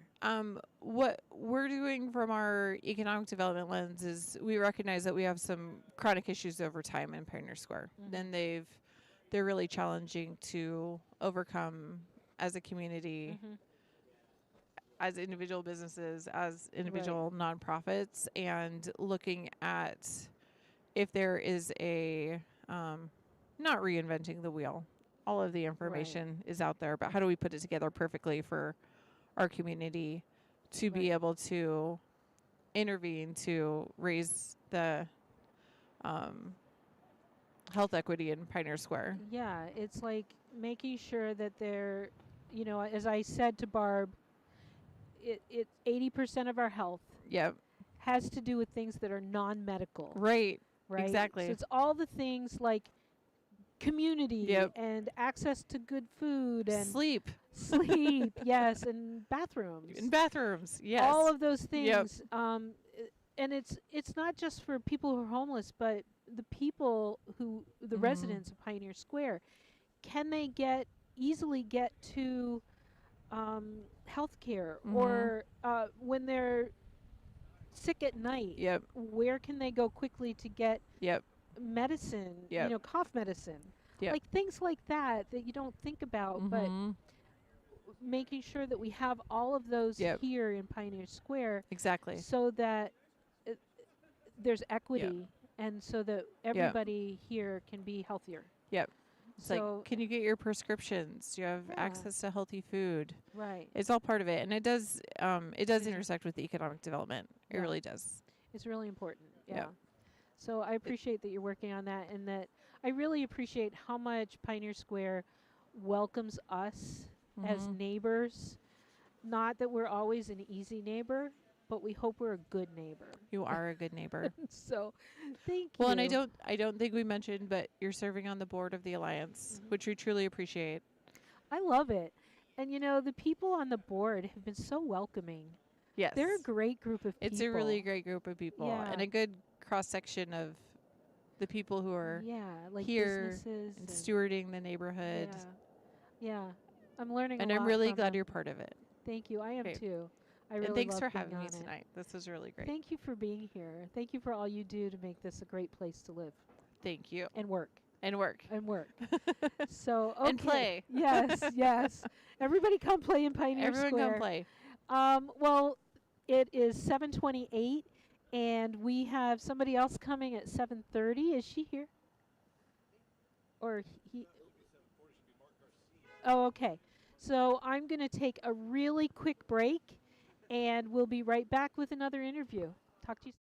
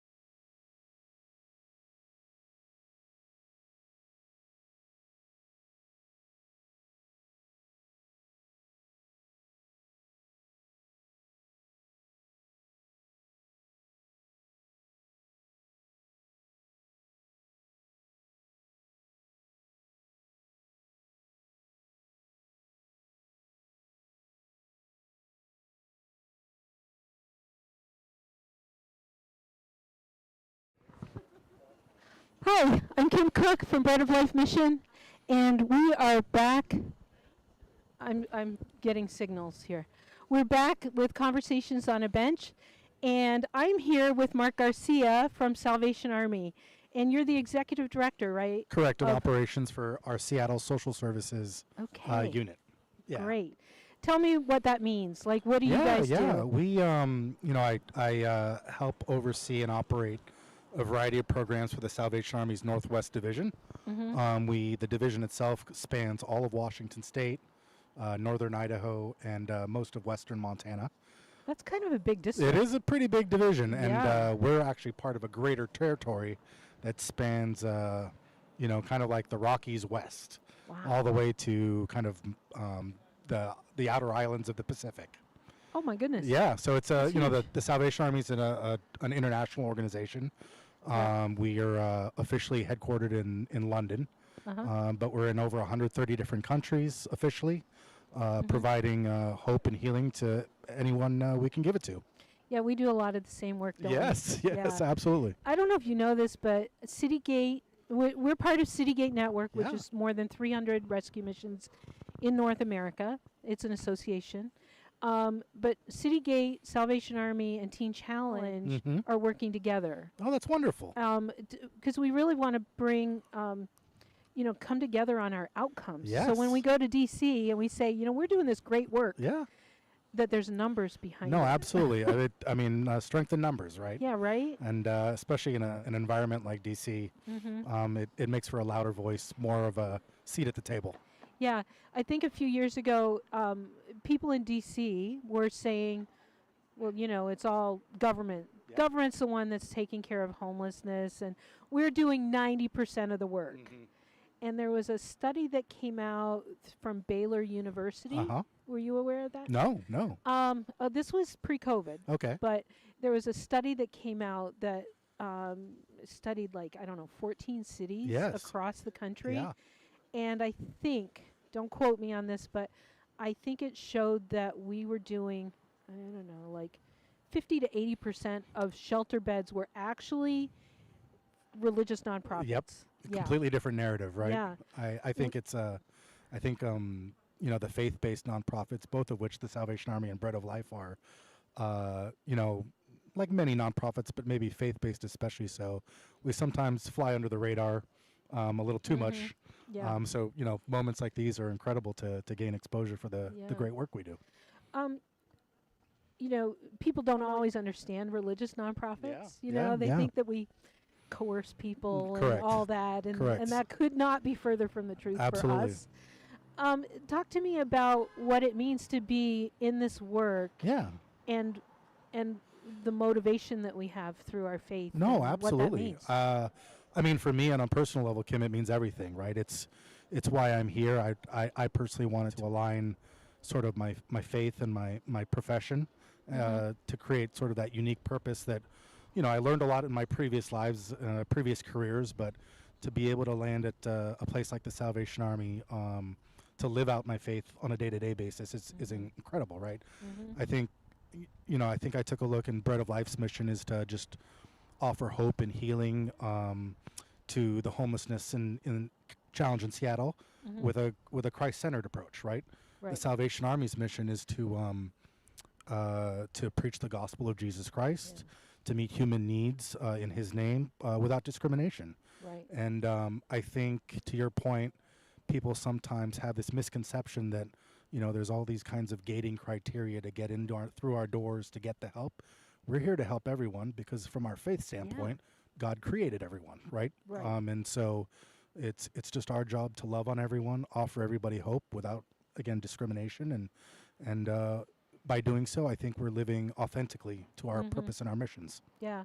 I really say that it's more about why we do what we do than what we do. Although it's pretty important what we do too. Absolutely. But it's really why. Yeah. Yeah. For me, it was, I was in the business world, and I just felt called to serve God in my, you know, in some way in ministry.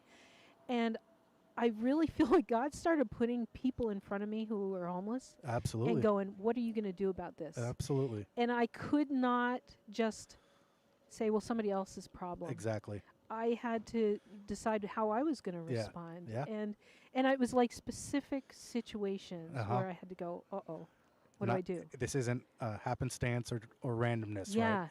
It's really the spirit moving in you. And Yeah. my journey was sort of very similar. I moved up from California to Washington State to work for Microsoft, like so many of us do. Uh-huh. Great company, great organization, does a lot of good work through their employees and their corporate endeavors. But similar experience for me. The Holy Spirit was moving, and I was getting those little signs and being like, hey, you know what? There might be a different path for you, above and beyond sort of earning the biggest paycheck sort of thing. Yeah. Yeah. It came to a point where I couldn't be content working in business anymore. I won't say what business it was, but I felt like, yes, if I shut a plant down because I made a mistake, it was a bad thing. But nobody was going to die. Yeah. And, Correct. And all of a sudden, I found myself in a business where people were dying Yeah. if I didn't do my job. Yeah. What greater motivation, right? know. Than that. I know. So, And I didn't know what I was doing. I didn't have a social services background. So it was kind of cool because I came at it from a different perspective Absolutely. than the people who were just in that Absolutely. world all the time. Yeah, you brought that different perspective to the table. That corporate knowledge, while not perfect, right? There's a lot of best practices there Right. that the nonprofit space can learn from, and frankly, vice versa. So, I'm sure the Bread of Life mission is blessed to have you. Well, thank you. I always say that nonprofits are like, we have to run like a business. We just have to do what we do and go out and raise the money Absolutely. to do it Absolutely. instead of making it off of what we're doing. Yeah. No, Yeah. it's a challenge because you're kind of equal parts salesman in a sense, Right. but then operator as well. Yeah. So tell me more about what Salvation Army's doing here in the Yeah, Seattle no, area, we've especially. been in the area for well over 100 years at this point. I think as we look to last year, about 1,000 people every night sleep under shelters or housing that we operate. For Seattle Social Services, the unit that I run, it's about 600 people across multiple sites. Wow. We do some. We operate a day center up on the other side of Pioneer Square, and then we do some street level outreach as well, where we help people find market rate housing, or refer them into places like Bread of Life or our shelter down in Soto or our shelter across from Harborview, and then we're doing some kind of cool things with King County in terms of permanent supportive housing, which is sort of the Cadillac concept of housing. So, we try to do the most good wherever we can across the continuum of needs. So all the way from day center all the way through permanent housing. That's great. Yeah. What are you seeing that really like the gaps? What do we need more of? Yeah, I think, and I would imagine it's Bread of Life Mission's experience as well, as we need more shelter. I mean, our shelters are always full. Yeah. And while I understand the concern about wanting to be able to give sort of a quality, full-fledged home to an individual, just the physics of that, the economics of that don't pencil out very easily, right? So I think first and foremost, let's get people off the streets into a safe, dignified space. And then from there, we can start to meet their, again, human, spiritual needs, and then start them on that path of hope and restoration. Yeah. Yeah, it's just like I was saying to somebody earlier, it's like an ER, right? Like an emergency Absolutely. room. You've got to triage Yeah. people. Yeah. And just get them in and keep them from bleeding out first. Yeah. And then see what else. And we're not doing that. Yeah. We're taking them right from bleeding on the street Mhm. to trying to be sustainable. Yeah. And there's no in between. Yeah, We've no. got to have emergency beds. It's it may be your experience too, or your observation, that if you sort of move people too far along too fast, they just kind of cycle back through, right? Yeah. People just it's kind of a common sense statement, but everybody's an individual, is on their own path. Yeah. And there's no one size fits all for everyone, right? Right. So get them safe, start them on that path. For some, it might take years. Some it might take months. But yeah, to your point, the bottom line is getting them into a safe spot. Yeah, it's really treating the whole person, isn't Absolutely. it? We are not just physical beings. Mhm. We're spiritual. We've got emotion. Amen. Yeah. Boy, is there a lot of emotion down here sometimes. But we have to treat all of those Absolutely. things. If we try to treat just one, Com- they're going to cycle right back. Absolutely. Yeah. Absolutely. I often think about like the people that are going through our sobriety program. If we don't, something got them there in the first place. Mhm. There was trauma, all of the rest. And if we don't treat that, Mhm. the next time they're stressed, Yep. they're going right back to Absolutely. it. I mean, it's the old adage of, broken boys and broken girls grow up to be broken men and broken women, right? So it's really about sort of healing that child and ministering to that need. Similar to you guys, we run an adult rehabilitation program in North Seattle, completely free of charge to individuals who want to go through that program. It's 6 months. We have a fairly high success rate of kind of maintained sobriety of about 38-40%. And it's again, not a one-size-fits-all thing. The individuals that walk through their door have all kinds of needs, all kinds of traumas, and it's about ministering to every component of their woundedness. Because if you heal an arm and the leg is still injured, then the whole body suffers. Right. So. Yeah, exactly. Do you have any idea at all how many shelter beds do we need to put up in Seattle to make a difference? Yeah, I think, so for example, our Soto shelter just behind the stadium houses about 269, 270 people every night. And we're always pushing that sort of upper limit of max capacity. Right. I could see us easily opening up another one of those and without too much effort filling it up. So I would ballpark your question at somewhere between 1.5 to 2 times. Say the number again. So the total number Whatever we have as a city, kind of collectively, I think we could multiply that by 1.5, or increase that by 50% to 100%. So across the city, yeah, 1.5 to 2 Yeah. times what we've got. I think so. That's a lot. Because again, as you know, there's all kinds of homelessness. There's predominantly unsheltered homelessness. Right. But we've got the people in the vehicles that we outreach to as well. Yeah. We've got people who are living at relatives, couch surfing, all this kind of thing. The invisible homelessness is something, by definition, people don't take stock of. So while you might walk down one street that used to be, say, an encampment or full of tents, and it looks clear, doesn't mean the problem's necessarily gone away. No, it's moved. It's moved, Yeah. right? So I think there's a higher demand than most people realize, and a higher demand than we could serve than we are today. Exactly.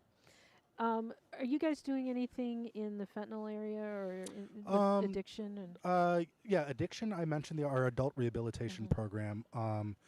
We just try to have the naloxone and Narcan on hand to address those. Thankfully, in our operations, extremely rare overdose situations, but I know it's still an issue that I don't know that I see kind of line of sight to an end there. Yeah. I think the early numbers that we're seeing are that the county is compiling is that it's the number of overdose deaths might be sort of leveling out a little bit and tapering off, but I don't think we're out of the woods by any means. Yeah, no. There's some nasty stuff out Yep, there right now. absolutely. There's so many ways that I could go right now. What else do you want to share? I'm just really thrilled that Bread of Life Mission and you are doing something so incredible to give visibility to the issue of homelessness, to be able to shine a light, especially on kind of sister, brother, faith-based organizations. I know we've got quite a few of them here in town. I know you've spoken to many of them. Probably still are going to speak to some. So just applaud you for the visibility and the really kind of unique public-facing effort. Yeah, well, thank you. And I told you, I think by email, I had a great relationship with Salvation Army back in Glens Falls, where I came from. That's and wonderful. And I need to get to know you guys better. I've been I'm more than meeting a happy lot, to more than happy to collaborate, and I know we bump into each other at kind of similar events. I hope that continues. Yeah. But yeah, no, it's funny since I've been with the Salvation Army for a little over 3 years now, and I'm always taken aback at how many people sort of have a Salvation Army story, right? Right. You know, whether it's growing up in an underprivileged kind of setting, and the only Christmas gifts I ever got were from the Salvation Army that my mom picked up, sort of thing. Or I remember when, you know, we fell on tough times, and that Salvation Army food bank is what got us through, or our adult rehabilitation programs. They really are everywhere. So I'm pleased to be part of an organization like ours, and I'm pleased to be collectively part of an organization like Bread of Life and City Gates. I think there's, you know, God doesn't give us more than we can bear, and I know that we can bear it a lot better when we work arm in arm together. Right. So. Right. Yeah, I totally agree with that. He doesn't give us more than we can bear with him. Yes, exactly, right? exactly. Sometimes it's more than we can bear without him. That's you're why right. we come to him. That is a big amen to that. So well, thank you so much for being on thank the you bench so much, with Kim. me, and we'll have more conversations. Absolutely. again Stay in the warm, future. okay? Yeah, I will try. I'll try. So we are going to be right back with Andrea Suarez from We Heart Seattle.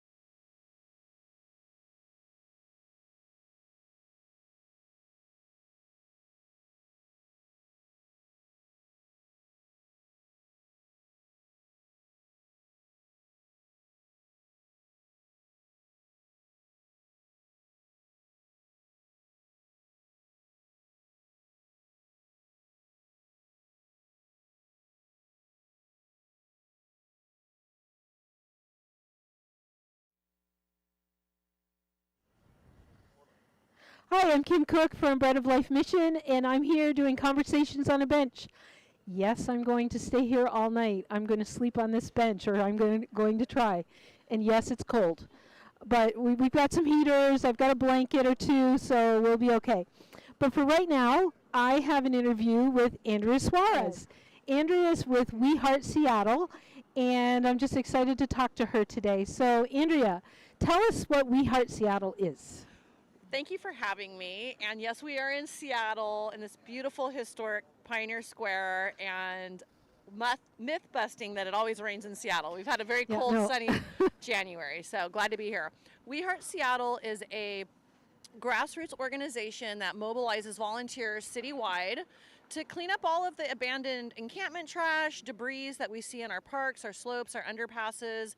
And naturally, we interact with people that are experiencing homelessness, drug addiction, and untreated mental health. And so part of our program is to connect people to resources.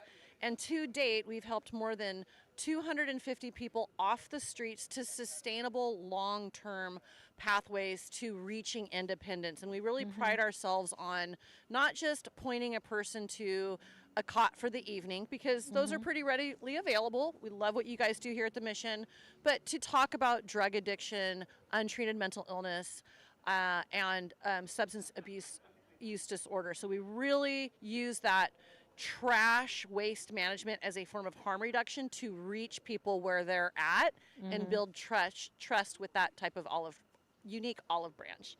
Yeah, so you started out just trying to clean up because you love Seattle. Yep. And then you ended up getting into these relationships with people, and you've built a staff. You're pretty small. We met my two leads. I met both in a park, and they were homeless and addicted at the time, and they are now full-time, clean and sober, into housing, and my full-time case managers. I didn't know that. That's awesome. Yep. Yeah, so how, I don't even know, like, how often do you guys go out and do cleanups and all that? We have organized more than 400 cleanups, and we try to average about one a week. We just did one on Martin Luther King Day, of course, for our day of service, and not a day off, but a day on.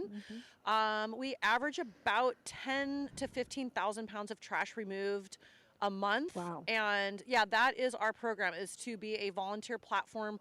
Corporate serve days. Seattle Municipal Court partners with us for people who need to divert court fees. And really what we're most proud of is really co-mingling different people from all walks of life, and really breaking down those barriers where maybe homeless are othered or stigmatized or misunderstood, and deinstitutionalize kind of their life by bringing folks into their world and saying, we're here to help, pick up the trash, participate if you want.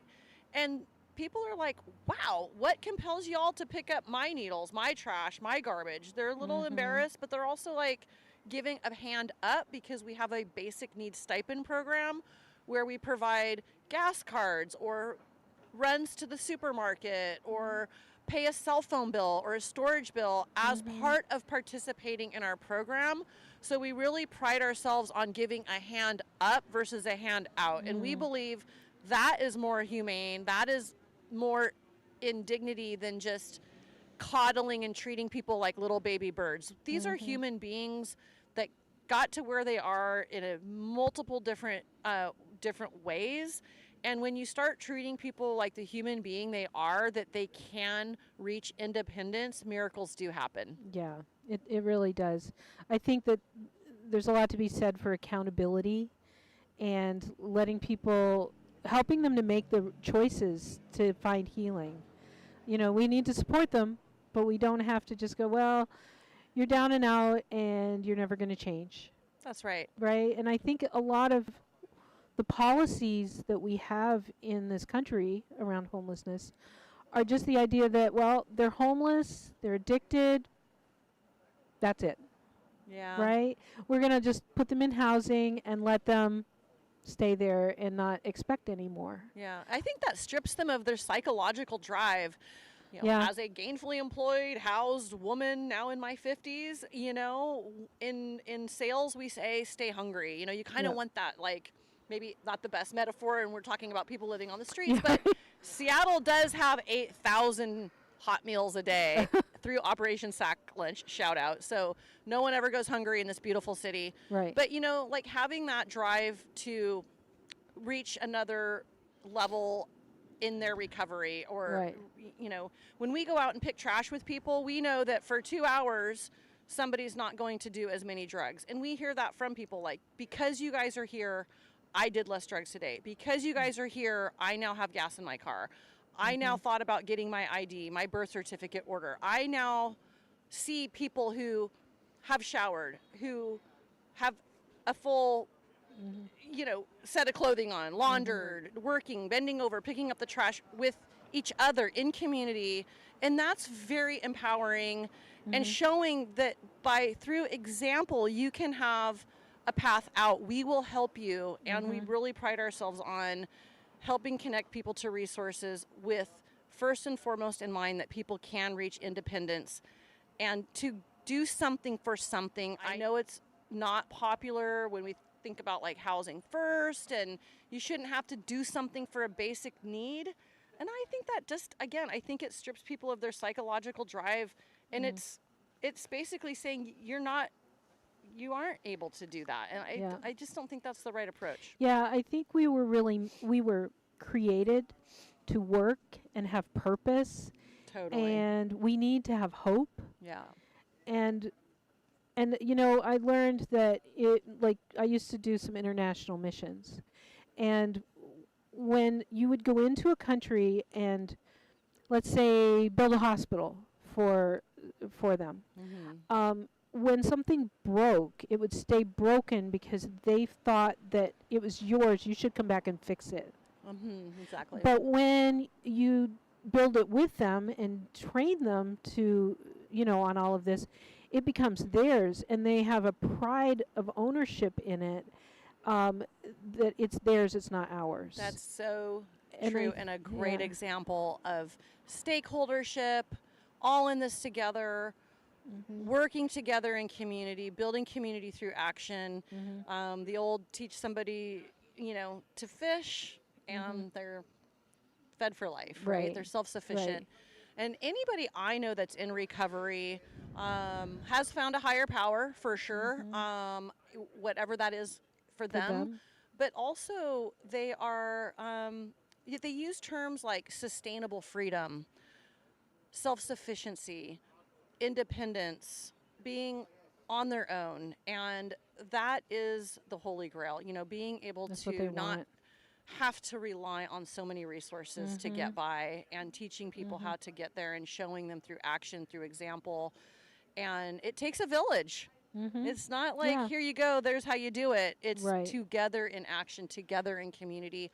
I love your program. I love halfway houses, Oxford homes, where once a person exits homelessness on the streets, like the roughest type of homelessness, that you should be in community. You should be living in a house full of other people as you transition and start to learn how to do things again, like laundry and shower and grocery shop. And why I believe in those programs are a next step. It's not from the street to a house. There has to be a transition. I strongly believe in transitional housing. I remember at my other mission, there was one guy that we just could not get him to like make his bed and keep his room clean. And I'm like, dude, listen, someday you're going to have your own apartment, and your little boy is going to come, and he's, you know, you're going to have him at your place sometimes. What is he going to see when he comes into your apartment? Are you going to keep it clean? Because if you don't now, you're not going to then. And he kind of looked at me and went, oh, yeah. And he started to do better. And I think just helping them to understand why sometimes.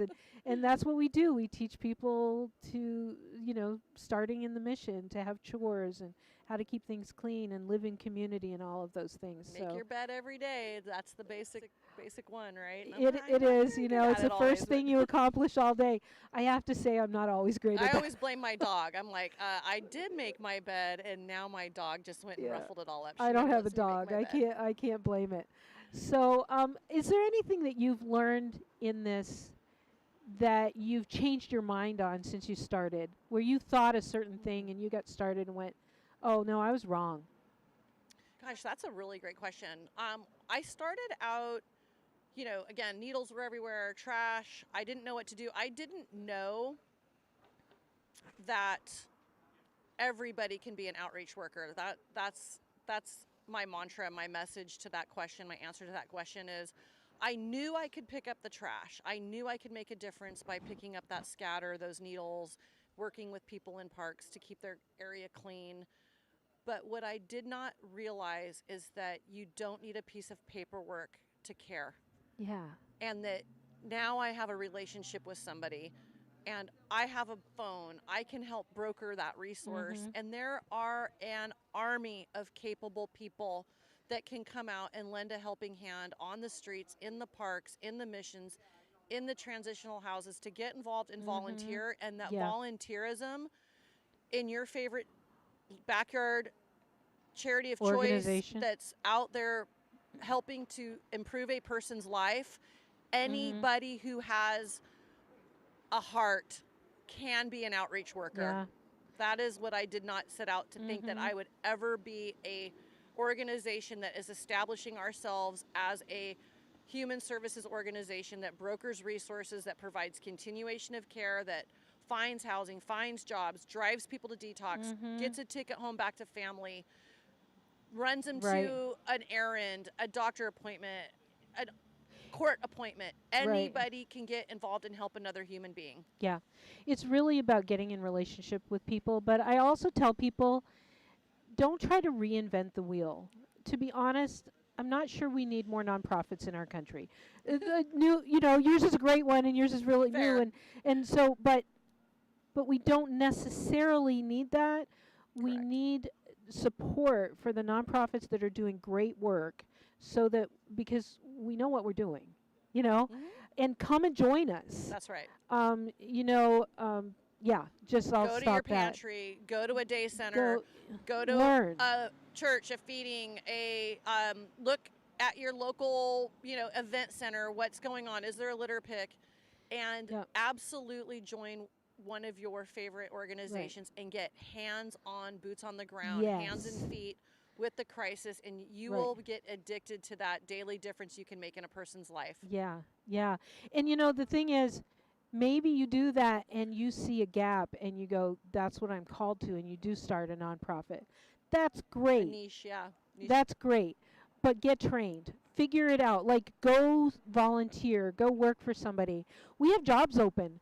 But go find out what's happening, and then if you see a hole, you can go ahead and do it. So what else do you want to share?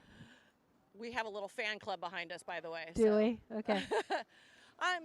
Thank you for having me. We heart Seattle. We heart all communities, and anybody can get out and lend a helping hand and volunteer. That's my mantra. Our other arm of our organization is civic engagement. Yeah. Who's your council member? Who's your mayor? Who are your legislators? Who are your senators? Who are writing, passing, amending, repealing law that affect your backyard? There's a lot of federal, national attention happening right now with our inauguration on Monday, but I will tell you what, the best way you can make a daily difference in your backyard is to get involved with your local city hall.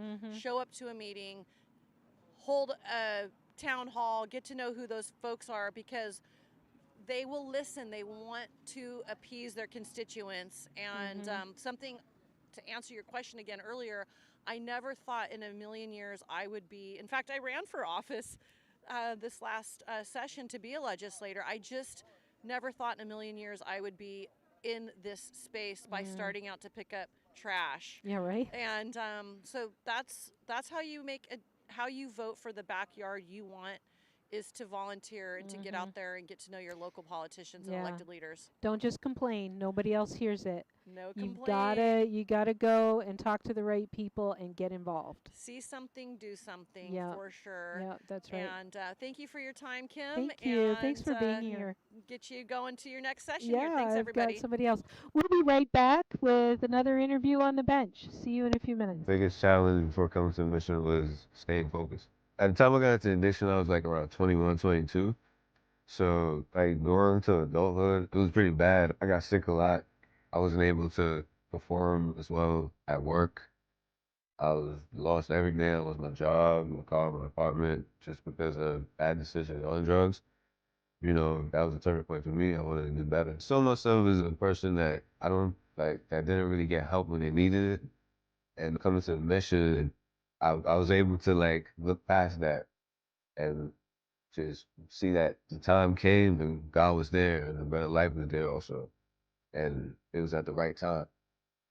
I'm thankful to the mission because they gave me a place to stay and feed me and just a bunch of stuff that I can't thank them enough.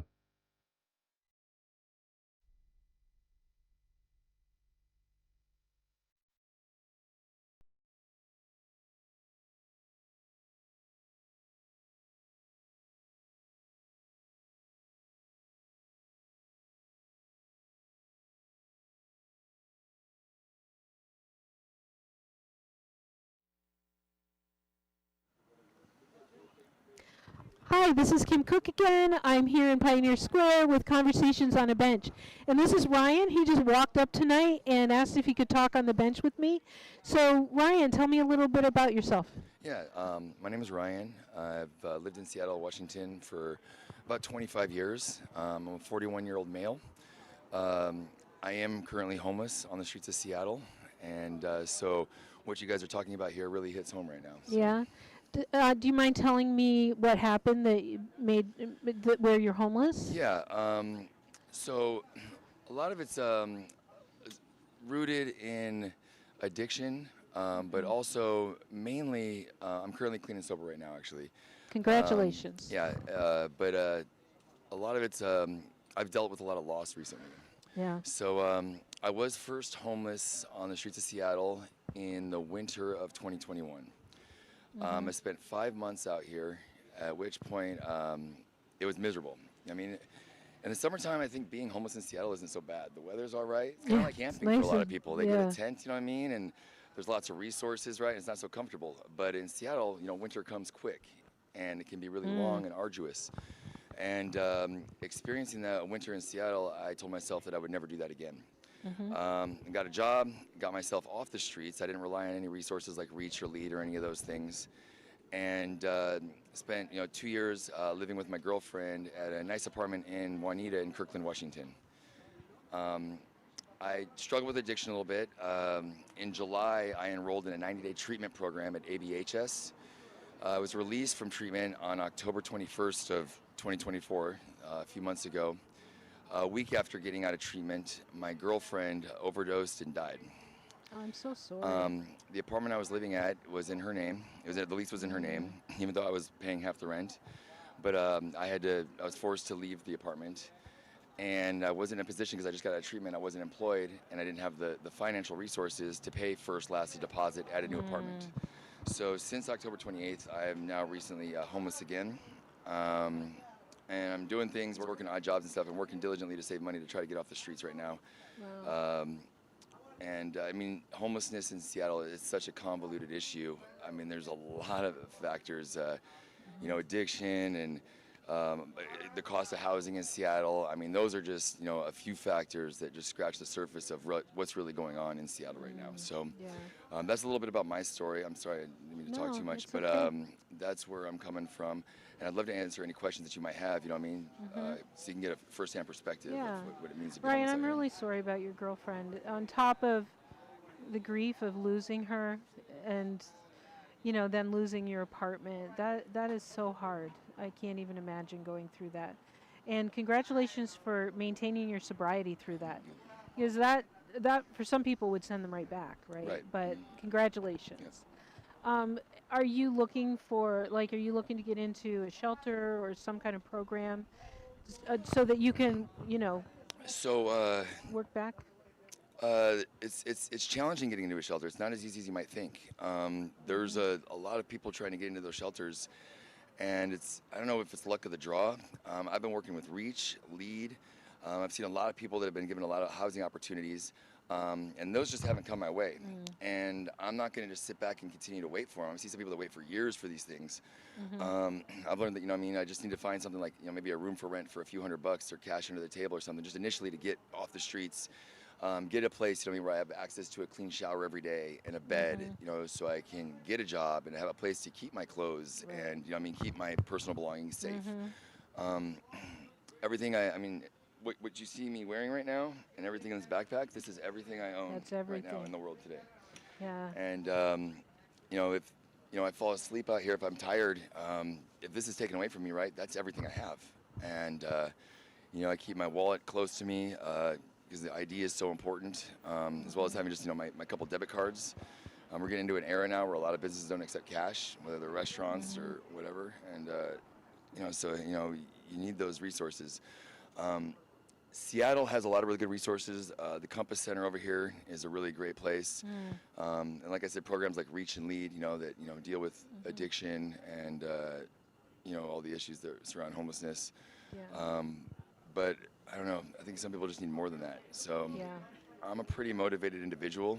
I'm probably only gonna be out here for like another month or two. You know, I've started saving money. I mean, I got a little bit of money now. Are you working right now?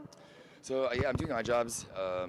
Like I said, like I'm a career salesperson. I'm a college graduate. I have an associate's in business management from Bellevue College and a certificate in small business accounting. I'm very employable, but no, I'm not working a steady job right now.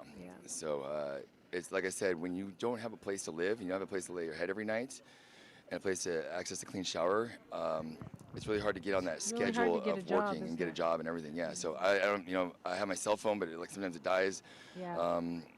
Those are like such little details that are really important. Like the guys who are coming in our program just really need to plug in a phone, right? If you're looking for a job and you don't have a phone, first of all, where do people call you? You know, employers, but if it dies, they're not getting through. I mean, it seems so simple to somebody with a home. We're living in a digital world. You know, people need to have access to a cell phone, email, internet, and these are things that I think, you know, I mean, the non-homeless community, right? You know, they take for granted. You know what I mean? Because they're things that are readily available to them every day. These are things that are not readily available to the homeless community. And I think those are things that are really important. There are a lot of programs where they give out, you know, free cell phones or subsidized, you know, phones, those programs. But that only goes so far. And like, if you don't have a place to plug it in, you know what I mean? It's just a piece of plastic at the end of the day. And then often, you know, just being out here, it's easy to lose these things.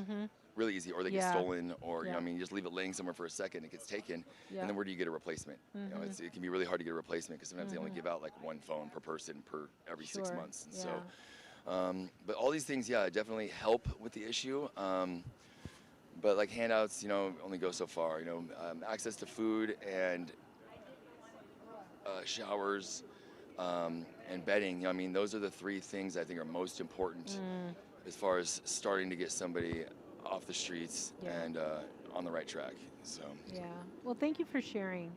That's really helpful because I think people need to have a face to the, you know, it's easy to just think it's somebody else's problem until they put a face to it. So thank you for being vulnerable about that. I think I'm pretty clean right now. I mean, I think at first glance, you know, you might not know that I was homeless. I don't like fit the traditional mold of what a homeless person looks like.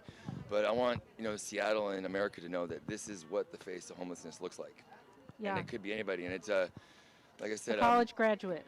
College graduate, I mean, so it's, I mean, I don't think that's the general demographic of people that are homeless out here for the most part. But I think, you know, just to show that it, you know, it doesn't discriminate. You know, I mean, it can touch anybody's life. So I appreciate you giving me the time to, you know, kind of talk and speak on behalf of the homeless people here in Seattle. And I guess, you know, keep doing what you're doing. I know Bread of Life Mission, you guys, you know, do a lot of great things for the community. Thank you. I'm very familiar with your organization. And we really appreciate everything you guys do. Thank you, Ryan.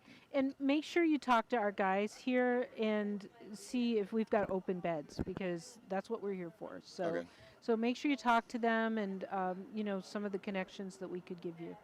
Okay. All right. Thank you. Thank you so much for being here. Appreciate it. And we'll be right back with another interview on the bench.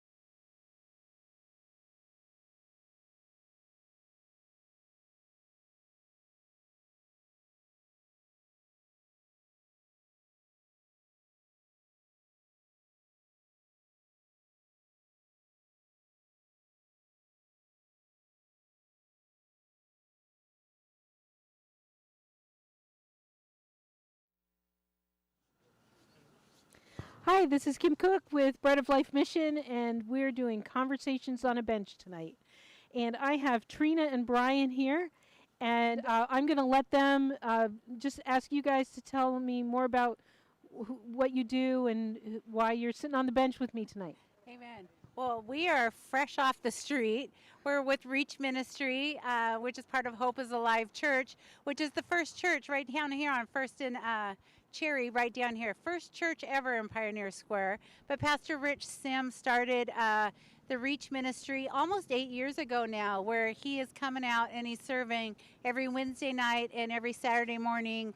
We're down on Third and Pike. We're right in the epicenter of addiction, but we're down there bringing the love of Jesus. Like, we're giving them tangible food, tangible clothing, but we're also giving them hope and letting them know that God is a God of restoration, that even though your life has brought you here to this particular chapter, like, there's a whole new promised land chapter in store for you. So we have resources, we have treatment centers, we have discipleship programs that we've partnered with that we can just get them into detox and get them off the streets. So that's what we're there to do is, these are people's sons and their daughters.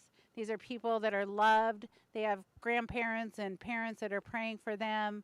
And we know that addiction just takes them in places that they never thought they would go. So we're there to bring the hope really and hopefully the restoration, just to get them back to the life that God originally designed for them. That's great. So you guys were just, you do something every Wednesday night. Wednesday night. Yep, I lead the Wednesday night outreach team, which consists of, we go right down on Third and Pike. We set up tables. We have a food line. Tonight we serve Costco pizzas. I think we had 20 Costco pizzas we were serving. We'll have donuts and waters and chips, and we have a table set up of food.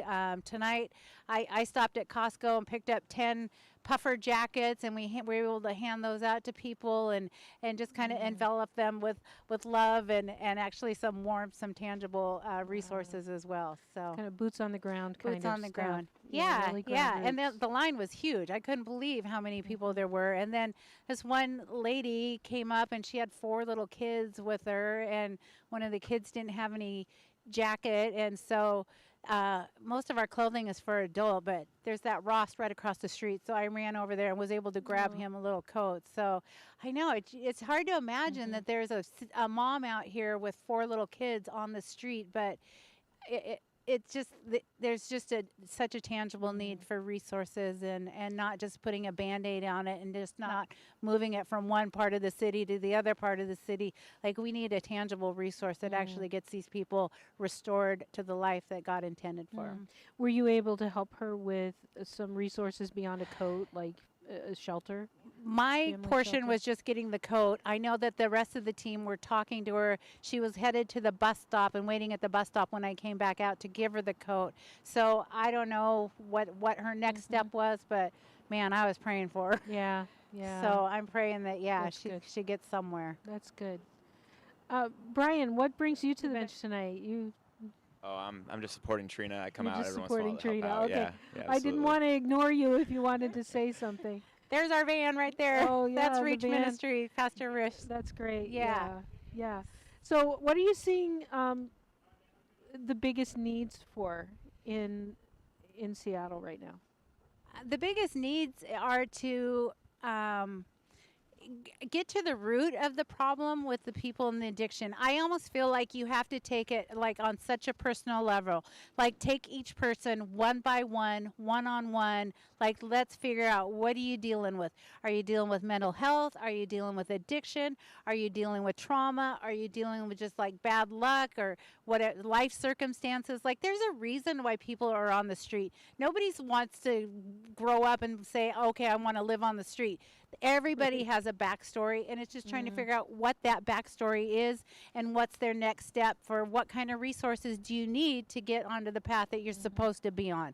Whether it's getting them into a recovery program, whether it's getting them into a mental health facility. I mean, we just can't keep putting Band-Aids on something that needs an open heart surgery. Right. We are such complex beings, right? Oh, yeah. And yet, we want to look at a problem and boil it down to something so simple. Yeah. And it's not simple. No. It's people. It's human beings who are every bit as complex as we are. Yep. And the reasons that they're there are very complex. And you know, we have to have multi faceted programs to help people. Right. We can't just say, well, we've got a bed for you, we've got a home, and you're going to be all better. Right. We can't say get clean and sober and you'll be all better. Right. It's so much more than that. Yeah. Yeah. I personally have 36 years sobriety. So it was Really? one day. I mean, it's a reality. You really have to hit your bottom in order to want to make a change. But and you have to wait for those people to make that decision on their own, because you can lead a horse to water, but you can't make them drink. But when that horse is ready to drink, we've got to have better plans to get people in. We have people that say, yeah, I want to go into a program and I'm ready to go right now. And you call places and they're like, oh, we don't have a bed available. Yeah. We can't get you here. We need you to go to detox. So, I mean, there's just so many hoops that they have to jump through in order to get onto that path of restoration. We need something that's streamlined and easy and fast. Back in New York, I remember people would want to get into detox, but in order to get into detox, they had to, like, they couldn't already be sober. So they would actually, somebody would take them and actually stop and get them a beer on the way. Wow. In order so that they would show up and actually be able to get into detox. If it was too long in between and they, you know, then they couldn't get in. And I'm thinking, are you kidding me? Yeah. We want this person to get sober, and yet, Right. It just didn't. Where's make the common any sense? Yeah, there's no common sense at Yeah, all. that's what we need. Yeah. Common sense programs. Yes, exactly. Amen. And Amen. many, many more beds. And it's so sad because, you know, there's a line I feel like people cross where they're just not able to make that decision for themselves anymore. So we as a society and the public need to love them enough. I spent 2.5 years leading the women's codependency group at Celebrate Recovery. And there's a fine line between love and enabling. Yes. And I feel like as a city, like we do a whole lot of enabling, but we've got to go in with firmer, tough love and get these people the help that they need. Yeah. Yeah, I think that's one of the reasons that we stopped doing our public meals. I felt like I was enabling people to sleep on the sidewalk in a tent. Yeah. I was helping them to be just comfortable enough. And not that I want anybody to go hungry. I mean, heaven forbid. But it was taxing our organization. It wasn't really helping people. It was enabling. Right. And that's a really fine line. I mean, I'm sure that people are listening to that going, well, that's wrong. Yeah. You can't do that. If they really were going to go hungry here, I might not have done it. But there's another organization, Compass, right around the corner that does that. Yeah. And so let's let them do it well so that we can do what we do really well. Amen. And yeah, it was just hurting our whole program. I know for me, I think that my main reason for going out here, I've had family members that have died in addiction, and I know that the resources are out there, but there's so many hoops to jump through. But I know Jesus, and I know that one touch from Jesus. And if they can encounter that one touch of Jesus on the streets of Seattle tonight, they can skip the whole diet detox. They can skip the whole recovery. Like Jesus came to set the captives free, and they're being held in captivity. But we're there to pray with them. We're there to stand in the gap for them. We're there to petition heaven to them for them on their behalf. But we know, we've seen it. We've seen people dead, overdosed on the sidewalk where we have prayed them back to life. We've had 17 people come that have been dead that we have prayed for, and Narcan, and they've come back to life. So we know that we're out here for a reason, and we're just there to give them that hope. That's great. You know, it all begins and ends with hope. Yeah. Like, Amen. really, the guys coming in without hope, you just see it in their eyes that they're hopeless, and they really don't think they can change. Yeah. And they need somebody to believe in them. Yeah. And as soon as they get that hope back, you see it in their eyes. Yep. And they change right in front of us. Yep. It's so From death to life. Yeah, yeah. Yep. Yeah. So Amen. anything else you want to share tonight? I don't think so. Brian has he's a guy as well that has been set free, and God Yeah. is just same Yeah. thing. One touch from Jesus, and everything changes. Yeah. And It's wild. It's yeah. wild. Do you want to share your It's wild. story? What happened to me? Yeah. Yeah, I mean, it's so I was in addiction, a different type of addiction. I had entertainment addiction and porn addiction, and my wife was in the middle of leaving me because of it. She had fallen in love with someone else, and like in the middle of that, I was just in the most sorrow I've ever been in my life, and I was just crying out for help. I wanted to be different. I wanted to be someone different, and a warm presence came above me, and I heard a voice say, "I got you." And at that moment, my sorrow turned to joy, and I had no idea what was going on. I was like, what's going on? And I realized now, I read the Bible now, and I realized David had written a psalm that said, "In my presence is the fullness of joy," and that's what had happened to me. So I got out of the shower, and I was like smiling ear to ear. I'd never felt this kind of joy in my life before, and I was like calling out, like, what's going on? God's real, Jesus is real. And I heard a voice inside me say, Jesus is the way, the truth, and the life, and that the Holy Spirit is how all the miraculous in the Bible happened. And at that point, like, what was in my head of how Jesus died and was raised from the dead, but I didn't really truly believe it. It wasn't in my heart. It moved to my heart, because faith comes by hearing, and hearing by the words of God. And at that moment, the porn addiction was just ripped out of me. Never lusted Really? after a woman Wow, after that's that. great. And the entertainment addiction too, just gone. I played video games and had a porn addiction for almost all my life, and Wow. then it was gone. Yeah. Just completely gone. Sometimes it really So, is just yeah. that fast. It's Yeah. taken, and other people have to work through it. Yeah. And that's where they have to trust God, is in the work. Yeah. And others, it's just immediate. And so, yeah. Well, congratulations on that, Thank both you. of Yeah, you, praise on the your Lord. sobriety. Yeah, that's cool. praise Yeah, Jesus. yeah, it's him for sure.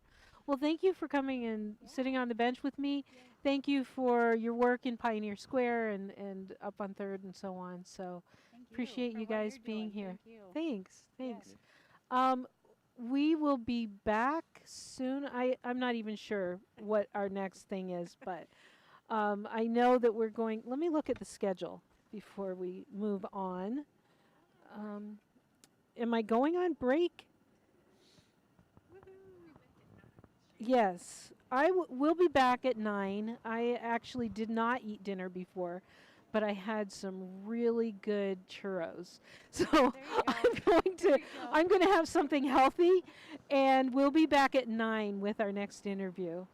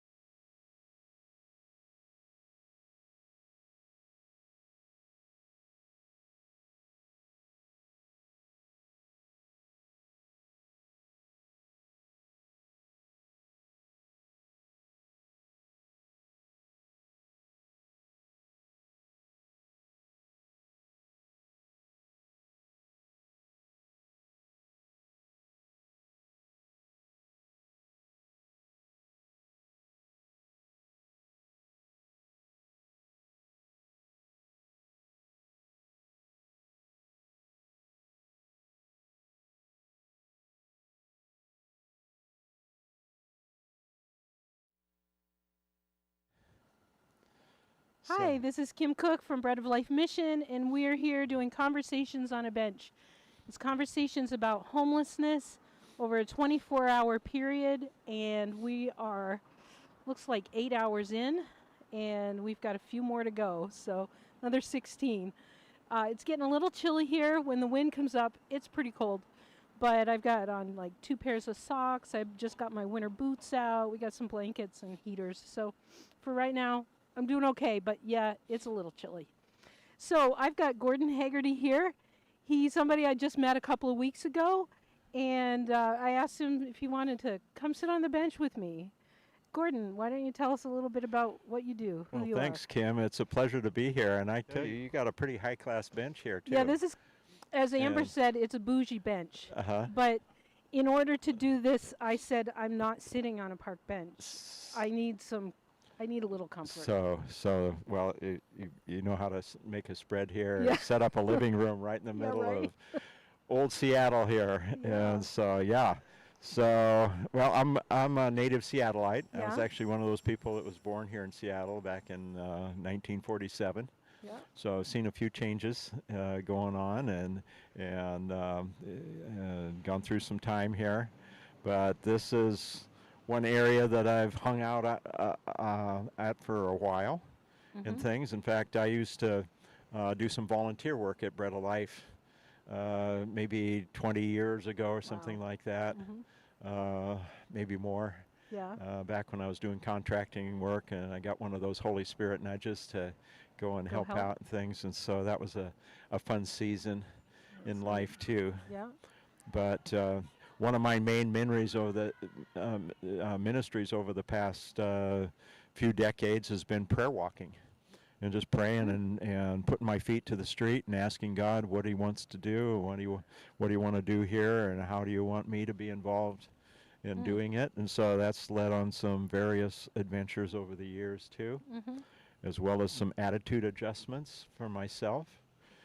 Yeah, I was thinking about that this morning, that, sometimes when we pray for something or for somebody else, God kind of adjusts it in us first. Yeah. Yeah, that's kind of painful. Yeah, well, it is. It brings the gospel right home. Yeah. Close to home. It's not a third-party gospel. It's a first-party, one-on-one, very Yeah. personal relationship that God calls us into partnership with Him. And so, the attitude of the heart is a very important thing. It is. It is, right? And so, I've had to get off my high horse a number of times when I've been praying about those people and those churches. Those people are you, right? Yeah. And all of a sudden, and God just whispers in my ear and says, that attitude isn't really getting you very much as far as your prayers getting answered. Yeah, right. So you end up actually volunteering in several different places in Pioneer Square and around the city. You told me you go down to Compass sometimes, and Yeah, right? our church, A Seattle Church, is partnering with the Compass, with Otto's Place, on a regular basis, doing some things down there, and so we have a team of volunteers down there, and some other shelters too. Women's shelter up in South Lake Union that we've done some projects with, some improvement projects, as well as some ongoing things too, that we have some ladies going up there and spending time there, and a community dinner outreach up in South Lake Union at Denny Park Lutheran Church, and we get to host that on a weekly basis too. And so just a number of things. You're kind of all over the place. What are the main issues that you're seeing that are not getting addressed, that may be causing homelessness to grow instead of decrease? Well, I think there's a lot of wanting to ignore a lot of the core issues too, especially on the part of official government and things, and I hesitate to name some of the core problems as far as that goes. And so it seems like, raising money and funding more programs of this and that seems to be kind of their go-to, but there seems to be a lot of futility as the outcome as far as actual verifiable sustained results. Change, yeah. Yeah. Yeah. And so I think dealing with the spiritual roots of the problems is really the key to finding long-term solutions. And of course, that's a one-on-one thing too. If we're not willing to stop for the one and look them in the eye and ask the Lord, what is the key to unlock I this? find as people, we like to systematize things, and I'm a big systems person. But we want to find a problem and systematize a solution. But what that does in homelessness is it takes the relationship out of it, right? Right. And instead of us walking alongside somebody Yeah. in relationship and helping that person with the Right. needs that they have, Yeah. we want to prescribe something. Right. Does that make sense? Yeah. Yeah. It tends to depersonalize it, right? Yes. It makes it an objective problem to solve rather than a very personal one. Yeah.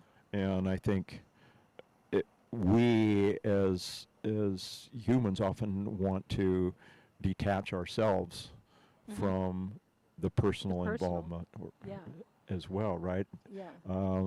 I'd rather pay somebody else to take care of it, right? Or say, if I'm at a certain church, if we donate to the mission, the rescue mission, then we can wash our hands of the problem, right? Although it's okay to give. Right. Well, I'm not saying that that's not No, I not know, a I'm just component. joking. No, exactly, because that's important, and we bless the ones who are called into that very focused ministry as well. Yeah. And that's a special calling and a gifting that God is all over. And from my personal experience, there's a special blessing that comes out of doing that too. Jesus said, inasmuch as you've done it to the least of these, you've done it unto me. Yeah. And he gave the examples of visiting the ones who are in prison and praying for the ones who are in need and things. And so that is something that is very important. Exactly. Yeah. And that's definitely what I feel like I'm doing here. Sometimes we help somebody, and I just feel like I just did that for Jesus. I don't know. It's like I feel like he's done so much in my life. It's a way that I can love him without, Amen. Yeah, and it's really important to me that Amen. we're able to love other people. Yeah. Yeah. Amen. Yeah. Well, Well, Gordy, thank you.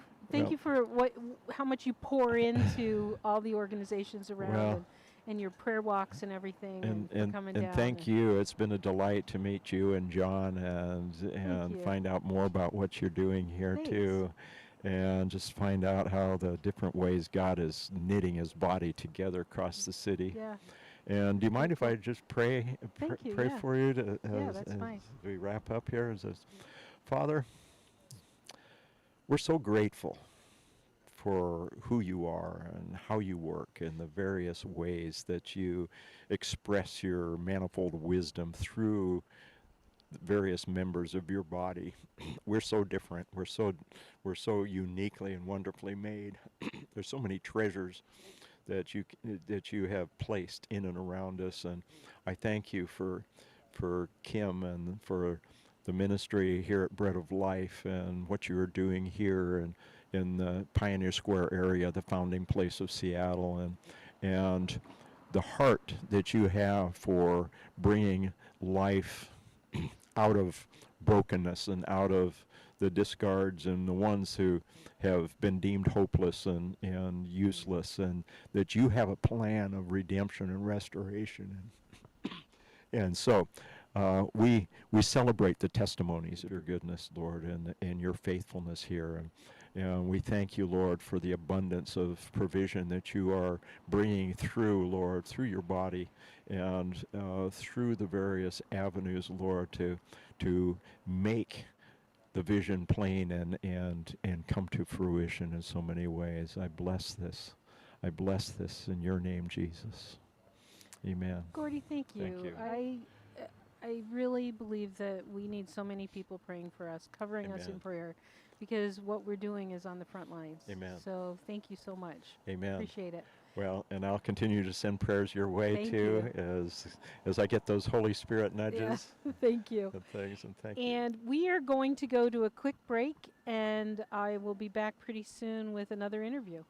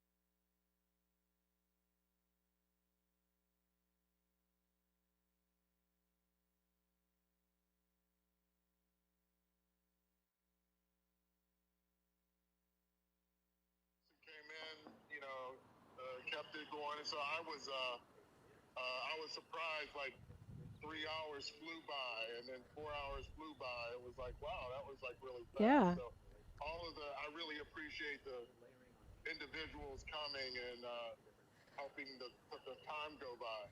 Yeah. What about you? How frequently were you scheduled? Way too much. But we just went live because we were having some problems on this end. So for the people that are watching our feed, this is Jarrell Gilliam from Light of Life Mission in Pittsburgh. And Jarrell, what was the temperature there again? 8 degrees? It is, the last thing I checked, it was 9 degrees. Yeah. But the temperatures are falling, so it might be a little bit below that now. So, but I'm in kind of an enclosed area. I'm outside on the bench, but they have some heaters around, so they're trying to heat it up. Yeah. But I can show you my water bottle. Oh my goodness. Now is ice. So Jarrell, like I said, I don't know what the temperature is here, but it's hovering above freezing, I think. People in Seattle think that's cold. So, yeah. So, yeah, I know. So, tell me about homelessness in Pittsburgh. What are you guys seeing there as the main concerns and issues? Well, traditionally, the percentage of those experiencing homelessness in Pittsburgh has been below the national average for our size city. And so we've just kind of always enjoyed having this smaller number, very manageable. We have a lot of services that are out in the area. What happened around the pandemic and a little bit after was that some of the people who are leading on kind of our DHS side began wanting to adopt policies from other cities when it came to helping those who are experiencing homelessness. And so when they did that, these ideas of housing first started coming in and low barrier or no barrier shelters. And so that has introduced a whole nother element that wasn't here before.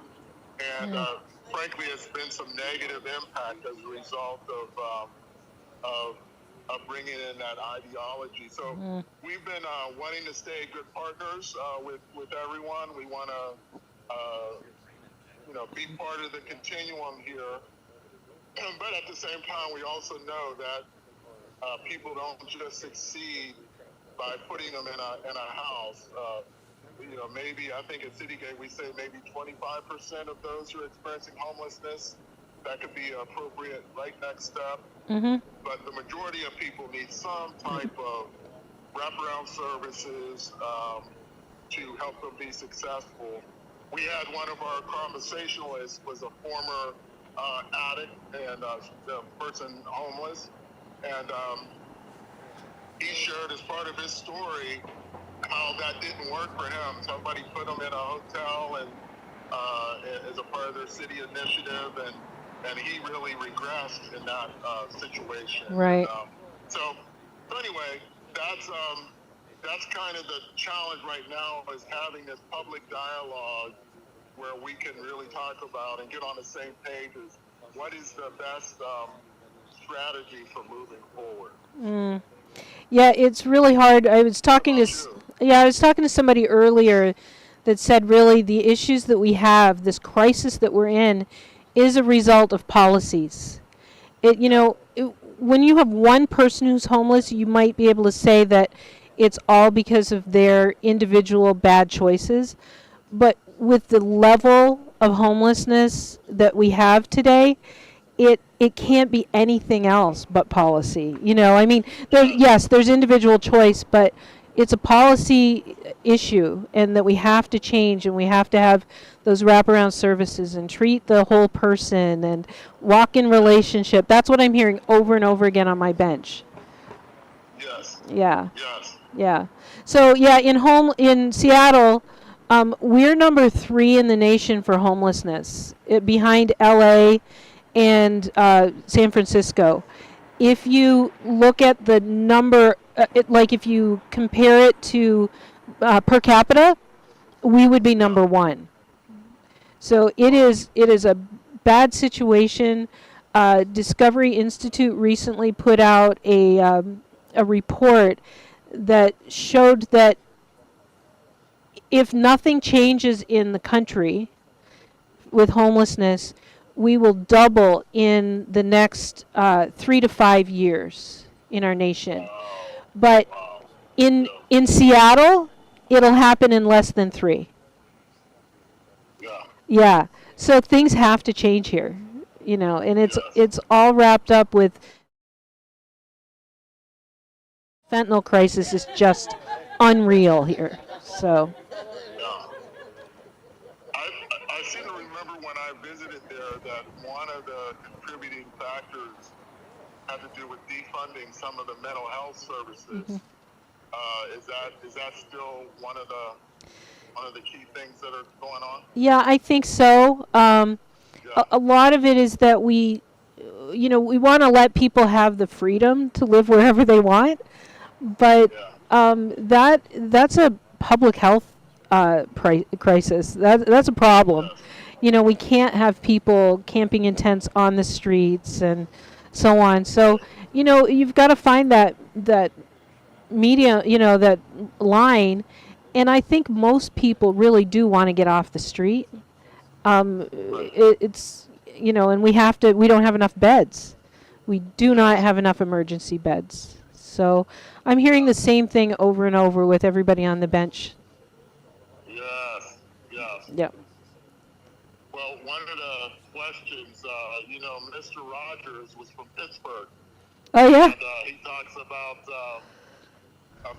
having neighbors, being good neighbors. And so one of the questions I ask each of our conversationalists about is what would that community look like if we were truly good neighbors?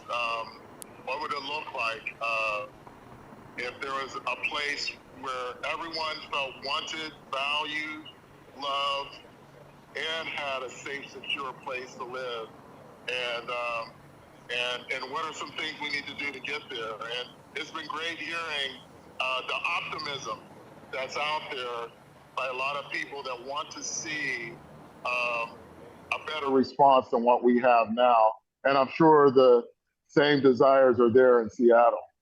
Yeah, definitely. And that's what I'm hearing over and over.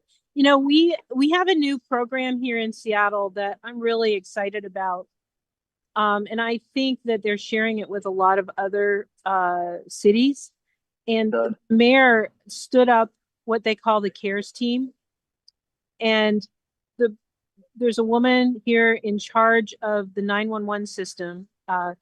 And this CARES team goes out on calls with the police or for the police for things that maybe are not about law enforcement so much. And they've been wildly successful here.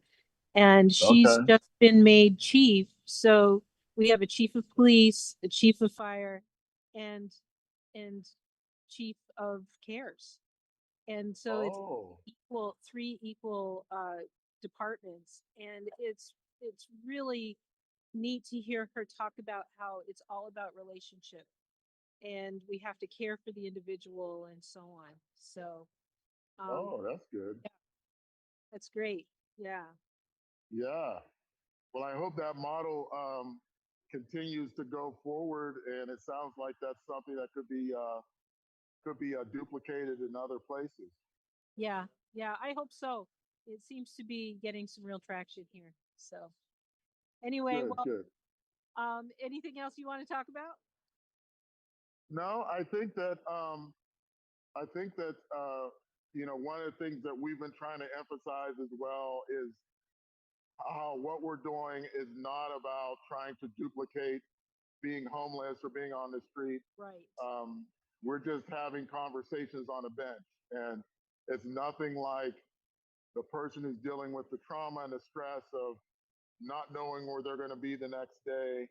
And the value of what we're doing is really just about conversation and hoping that we're inspiring some ideas for hope for the future. And I know that you agree with the same thing out there. I totally do. I am so excited that at 1 o'clock tomorrow, I can go home and sleep for 3 days in a warm bed. And it will take 3 days to bed. That's right. But yeah, I'm blessed to have that bed that I can go back to. And I know I'm safe there. I had one guy on the bench who was talking about trying to keep his stuff safe when he slept, and keeping his wallet close and all that. And I don't have to worry about any of that. We are so blessed in this country if we have a home and a vehicle and a job and food to eat, meal. And we just want to highlight the fact that some people in our country don't have that. Yes. What are we going to do about it? Because we're a first world country. We shouldn't have these problems. We shouldn't. And so thank you. Well, thank you for all the work you do. I enjoyed our working together when we were in the same district. And now you're across the country here, but we're still doing the same work. So we're still connected. And just thank you for your leadership within your area and in Citygate. And man, let's keep this dialogue going. You too, Jarrell. Thanks for what you're doing too. And say hi to your team for me. There's some really special people on your team. Thank you. You guys have a great team as well. So I'll talk to you soon. Okay. Stay warm. You too. Bye-bye. Okay. Bye-bye. Okay. So that was Jarrell Gilliam. He is a fellow CEO at in a Citygate mission. Like I've said before, Citygate has over 300 rescue missions across the North America, and we all get to know each other. We share concepts and best practices and all the rest. And when I lived out east, Jarrell and I were on the same district and got to see each other often. And even now that I'm here on the West Coast, we still see each other occasionally and do Zoom calls together. And so I appreciate what they're doing out there at Light of Life in Pittsburgh. It's just really good, I think, to see that what we're experiencing here in Seattle isn't that different from other cities in North America, in the United States. We all have our different issues within our own areas, but really homelessness is a national crisis. There are policies that are affecting it that are, for us, there are policies within Seattle, within King County, Washington, and there are federal policies, and they're all interacting on homelessness, and some things are making it better, and really some are just continuing to allow the issues to grow. So that's what we want to talk about here tonight and tomorrow morning. I think I have somebody else waiting to come sit on the bench with me. Who's up next, Amber? I have Frank here. We're going to go to a quick break and get Frank over here on the bench, and we will be right back.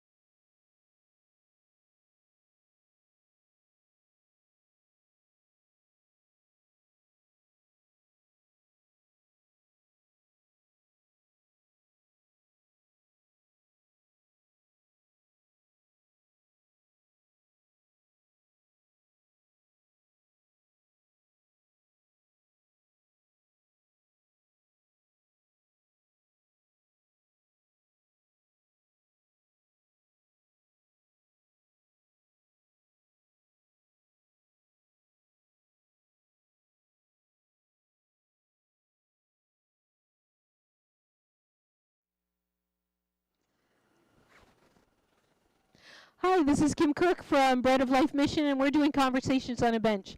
I don't know how many times I've said that today, but I'll keep saying it until 1 o'clock tomorrow. So I am here right now with, oh goodness, Trina. Sharon. I've talked to too many people. I'm so Good, sorry. it's all good. Sharon, tell me what organization you're with. So I am on staff with Central Community Church. It's a church in the Central District. But recently I have been partnering with Operation Nightwatch. Okay. And doing like street ministry, kind of moving through Pioneer Square on a weekly basis, just working alongside our families. Just being a presence, a prayerful presence. And I have my eyes have been opened wider to these incredible people who show so much resilience in the midst of so much hardship, and also just we're coming under the umbrella of Operation Nightwatch. Michael Cox, he's a minister, so there's a caller. Yeah, Michael, we call Michael. And so they see the caller and they immediately recognize my face, contact. So oftentimes there's so much openness. People are looking for that, aren't they? Gosh.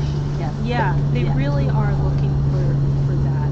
And it feels so honouring, when they invite a conversation or actually invite prayer. And sometimes they pray for us. That's kind of like you walk away kind of so incredibly humbled. And so through this experience, I've gotten to know so much and learned so much.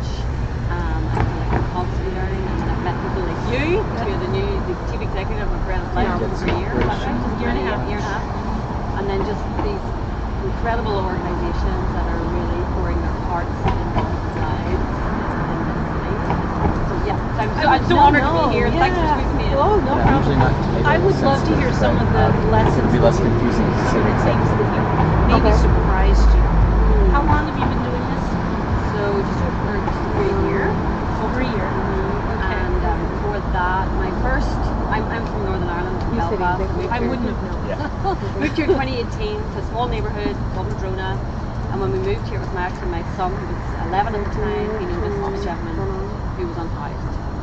And he remembered him from a trip that we had done to Seattle 3 months prior, just when we were getting to figure things out. He remembered him, and that really caught my attention. And so I started to just sort of explore what homelessness was in the city. Sometimes we have the most growth through our kids, don't we? Hopefully. He's put me on this path. Yes. My son, through his questions and his curiosity, has kind of like put me on this path. It's kind of like opened my heart.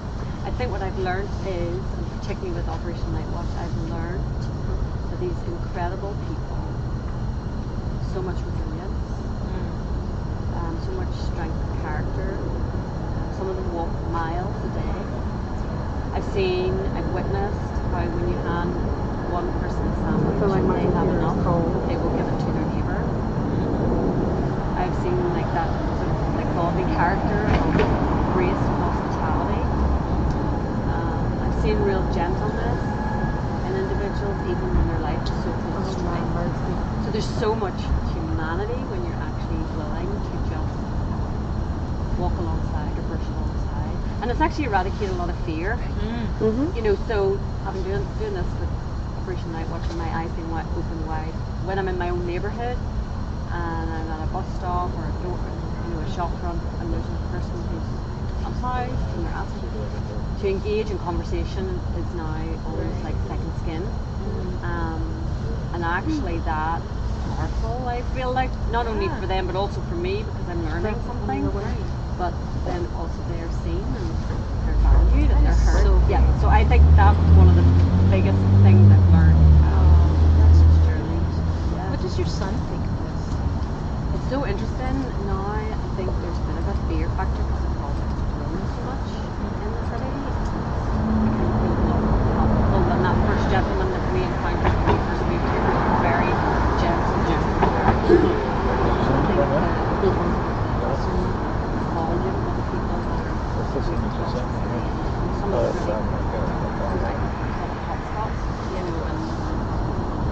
Some of the other methodologies, so like the erratic behaviours and things like that, that brought a bit of fear to him. But at the same time, it's a great conversation in our house. Sure. So we're kind of learning through these conversations. I bet he's really proud of you.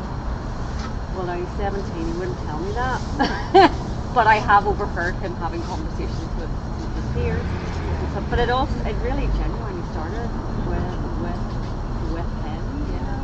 And so it actually has helped even when I'm talking to other friends or peers or even other young people, just trying to like shift their bias and ask a question and invite them to become curious. Like, why do you think maybe someone in the industry, like what would be some of those reasons why they choose this circumstance in life, you know, so the empathy piece, like coming empathetically to this, and I'm still learning, but I'm happy to learn. But what I see, I want to encourage you, is what I sense and what I see in this city, mutuality. You're an agency, you're an organisation, but you really are recognising each of these individuals in their own ways. They have agency, they have a choice. And so there's the humanity and the dignity that a lot of these organisations are doing. And what I also see is relationship building from organisation to organisation, which is amazing across the city. Nice to I see love that. that like togetherness. And you know, we all do something a little bit different. We all overlap, but there's enough need to go around for sure. We all have different ways of doing things, like, you know, but we're all needed. I don't think it's any one. It's all of us together. And it's a real honour to be here, and I'm going to pivot because really Frank's incredible. I want you to have as much time with him as you can, but I just want you to know that I have a small Zoom every Monday morning, and every Monday morning the Lord directs our prayer to the Christ, and every Monday morning prayer to Christ. I'm lifting you guys. We can't have enough prayer. So we'll, or I shouldn't say one prayer is enough, but we'll take all we can get. Thank you. Thank you. Thank you for doing this, and looking forward to seeing the fruit and stories and I want to encourage you too. When we started with the soup kitchen, when I first got started with the soup kitchen back in New York, and we were taking our son, who was like preteen, young teen, to events just to help volunteer at fundraisers. And then he started getting involved at soup kitchen, and then he actually won a scholarship for his volunteerism in high school. And then I see my daughter going into an area where she was working with people in hospitals. You know, like you said, they'll never tell you they're proud of you, although sometimes they do when they get a little older. But it's when you see the fruit coming out that you've helped plant. That's really cool. hold on to that. So yeah, you'll see it. I guarantee you, he's proud of you. The kind of gracious heart, you know. And I think that's so important. Like, people want to bring their kids down here to volunteer, and honestly, we have trouble with that because, you know, we have homeless people who may or may not be. There might be sex offenders or whatever, so we can't let kids in too often. But we want to give people an opportunity, and so, you know, we try to find opportunities for people to get their kids involved. But I really do think that they don't always need to bring their kids. They need to show their kids what they're doing. And that's really important, because I not that I'm disclosing like names or anything, but to share some of the narratives and some of the experiences of the human heart, you know. Right. And that will kind of like soften a heart and break down fear and barriers and prejudice, you know, and things like that. Kids catch more than they're, what is it? It's not what's taught, but what's caught. What's caught. And so if they're seeing us doing things, they're going to, I hope so. Yeah. Well, thank you so much for being here. I appreciate it. Yeah. We're going to go to a quick break, and then I'm going to be here with Frank from Night Watch. Be right back.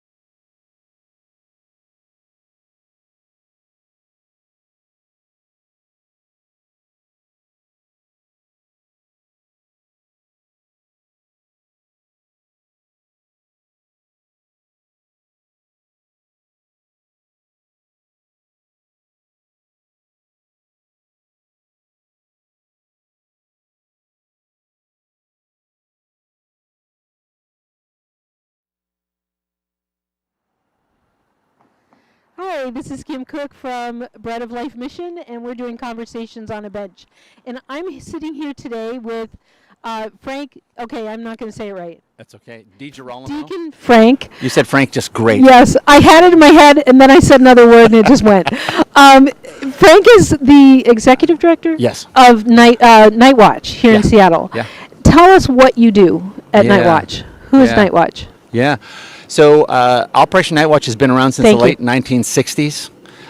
In response to a request from some parishioners to the pastor to say, hey, our young adult is lost on the streets and lost in life. Can you go find them? And famously, he found them and stayed up all night in an abandoned house, just chatting and listening to hopes and fears and struggles and joys in the midst of it all. And famously, when it was time for the pastor to go home, the several young adults at that time said, please come back, the streets need a chaplain. So they were thankful that it wasn't forceful. It was more of a proposal of love and a demonstration of their dignity that they were just with relationship, trying to foster some trust. So we've continued to do that street chaplaincy. So we're out there every week in the same neighborhoods, the same days, the same times. We see over 200 people meaningfully every week. Wow. Just to accompany and listen to stories. And I like to say, sort of start to write our shared story from there. But we don't want to keep those relationships there. Right. They're beautiful, and there's a lot of ember to fan into flames. But so over time, Kim, we've added some layers to what we do. We now invite people in every night for a hot meal. 150 people every night, cooked and served by volunteers. We have over 700 volunteers from 95 different church communities who take turns cooking and feeding. And again, that meal center is an opportunity to sit with each other and again, catch up and have a little respite. What's most exciting to me is lately we've layered on some services from that meal center every night.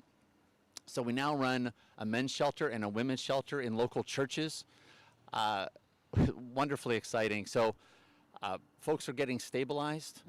I've been listening to your continuum of care. I don't know if you really call it that, but I think we have some overlap on the far edges. Like our 8 S's? We're just the S's. I love it. Where we're just trying to save people from the physical challenge and stabilize them, get them into that, and then the more relationships can happen. So in these church environments, we have loving volunteers who want to get to know some of the guests and the clients and help walk with them. So much of the addiction on the streets is due to trauma, and it results in loneliness. And any attempt to soothe for a moment the pain from the loneliness. So we're trying to deliver people to each other. The faith community say, thank you. I get to welcome the stranger. Yeah. Right? Yeah. And then we're layering on case management and a new medical clinic. So we're offering some basic little medical care. That's great. I talked too long about that. No. But that's the essence of what we're doing. No, that's great. Yeah, you're doing a lot. So your shelters that you're doing are like emergency shelters, right? Are they just in overnight? for the night, out again? Right. And is it low barrier? Like, can they come in under the influence? As long as they are able to sleep without causing a disruption, we're incredibly low barrier. Yeah, we're kind of like that too. It's like you can come in. If you're going to be a danger to yourself or others, then no, you're out. Yeah. Because we have to keep everybody else safe. That's the tough reality. What we've learned is we're able to give a lot of grace. I know you like to talk about the grace we give. So, hey, let's take a night out. Do you want to try again tomorrow? Let's take 2 nights out. Yeah. Try the 3rd night. Do you need a week out? Yeah. Nothing burns me more than somebody saying you're out for life. I'm like, nobody's out for life. Right. Yeah. No. Yeah, we all need 2nd, 3rd, and because I've had a lot of chances. So we need 7 to give times that 7. to other people. Yeah. Not that you make people unsafe, but yeah. It's a I journey. think that's important. Yeah. Because people change. And it's so important to know, to really believe that people can change. Yeah. We hear the hopes deep in conversation. So we have like the little mimic of that abandoned house kind of opportunity frequently. And in the midst of the deepest struggles with folks who are really struggling with their addiction and the worst living conditions, we hear hopes. We hear desire to find peace and love and return to relationship. Yeah. So the desire is definitely there. They often feel unworthy of it. And so we just spend a lot of time affirming inherent dignity. And it takes a long time. I was just telling a friend over here that one of the key phrases we've been using lately is just like the simple, you're loved. Yeah. You're loved. Yeah. And people often don't believe that because they haven't heard it for so long. Don't you think that the issues that we're seeing with the people we work with are really the same as all of humanity? Yeah. Just magnified. Magnified. Right? It's just multiplied, magnified to the point where they're on the street. Yeah. Like we've got a problem in our nation with relationships. We don't know how to do relationship anymore.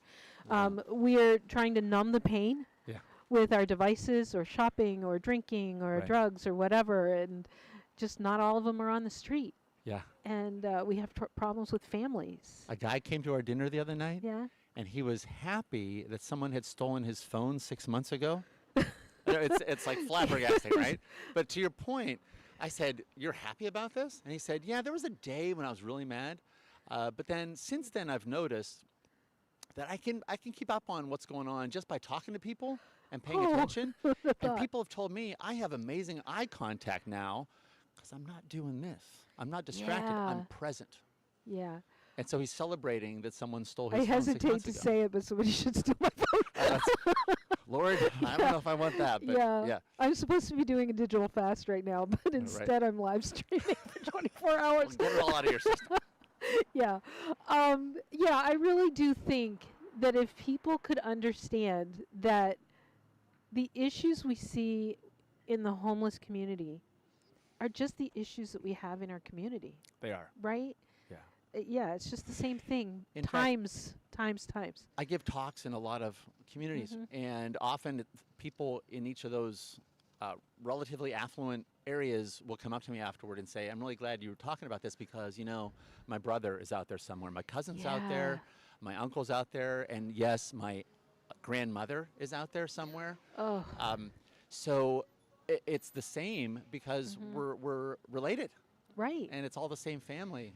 And to your point about the issues being the same, the folks who are still housed lament the loss of a loved one, and they want desperately a return. And the folks on the street desperately want return, but they feel unworthy, and they feel like they'll never be welcomed. And it's hard to convince each other that there is welcome and the opportunity to reconcile. It's really difficult. It's hard work. It's possible. Relationships are really messy. Yeah. Right? Well said. Yeah, they're really messy. And within my own family and with the people that we serve. But so I saw this video one time. It was the Gospel of John video.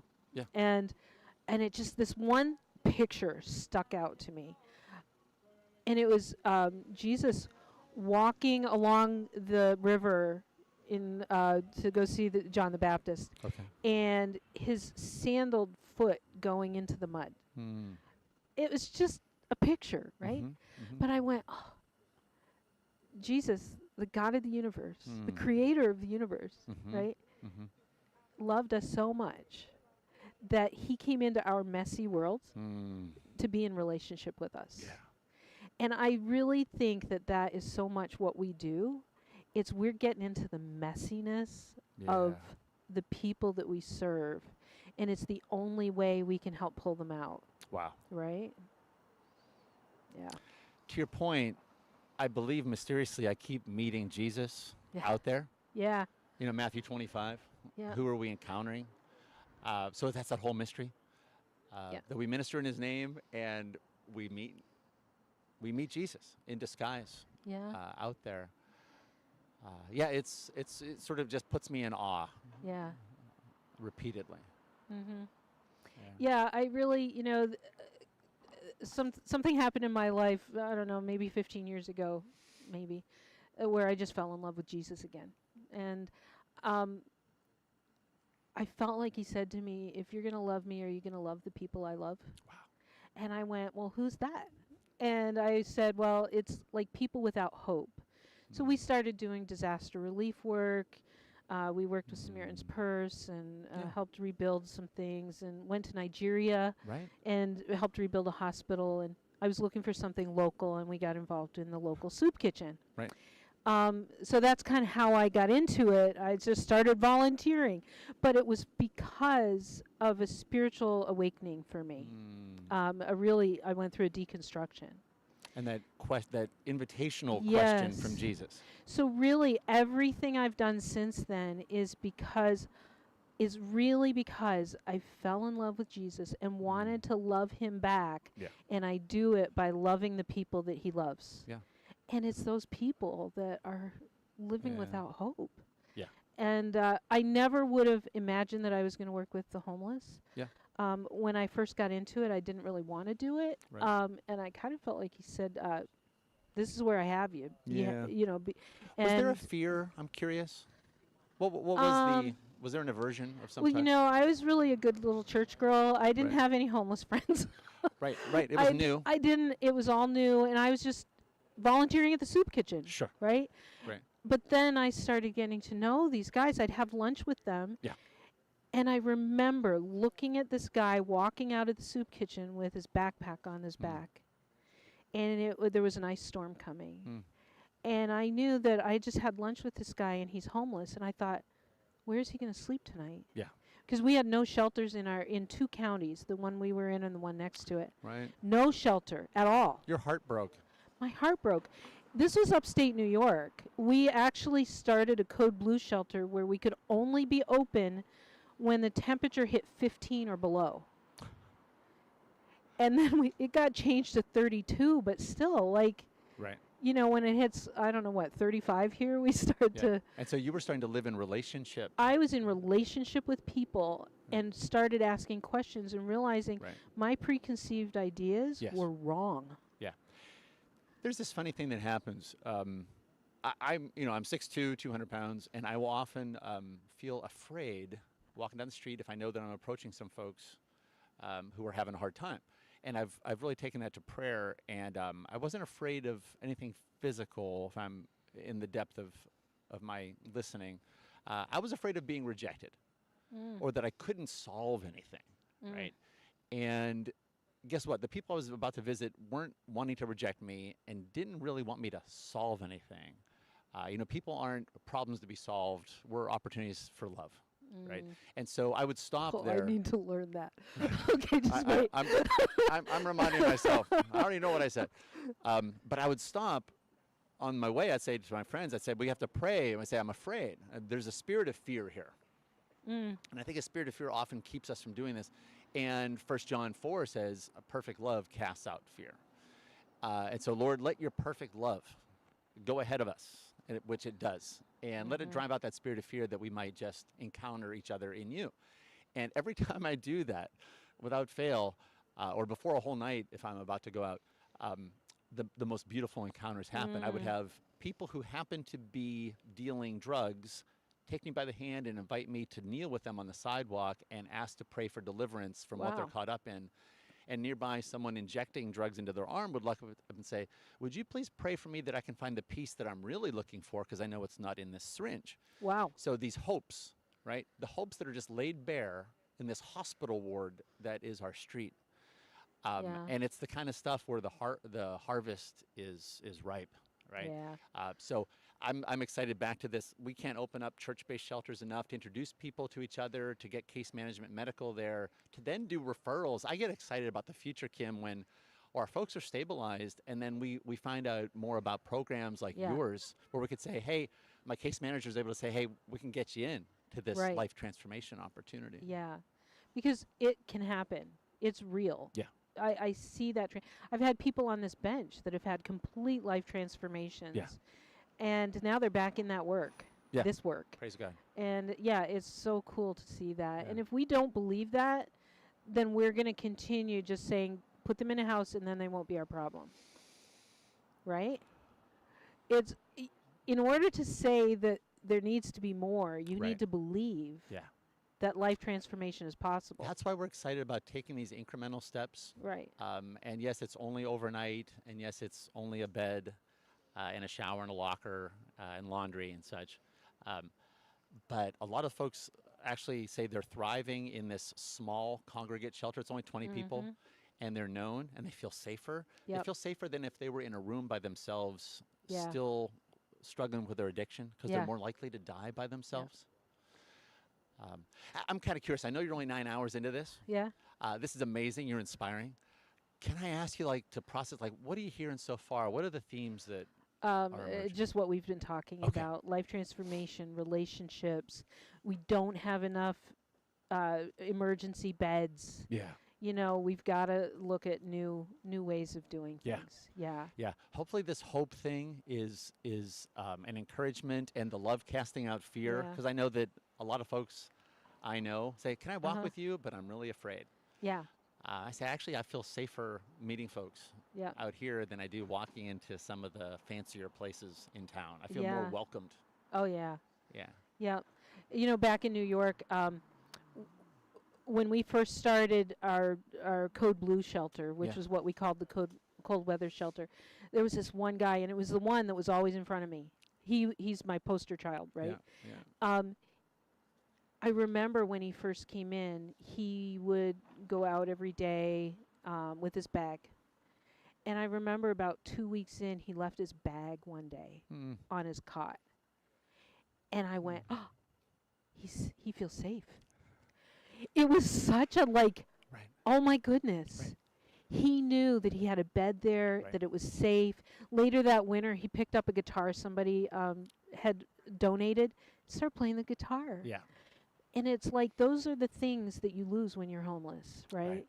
And it was just so cool to Normal. start seeing those come back. Right. Yeah. Just the image of, I made my bed. It's going to be made exactly the same way when I Yeah. come back here tonight, Yeah. and my stuff is going to be on Yeah. it. That trust, I hold that really, really I don't know what the word is I'm looking for, but Yeah. it's important that we It takes a long time to rebuild we it. honor that trust. Right. Yeah. Yeah. Yeah. So that's the slow game. Yeah. You know, the slow nurturing of that seed. Yeah. Yeah. Thank you for the energy you brought tonight. Oh, because good. I needed some. Good. Good. Well, I you just know? came from our dinner, so I'm. Oh yeah, you're amped up. psyched. Yeah. Well, Yeah. thank you. You're welcome. I'm so yeah. glad that we see each other at meetings and we're getting to know Yeah. each other and we can collaborate more Likewise. in the future. And Yeah. thanks for coming down late at night to be on the bench. Blessings on your continued hours and Thank on your you. continued great work. Yeah, thank you. Great.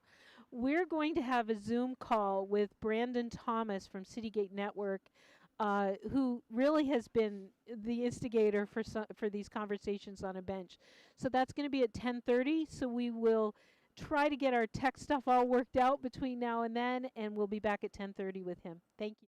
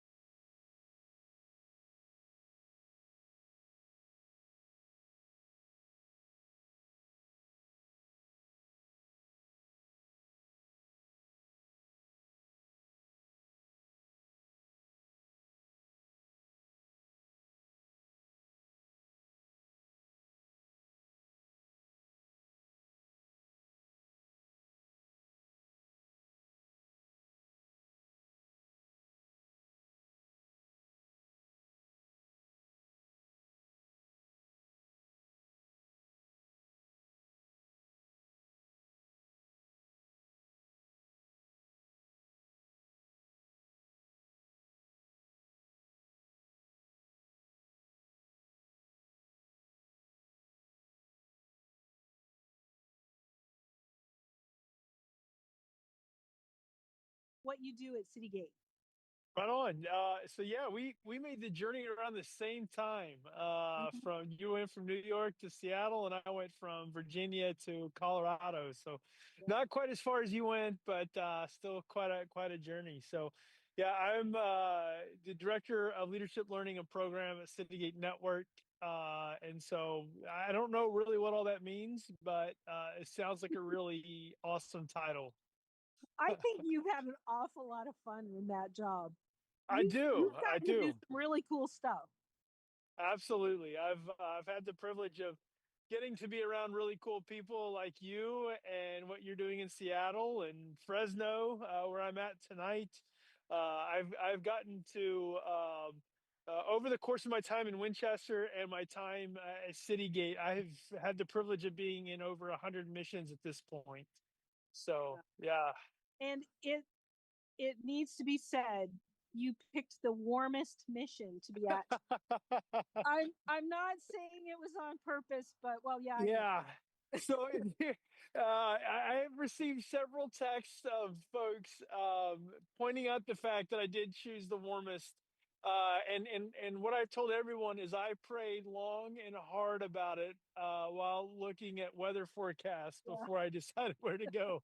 Hey, I don't know if I told you this, but Vossler Studios helped us with our setup.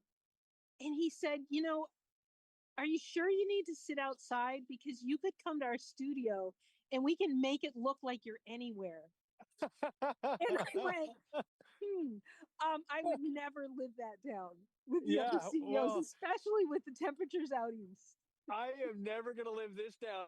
I mean, I have received some pretty, people in our work that are not even doing the bench event that are CEOs of missions are sending me messages, slamming me for choosing Fresno over all the other locations. Yeah. Well, it's okay. I think Fresno needed your help there. Yeah, sure. Right. I will say we have a nice setup here. They actually set me up with my own bench, and over my shoulder you can see Matt doing his thing. So I'm on a bench with the view of a bench behind me. Well, that's kind of fun. Yeah. Yeah. Together. We're right on a one-way street, so I've got cars going by behind me like that. Yeah. Interesting though, it's a one-way street, and I've had 4 cars go by the wrong way while we've been sitting here. So, yeah. No, I love where you're at. So when I would do this in Winchester, I was actually right on the street like that, and people would drive by and like yell stuff and like, it was a lot more entertaining. We're here, I'm kind of set back a little bit, and I can see the road, but it's far away. Where in Winchester, I was right on it. You never know what you're going to see here on this corner. I see interesting things every day. I used to say I was going to start do a Facebook thing about the view on my street today or whatever. Because you never quite know. Yeah. Last week we had a guy take all of his clothes off in the doorway to our offices. That was interesting. Wow. So called 911 and they came down and took care of it. But there's some dirty drugs on the street, and I think that was Oh, wow. Yeah. You never quite know. So what has been the biggest change from going from New York to Seattle? What's been the biggest, I don't know if I want to use the word culture shock, but the biggest shift? We were in a small city where homelessness was hidden. People were out in the woods or couch surfing or whatever. Here, it's right in front of you. You cannot visit Seattle without knowing there's a homeless problem. Right. That's a big thing. It's just a lot more people, a lot more crime here, and maybe not more crime, but per capita, there's more people, so about more crime. I don't know. But I love being on the water and the mountains, and there's so much to do here. We've decided we're going to be tourists who live here, and I love we're it. going all over and visiting the sites. So that's been fun. But people aren't that different, really. Like, Yeah. homeless that we are working with, it's kind of comfortable because it's the same people that I worked with back in New York. Yeah. I love it. Oh, How so about you? good. So for me, I would say it's been a bit of a culture shock because again, like you, I was in a smaller town and now in a larger city, and so just experiencing just the difference of personalities, especially I feel like there's a little bit of a difference East Coast and West Coast. Hmm. What East Coast, it feels like people are not super friendly at first, but then really incredibly friendly once you get to know them.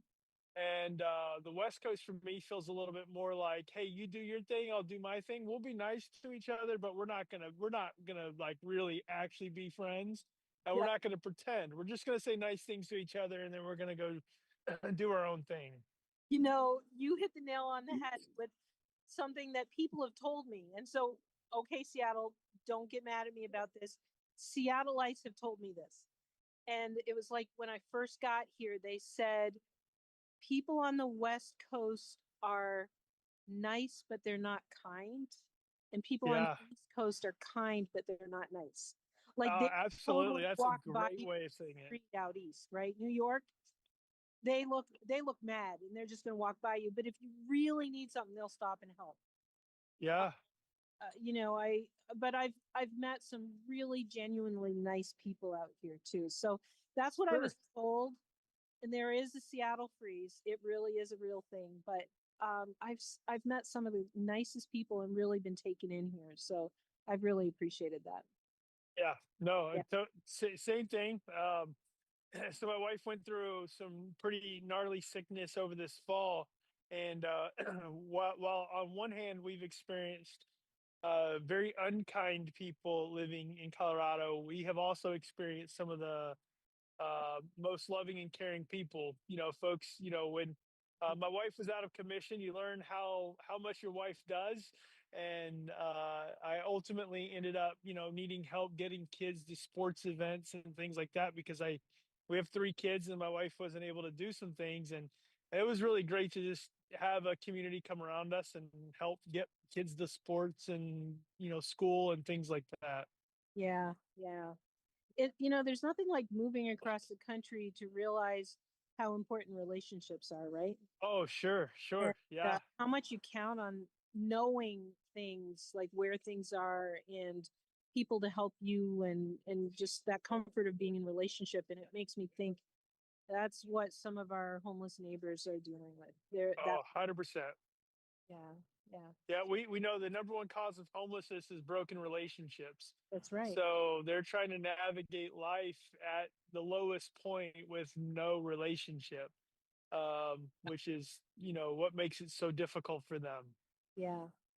Hey, Brandon, tell us some of the projects you've worked on with Citygate this year and some of the fun stuff you've done. I mean, you've had a year and a half that's been hard but fun. Right, sure. So, some of the projects we've worked on, we're developing right now leadership communities. So, the goal is, leadership in this role can be lonely and has some pretty wild challenges. Like, so many of our ministries have, had struggles with their cities, and it just feels like you're always kind of in this fight. And so, we're working to create communities for our leaders to, be coached and spend some time together, learning from each other, sharpening each other. And so I got to do that. This time last year, I was actually in Auburn, California, and I got invited to be part of a movie that's coming out called No Address. So I got invited to come out and just be part of, just to be on set and check it out because the movie deals around homelessness. And next thing I know, I was invited to be part of the movie. So if you get to see the movie that comes out February 28th, No Address, I'm actually in that movie, It's uh, the best and scene in had the whole- no intention. Do it's the what? best scene in the whole movie. That's the only good scene. And then so I got to be part of that, which is a lot of fun. Got to be part of a documentary called Americans with No Address and talk about the IMD exclusion, which is something I'm pretty passionate about. I got the privilege of working closely with Salvation Army and Adult and Teen Challenge. We're in the process of doing a study which proves the role that faith in Jesus plays in recovery. And we're working closely with Duke University, who's doing the study for us. So I've got to help start. We're in the process of building that out, and we'll launch that here in a couple months. I've had the privilege of, again, seeing multiple ministries across the country. We're developing impact and innovation labs where we're going to go to different ministries across the country and invite other ministries to come and learn from those ministries in an intentional way over the course of 3 days. And then I got to do this cool bench thing where, there are 14 ministries across the country tonight sitting on benches having a conversation like this. And so, and then get to do some of the work in DC as we go to DC and highlight different policies that need to change or be improved upon so we can do what we do at a greater rate. So I've got to do some pretty cool stuff this year. Yeah. So tell people more about what Citygate is and does. Yeah. So that's a great segue about DC and so. Yeah. So Citygate is a network of over 300 ministries who are all faith-based, Christ-centered, life transformation ministries whose goal is to do what we do better. One of the things about this job, and as we've talked about, sometimes it can feel like you're on an island all by yourself. And Citygate is a resource to be connected to other ministries. The other thing that Citygate does that I think is such a valuable part of Citygate is we've created a community of people who seek to hold each other accountable because we truly believe that every human being was created in the image of God, and they deserve us to give our best. And the beauty of the way this network works is we don't settle for good enough. We hold each other to a higher standard for us to be able to accomplish what we do at a greater rate. So many times people are drawn to help people experiencing homelessness, and they settle for a less than great service because, well, somebody who's homeless should just be grateful. And what I love about a network like Citygate Network is we say, no, because the people that we serve have been created in God's image, they deserve top of the line, excellent service and care. And so Citygate is this resource of this is the best practice. And not only is this the best practice, we're going to, in love, hold each other accountable to accomplishing that best practice because who we serve matters. Yes. And I would add to that our donors expect that if they're going to donate money, they want to know that we're doing things with excellence. Yes, right. And they should. They absolutely should. Because, resources are finite, and we want to make sure that we are honoring that gift that's been given by having, great accounting practices that's then met with the top of the line expert excellent service that's provided for the individuals that walk through our door. Yeah. Awesome. I have found Citygate to be such I wouldn't be doing what I'm doing without Citygate. I agree. I went through some really rough stuff, and the relationships that I have through Citygate have kept me here and have helped me through a lot of really hard things and have taught me what I needed. I was just talking to somebody here on the bench, Deacon Frank, and I said I started with no experience, right? Yeah, right, same.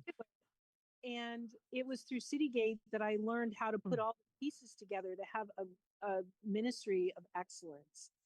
And without a doubt, yes. Yeah. And I just don't know where I'd be, even between jobs. I paid to be a member of Citygate on my own, and went to 2 conferences on my own dime. Yeah. My husband is a saint for letting me do that, but I needed those relationships. I needed Right. them desperately, and they've sustained me. So I really appreciate Citygate. So I'm right there with you. You know, one of my first time going to Citygate Network, and it was, you know, when I became the CEO of the mission in Winchester, I had no intention of doing it. I just kind of they needed somebody to fill in. I helped, and Me then too. yeah. So I after about 6 months of just winging it, I really felt a call to do this. And so I Googled and I found at the time Association of Gospel Rescue Missions, which Yep. is now Citygate. And I went to a conference. It was in Dallas, Texas. And I There. went to this thing, and it was for new CEOs, and I attended it. And I just remember I pulled one of the directors to the side, and I was like, "Hey, here's some issues that we're having in our mission," and they were pretty big issues that should have been dealt with. And this CEO looked at me, and I could tell it was a place of love. I could tell it was a place of care. And he said, "Brandon, if you want to do this, you need to grow up, and your ministry needs to grow up. And these are the things you need to do." And it was like a slap in the face, but it was ultimately what I needed. And I went back, and I remembered I made some very intentional changes, and our ministry went from a small ministry that could barely pay the bills to a ministry that's now way larger than we could have even envisioned at that time. And I credit Citygate Network for helping me become a better leader and helping me know how to do the thing that I felt God had called me to do. Yeah, I had exactly the same kind of thing. You know, I showed up at my first conference. It was in St. Louis, and I think I looked like a deer in the headlights. I was going through some really hard things, and I was in classes with some consultants teaching, and the questions I asked, they must have just went, "Oh Lord, she needs our help." And and I had especially some women consultants who came alongside me and helped me for free and gave me advice and supported me. And they're still in my life today. And I am so thankful for them because I didn't have a clue what I was doing, but they helped me put the wheels on it. And we got moving and grew from a tiny little ministry. I mean, well, that's all relative. I mean, Yeah. very relative. But for us, I just couldn't believe how fast we grew, and we were able to do so much more. We were there was no shelter in our county or the one next to us. And before I knew it, in those 9 years, actually, it probably took 5 years to get there. We had renovated a building and had a men's and a women's shelter and just so much program, and we were seeing lives changed. And so Citygate is kind of the power behind some of that. Whatever we're doing across the country, Citygate's involved, and so I really appreciate it. And this is not meant to be a Citygate commercial, but I Sure. love you guys. Hey, I'm right there with you. I mean, I love it so much. I moved across the country to actually work in the office. So, Yeah. you know, I do miss the day-to-day interaction with the folks that we serve. I often felt like serving in that capacity, I was the lucky one, right? Like I almost felt guilty sometimes that I got paid to do what I did because I felt like I was blessed so much by the people that we had the privilege of working with and serving. Yeah, exactly. Exactly. Um, I was going to ask you something. Oh, tell us about the IMD exclusion. Did I say it right? Yeah, you did. Yeah, the IMD exclusion, which is the Institute for Mental Disease Exclusion. And so in the 1960s, when Medicare was created, sorry, not Medicare, Medicaid, when Medicaid was created, there was an exclusion baked into Medicaid's founding, which was the IMD exclusion. And what the IMD exclusion does is it says that if a hospital, so a typical hospital, has more than 16 beds for behavioral health, then that hospital cannot bill Medicaid for the behavioral health services. So it limited all hospitals to only have 16 beds. And so you kind of play that out. And what's happened is since the 1960s, we have lost 80% of our mental health beds, while since the 60s, our population has exponentially grown. So what that means and what that looks like is people who have severe mental illness. When I say severe mental illness, I'm talking about schizophrenia, bipolar, schizoaffective disorder. Ultimately, what that means is there's not enough bed space to care for individuals with that level of sickness. So ultimately, they end up in either jail or on the street. So that would be like telling somebody with diabetes, we're not going to care for you. In fact, we're either going to put you on the street or we're going to take you to jail. And I know this, that if we treated people with diabetes the way we treat people with schizophrenia and bipolar, people in this country would lose their minds. But instead, we leave them on the street to self-medicate with drugs or alcohol, or we throw them in jail.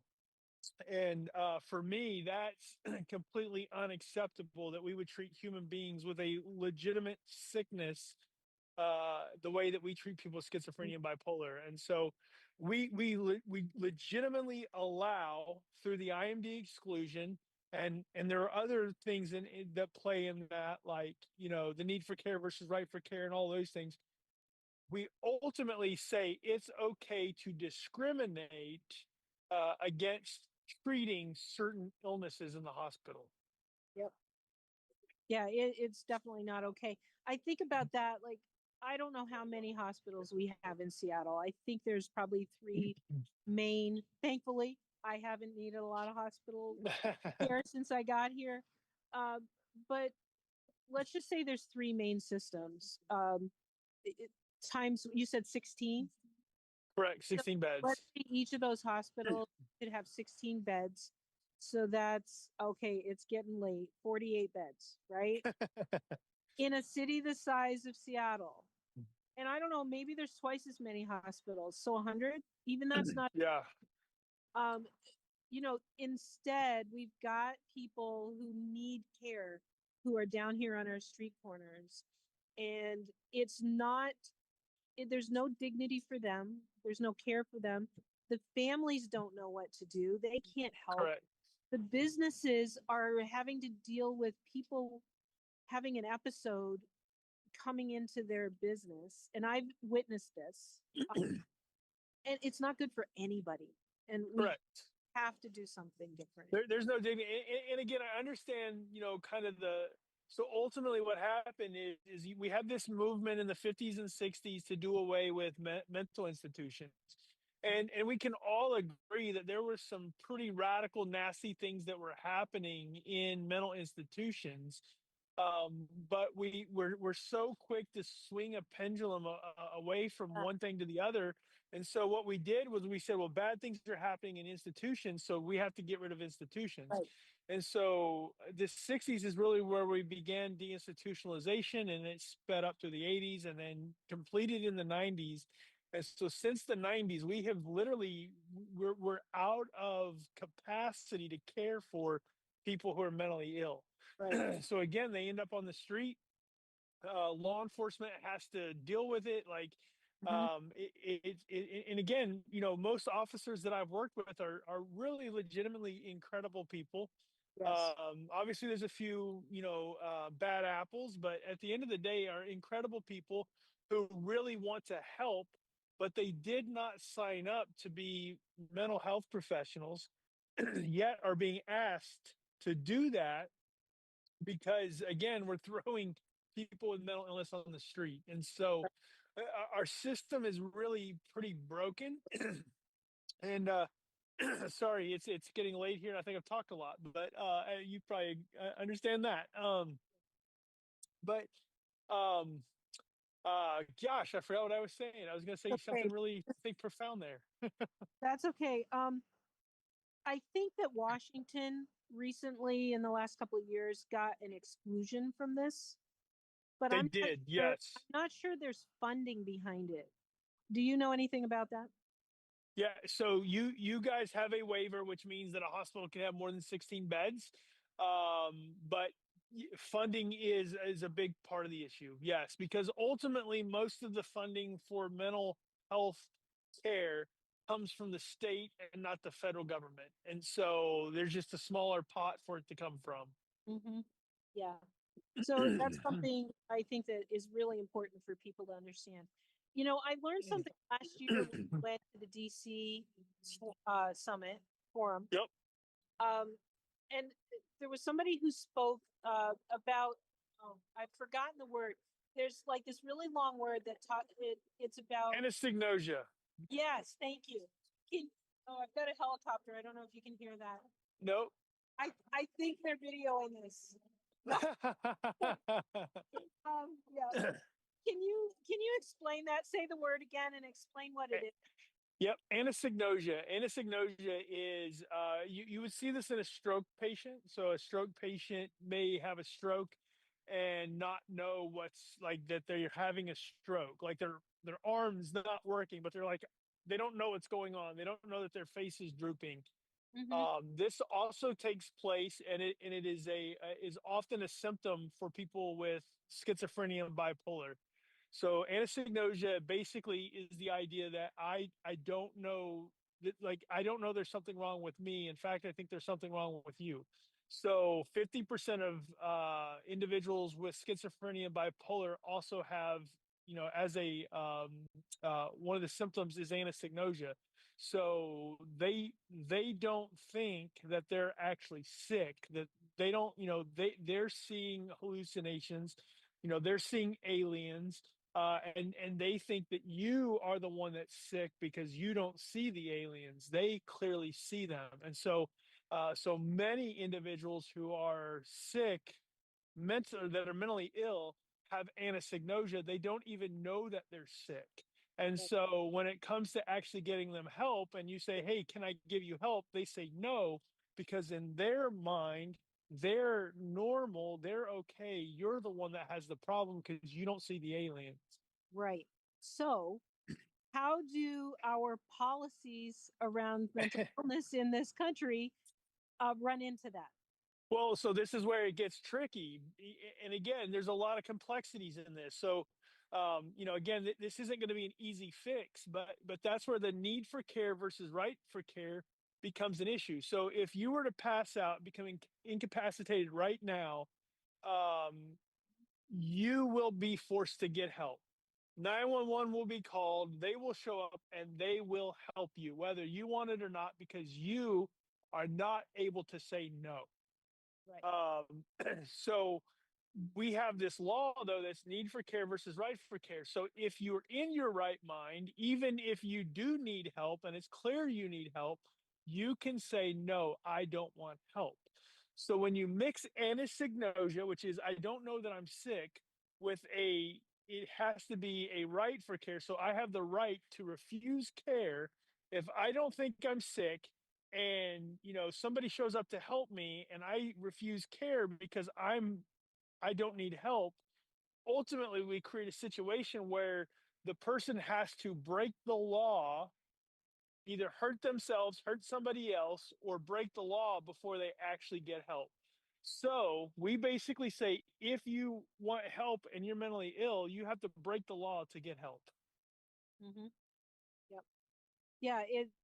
It just, I guess we talk about having common sense in our policies, and to me, that's a no-brainer. You know, we have to do something. Families can't do anything. The organizations that are helping can't do anything. It all comes down to that person who thinks they're just fine, and they're saying, "No, I don't want care," and instead they're out on the streets, and you know, we're dealing with the outcomes of that. So definitely, do you know if there's any movement on that? So I am told that there's a bill that's coming out of New York City, and we're hoping to help solidify some bipartisan help that would actually repeal the IMD exclusion.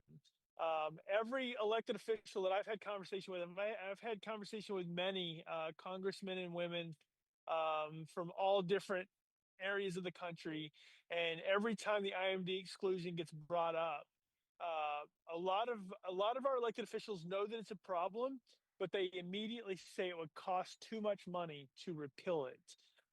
To which I would rebut, we're already spending that money in putting people in jail and hospital stays and things like that. That if we just decided to do the right thing, it might hurt a little bit in the beginning financially, but ultimately it's going to save us a bunch of money because these individuals, when put on the right medicine and given the right resources to help them, are brilliant individuals who have a lot to offer to our communities. I so agree with that. Yeah. Yeah. Well, we'll keep an eye on that. Anything else coming up with any kind of national level policies? No, so that's we're still waiting to kind of see how things will shake out with the new administration.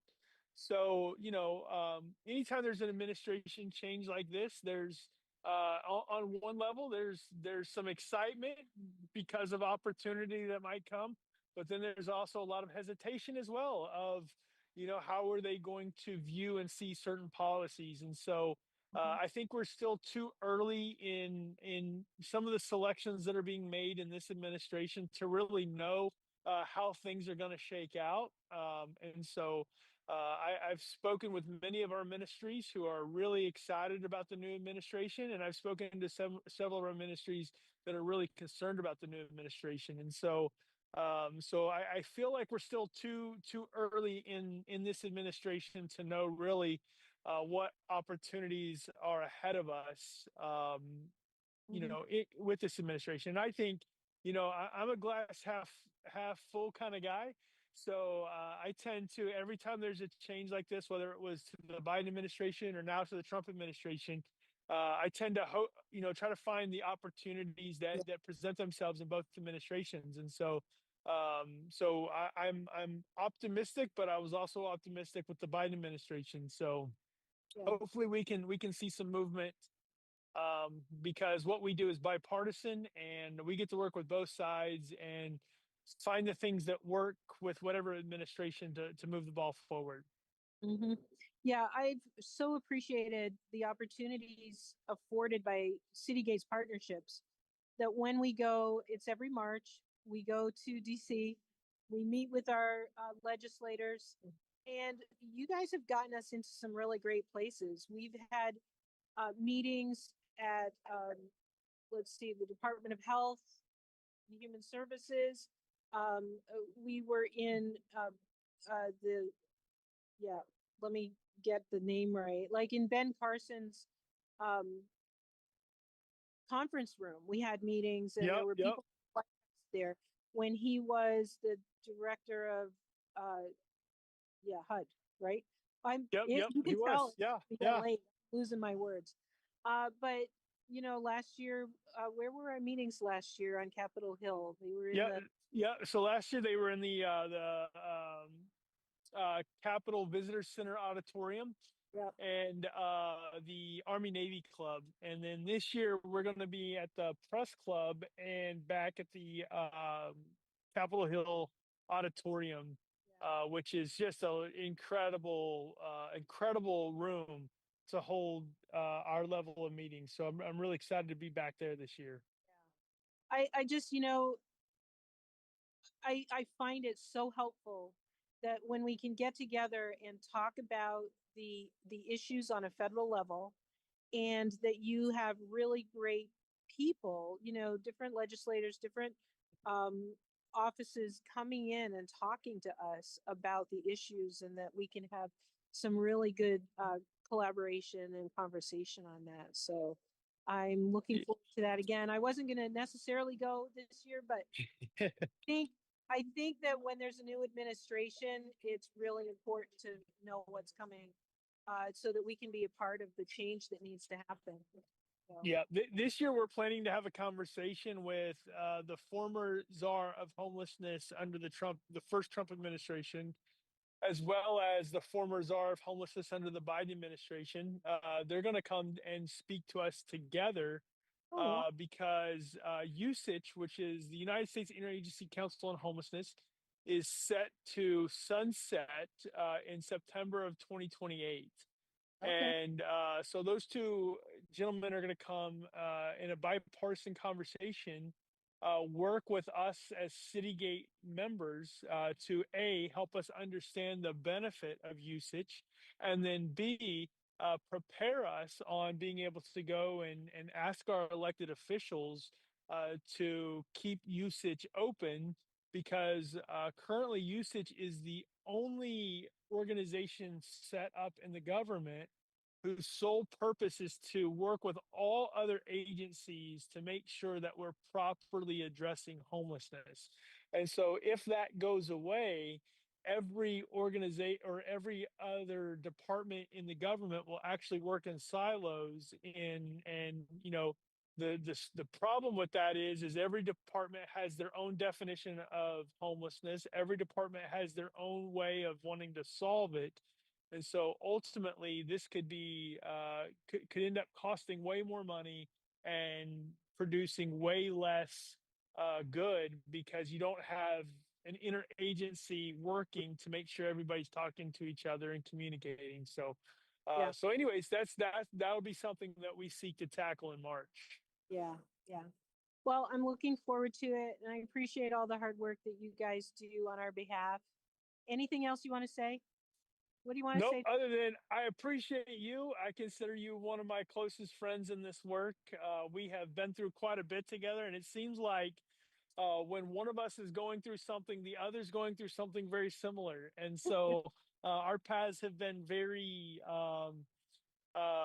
very closely aligned, and so that causes me to look at you as a very close friend. And so I'm grateful for the work that you're doing in Seattle. I'm happy that you're in Seattle, and I just can't wait to see how Bread of Life transforms because of your leadership. Well, thank you, Brandon. I really appreciate it, and I've enjoyed watching you step into leadership at Citygate and with Tom, and just what you're bringing to the table there. So you're doing great work. So thank you. Thanks a lot. Means a lot. Well, you stay warm tonight, and hope to see you tomorrow when we cross the finish line together in prayer. So yes, just so that people know, at just a few minutes, about 8 minutes to 1 tomorrow. Yep. All of the CEOs that are doing these bench events across the country will be on a Zoom call with Brandon, and we're all going to close out together, and Brandon's going to close us in prayer. So I'm looking forward to that, almost as much as my bed. Right? So very true. Awesome. Well, you stay warm tonight, and I can't wait to talk to you tomorrow and hear more how your bench event goes. Yeah. Okay. Well, thank you. Have a good night. All right. You too. Okay. Talk to you later, Kim. Bye. Bye-bye.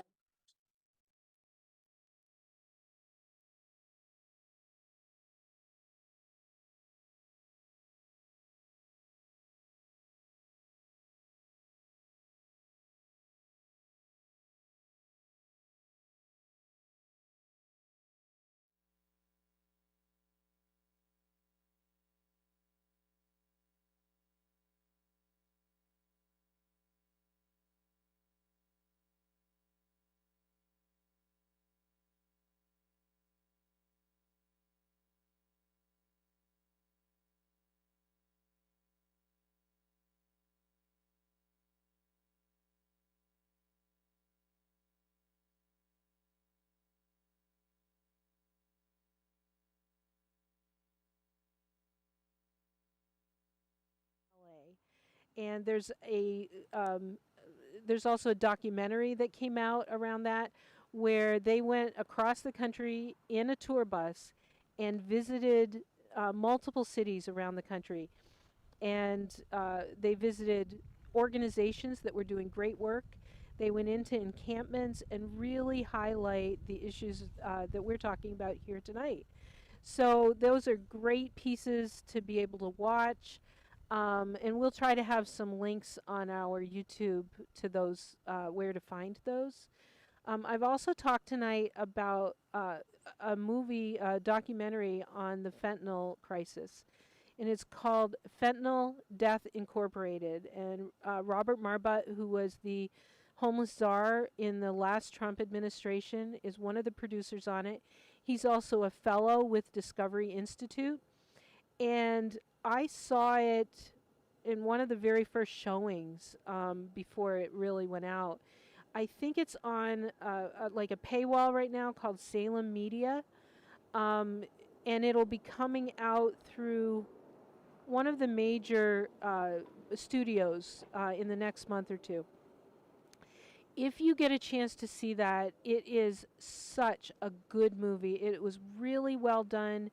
It shows the personal side as well as policy and what's really happening nationwide with fentanyl, actually internationally. And for Seattleites, I think it's really important because a lot of the fentanyl is coming in through the Port of Vancouver, and it's coming right down through here. So I think that's one of the reasons that we have such an issue with fentanyl here. And it just taught me so much about how dangerous it is, and that a lot of people are dying from it without ever thinking that they're taking fentanyl. It's in the drug supply. It could be on a picnic table. You drop a piece of food on a picnic table that has a couple of grains of fentanyl on it, and you have a lethal dose. So I think it's really, really important for people to see it. Chief Amy Barden is in it. I spoke earlier with Bruce Butler from Dallas. He's in the movie. Several people, as well as I believe Brandon is in that as well. So really worth watching. And we may even have a showing of it at some point. So keep your ears posted for that. And Amber, I don't know if we have talked about, if you've looked at any of the comments on YouTube or Facebook. Do we have any questions? No, I think she's shaking her head no, but I don't see her. She says no. So we'll see if anybody has any questions, post them and we'll try to get to them tomorrow morning. It's 11:13 right now. I don't have any other people scheduled tonight. I have a 7:30 interview tomorrow, and I think some people will be coming in. Oh, do we have one at 4? Yes, we have one at 4. I will be up at 4 a.m. doing an interview. So I'm here. I'm going to be here on the bench. If you're in Pioneer Square or nearby and want to come down and talk to me, come on down. I would love to have a conversation with you. You know, if nobody comes, I may just go to sleep here on the bench. We're going to stay live for the most part. Yeah, we're not going to go to a commercial and I'm going to go sleep in the office overnight. I really am going to be here on the bench, other than a couple bathroom breaks here and there. So I am so blessed to know that I will be able to go home and get into my warm bed and sleep when this is over. This is in no way trying to be like the people we're serving. I am not saying that I'm homeless or trying to be like them. It's just something to create awareness. And I said I'm from the east. I'm from the northeast. I know how to dress for cold. I have 3 jackets on and 2 pairs of wool socks and my winter boots. And we've got heaters on me. I'm understanding why people make campfires against buildings and set fires. It's not okay, but I understand how they get so cold that they want to do that. So I'm just really thankful that I have the tools I need here tonight to stay warm. And I've got people. We've got security around us. We've got some guys in security vests to make sure that nothing happens tonight. My husband just came back and we've got staff here, so I know I can sleep on this bench and people are going to keep me safe. If I was a woman, a homeless woman on the street, And I could probably walk 2 blocks over and show you video of women sleeping on the street. I see them almost every morning.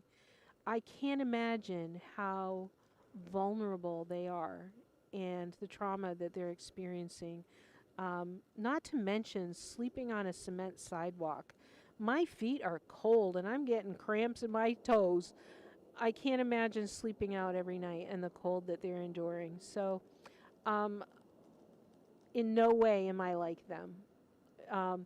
But I so appreciate that people are tuning in. And I just want to ask you, go to our website, go to our links, and donate. I don't know what you're saying. Oh, we've got a question. Oh, that's awesome. What's the question, Amber?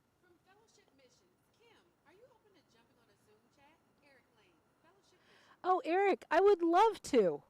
Yeah. We'll set that up and come back to that.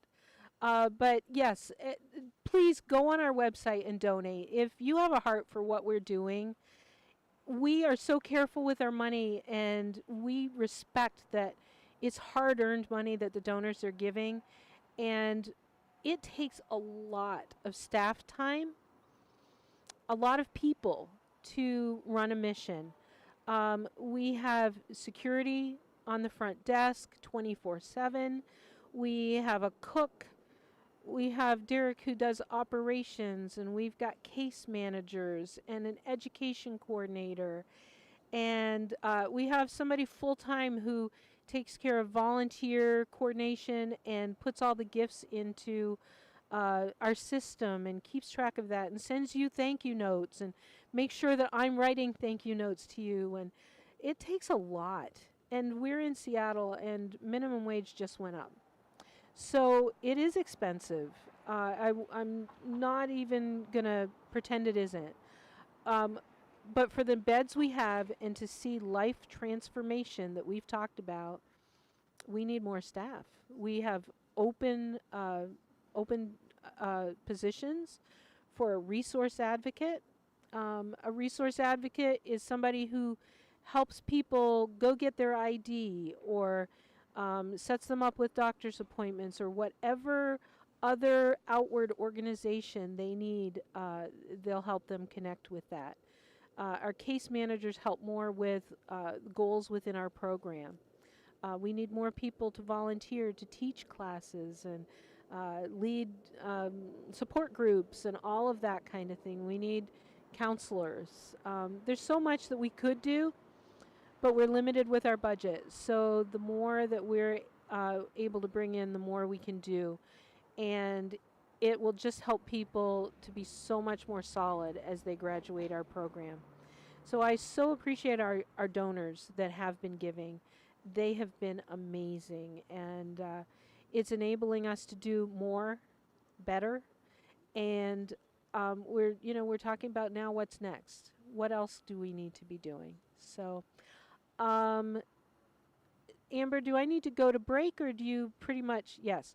We're going to go to a quick break, and I will be back very soon with another mission CEO jumping on a Zoom call.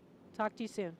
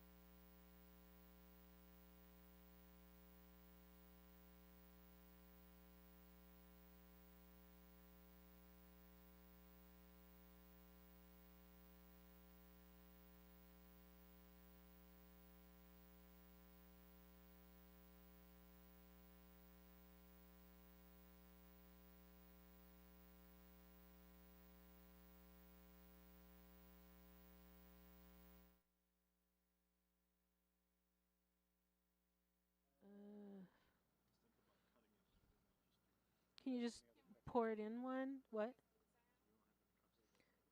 You want me to test it? Test 1, 2.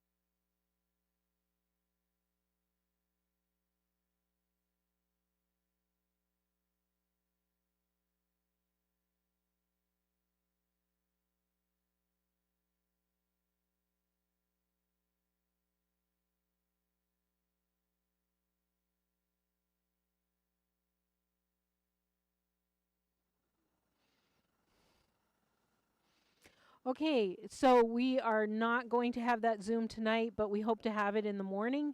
It sounds like that my next interview is at 4, unless somebody just walks up.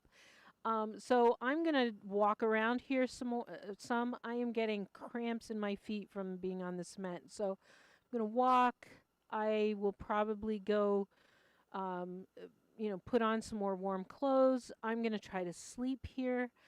So we're probably just gonna mute things, and just you'll see me walking around some. But come on back. Make sure you come back tomorrow morning. When you're getting up, getting ready for work, whatever, turn this on. Hope to have some really good conversation tomorrow morning as well. So, come on down. If I'm sleeping and somebody walks up, they'll wake me up and we'll have a conversation. I can't say I'm going to be totally cognizant, but we'll have a conversation. So thank you for watching, and we'll see you later. I guess you'll see me. I won't see you.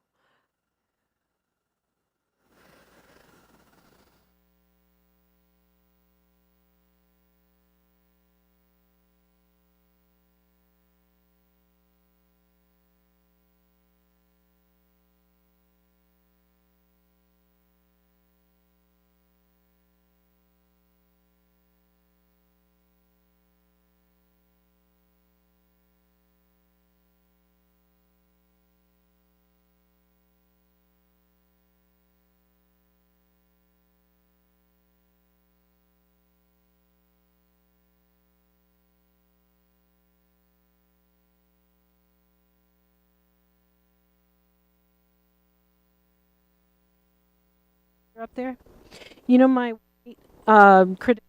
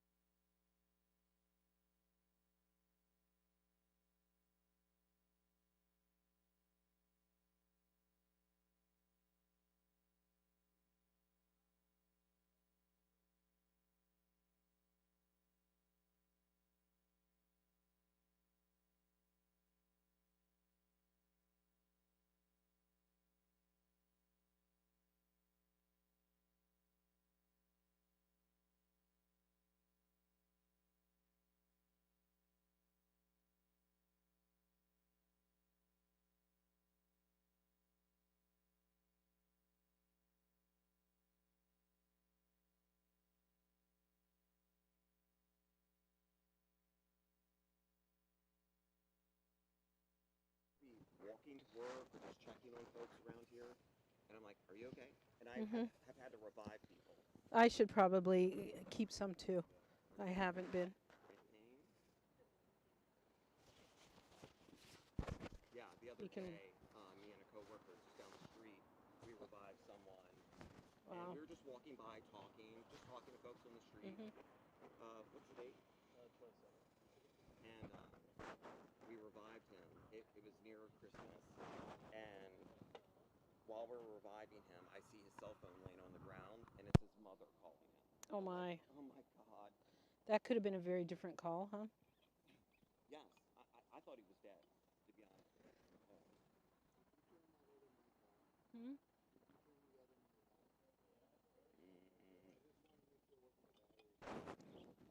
No, I turned it off. Oh, and I have to say, I work for Evergreen Treatment and Reach, but nothing I say represents them. Well, you should say that on the thing. What's your first name again? Andrew. Andrew. Okay. And I'm a chatterbox, I'm sorry. It's okay. I I know. took a nap. It's okay. I didn't. So, John, John, give me really clear signs when I'm on and when I'm off. Like, say clear with a hand gesture when I'm muted.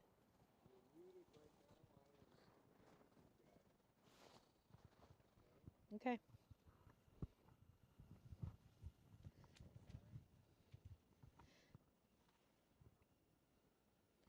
Hi, this is Kim Cook from Bread of Life Mission, and we're doing Conversations on a Bench. I am sitting all night on this bench. It is kind of a bougie bench, I have to admit. But, you know, I knew that I couldn't do it if it was a hard bench. So I'm sitting on this bench, though, all night. We've been here since 1 o'clock this afternoon, so, you know, we're 11 hours in, and I'll be here until 1 p.m. It's gotten a little cold, but we're doing okay. We've got security here, so we're safe.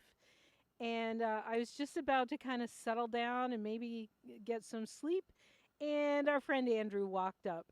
And we're going to have a great conversation. I think we agree on a lot, and we disagree on some, but we're going to be friends no matter what, right? I agree with that. Let's have some spirited conversation, Andrew.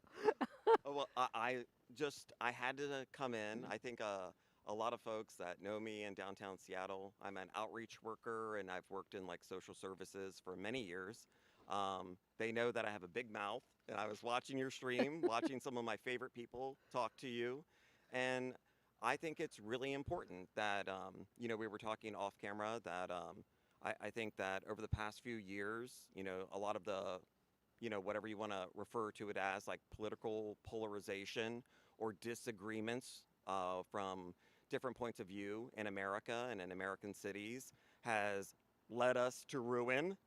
and I'm hopeful that in 2025, like we can turn the page on some of that and start talking to each other again, no matter how we see things. Wouldn't that be nice? Like, I really think that a lot of our problems come from not one side or the other being right or wrong, but the polarization that we're experiencing. Like, we can't let them have a win, Yes. even yes. if it's right. You know, it's like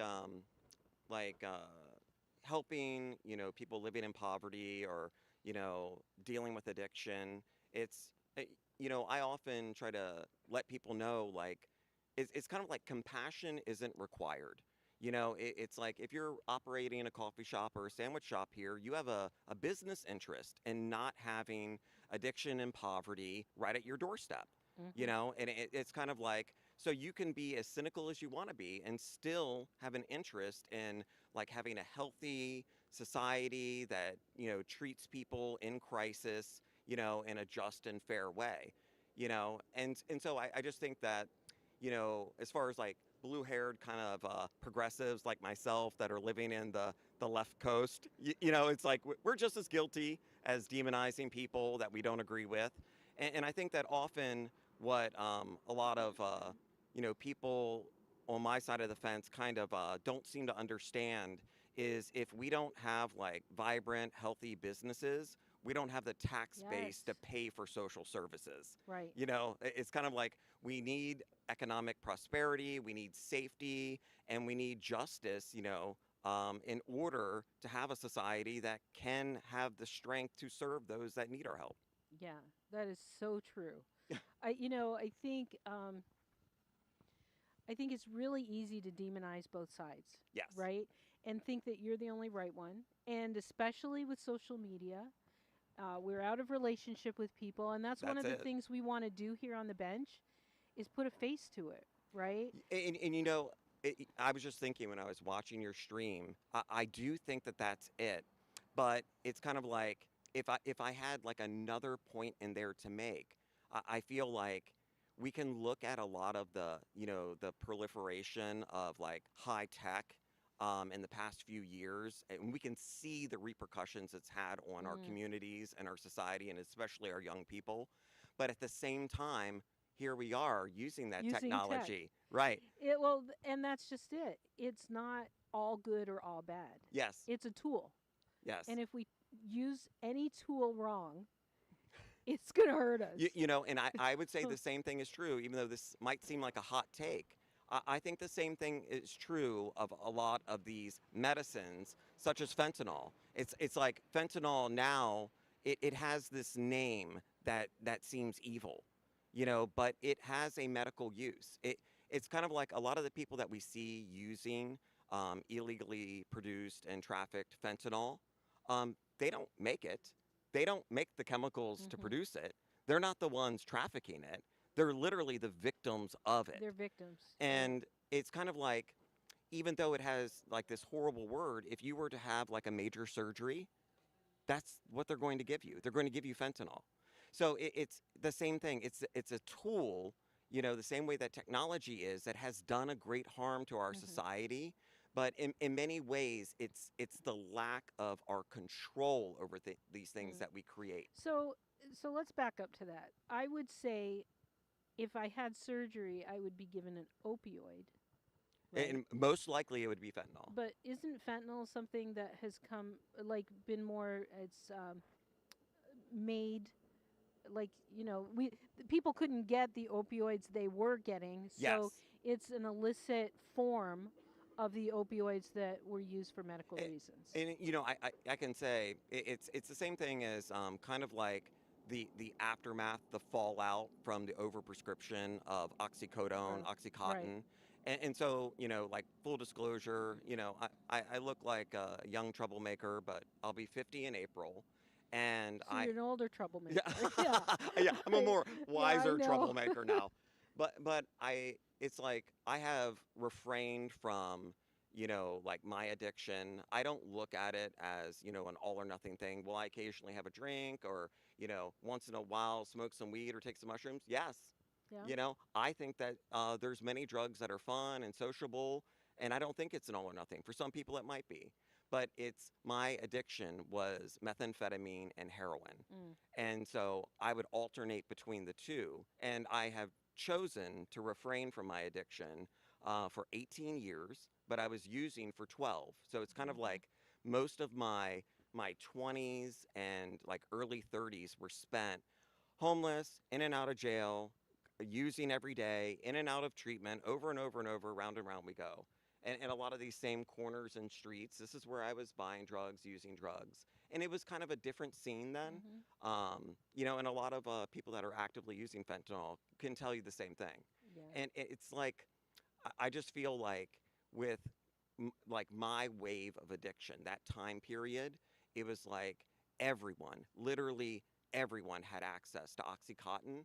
And then as soon as it got stricter, everyone switched to heroin. Yeah. And then now, we're seeing that heroin is nearly impossible to acquire in Seattle. This isn't from me looking, but through clients talking about it.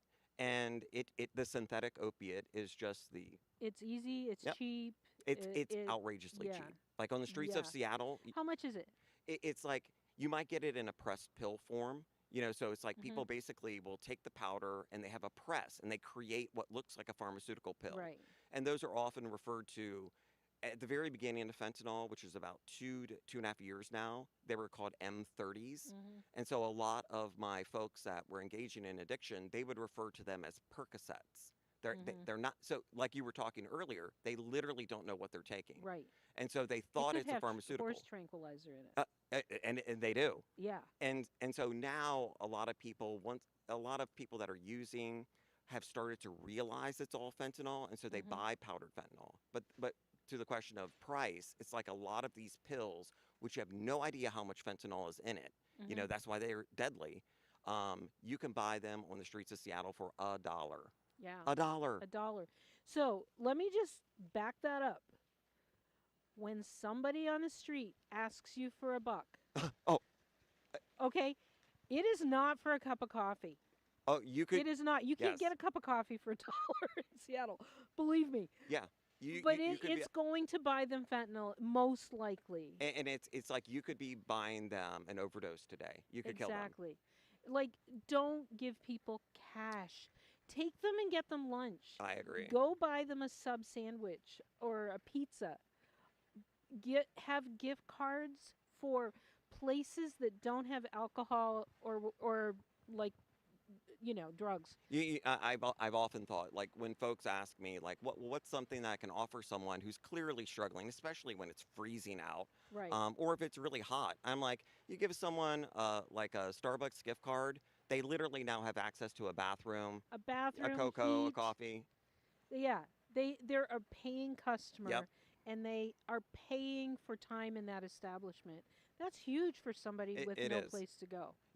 And I mean, that's, like a whole other conversation. Like, I spent many years homeless and on the street and, using, and, I can say, like, having gone through that experience, you become invisible. It's Yeah. like one of the hardest things about me stopping is once I had finally overcome, like, the biological addiction, like, like I wasn't dope sick anymore, I didn't know who I was. After 10 Yeah. years of opiate use, I You were barely your knew my addiction name. at that point. Yes, Yeah. I didn't, like, if you would ask me, what is your favorite color? I didn't know. I didn't know what I liked to eat because all I had done was, use drugs. And, I'll say that, like, people would ask me about it, and I'm like, well, I used to have a lot of problems. Like, I used to struggle with depression or have family problems, relationship problems, or employment problems. I'm like, now I just have one problem.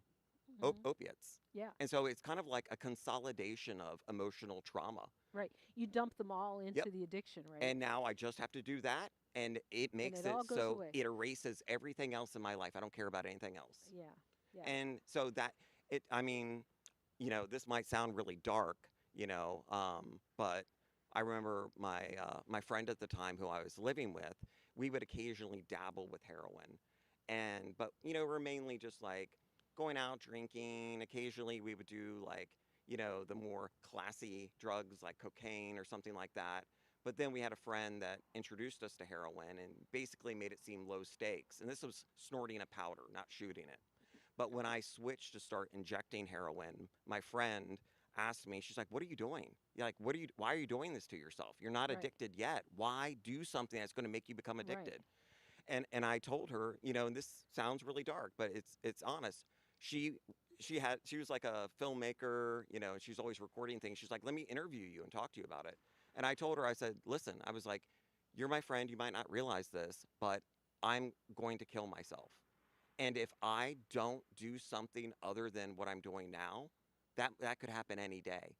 And the reason that heroin appealed to me is it seems crazy, but it prevented me from killing myself by violent means. And so often when I look at people engaged, especially in opiate addiction, it's kind of like slow motion suicide. And it's, you would not gamble with your life on these opiates if you didn't at least have some desire that you were giving up on life. And I looked at it as a way of being addicted to opiates. I was using it to self-medicate, Yeah. to prevent myself from dying. And I was like, maybe in 5 years I'll figure it out. But it took me 10. It took you 10. Well, I'm glad you figured it out. I can't believe it. What changed? What happened that you got clean and sober? It's I think that it's like one thing that a lot of just the general public doesn't often understand until it affects their family is that treatment and like recovery is not like a car wash. You don't put someone in the front of the line, they go through, they get soaped down, we scrub them up, Yeah. then you blow dry them and you're like, hey, I'm good now. Hey, there you are. It doesn't work Look like at that. And it's like, I think there's, you know, probably plenty of science and data to back it up. It usually takes a few tries. You know, like someone has to Yeah. engage with a treatment program. You know, it could be a faith-based program, it could be a medication-based program, it could be jail. Right. You know, and different things are going to work for different people. And it's usually going to take someone a couple tries at that, you know. Right. And You for know, diets are kind of like that. Yeah, Like exactly. just to make it more Yes. real to people who have never yeah, experienced your friend this, could tell you a diet know, worked for them, but yeah, it didn't work for you. or a New Year's resolution. Mm-hmm. You know, so many people have stopped doing New Year's resolutions Already. but no, I mean ever, because they never quite make it, right? But Yeah. if you go from like A to L, you've made progress. Yes. And you know, I just think people need to do New Year's resolutions, but they need to like, yeah. I just think it's people need to realize it's no different than what they're Yeah. experiencing in other areas of their life. And it's, I mean, I could give another example. It's like all my life since I've been a teenager, I've been a cigarette smoker. And of course, Mhm. this year, like I do every year at New Year's, I was like, I'm done with the cigarettes. Right. So I haven't smoked a cigarette yet this year. Well, good for you. You know, but I'm always, you know, here's like a form of harm reduction. Is some people will Right. try vaping or they'll try the mints. And I've been trying, a lot of people now are doing the nicotine pouch, you know, Mhm. where it's, The patch. and that's what Yeah. harm reduction is. It's like choking to death on cigarettes is killing me and I have a bad feeling about it. I want it to change. But I'm Mhm. like, what is a behavior that is better but not perfect? You know, Right. if we focus, and a lot of people in addiction, they focus on perfection. Right. They think if I stop using drugs, I heard you talking about this earlier, I can never have fun again. I Mhm. can never be happy again. And I try to explain to people there are other forms of fun, my friend. Yeah. You know, eating Netflix with ice, watching Netflix and eating ice cream is Oh, that's a way better than powerful fentanyl. drug. Yeah, right? You know? Yeah, and you can remember what you did. Yeah, you know, or a lot of the like young guys I'll see out here, I'm like, how old are you? 22, 23. I'm like, how long have you been using? Yeah, right. Oh, 4 months. And I'm like, Get done now. Be done. but you know, it's like sometimes, especially like with younger folks, if I talk to them, don't you want a happy life and a prosperous career? No, they don't. They No, don't care. They don't. Yeah. And I'm like, don't you want a beautiful girlfriend and a new pair of Jordans? This will never get you there. Yeah, that's right. So, Andrew, we didn't talk about what you do. Oh yeah, yeah. So, what do you do for a living? Well, so, you know, I do not speak for my employer. You know, I work for, basically, you know, maybe I shouldn't even name it, but I work for Evergreen Treatment Services, which has REACH as an outreach program. And I do not speak on their behalf. I'll make that clear. I speak for myself. But I work as an outreach worker. And so basically, you know, I'm assigned a geographic area. Mine happens to be like the waterfront, kind of like touristy area. And I drift into this area daily in Pioneer Square. And, you know, occasionally into downtown, but that's my main focus.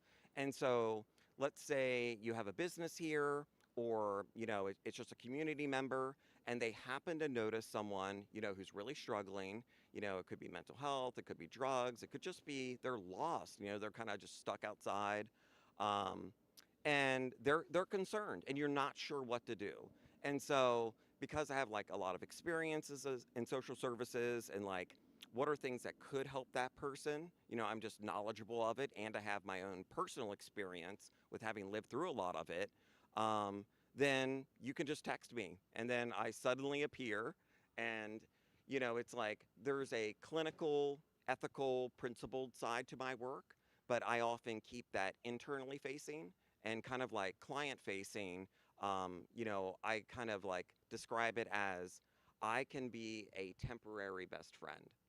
And so it's like often, you know, with like a lack of relationships and community, people become very isolated in their addiction.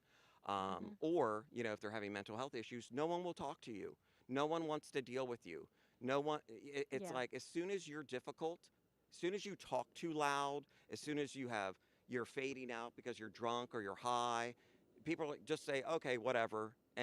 But I will have more patience. I will wait. I will have every conversation that you want to have. And I'm not trying to wipe away every tear or be hand holding. I'm just offering someone a chance to, talk to someone who's trustworthy. I don't want anything out of you. It's like I'm not trying to do anything. Like the client, you decide what you want. I will offer you practical, reasonable advice, to how to improve your life in the areas that you want to improve it. Yeah. So it's kind of like a social personal trainer, Yeah. Yeah, there you go. So totally off on a rabbit trail, but I'm sitting here looking over your shoulder and there are rats running across Oh, the Lord. street, like back and forth. I'm like, as soon as those come up here, it's all over. Are you scared of rats? I don't want to see any rats. Seeing them is freaking me out. There's one right there. Yeah. Well, I'm not a rat person. I'll so. tell you a funny story. Maybe it'll make you feel differently about Yeah, rats. security just went after the rat. No, I'm just My joking. first It's okay, job- Mike.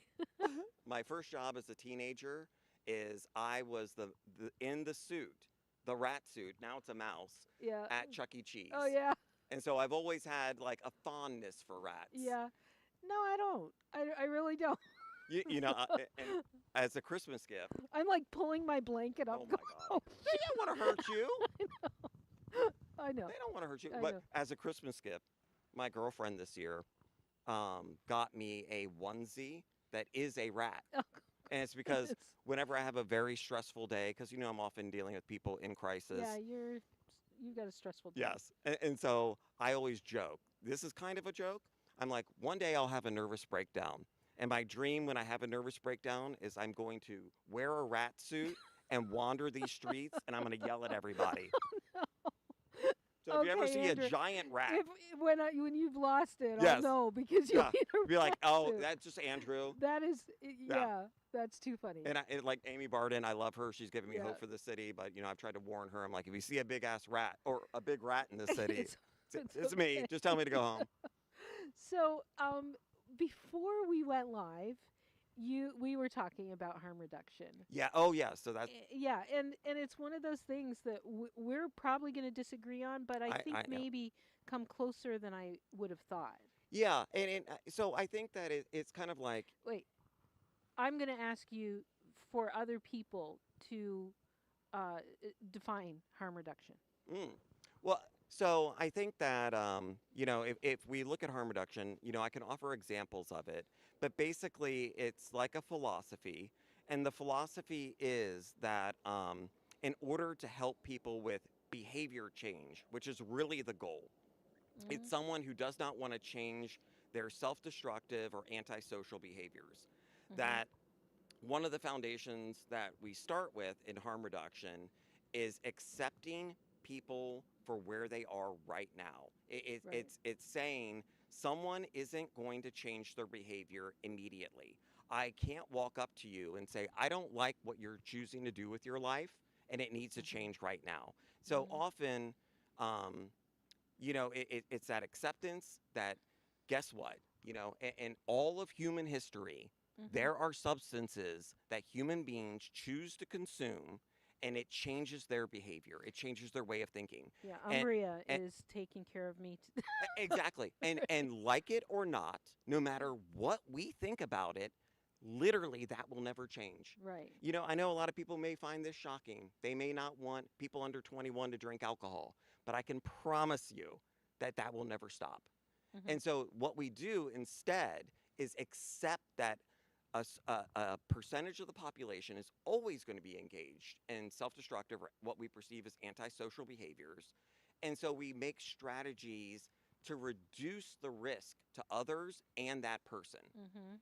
And so an example of it would be you may not want like your teenagers to have sex with their new boyfriend who they've been dating for a week. You might not want that, but is it better to tell them you don't want that and to try to like watch their every movement where they're going to sneak behind your back, Mhm. or to talk to them about safe sex and what those risks could be. Mhm. You may not want your teenager. It's better to lock them in their room until they're 30.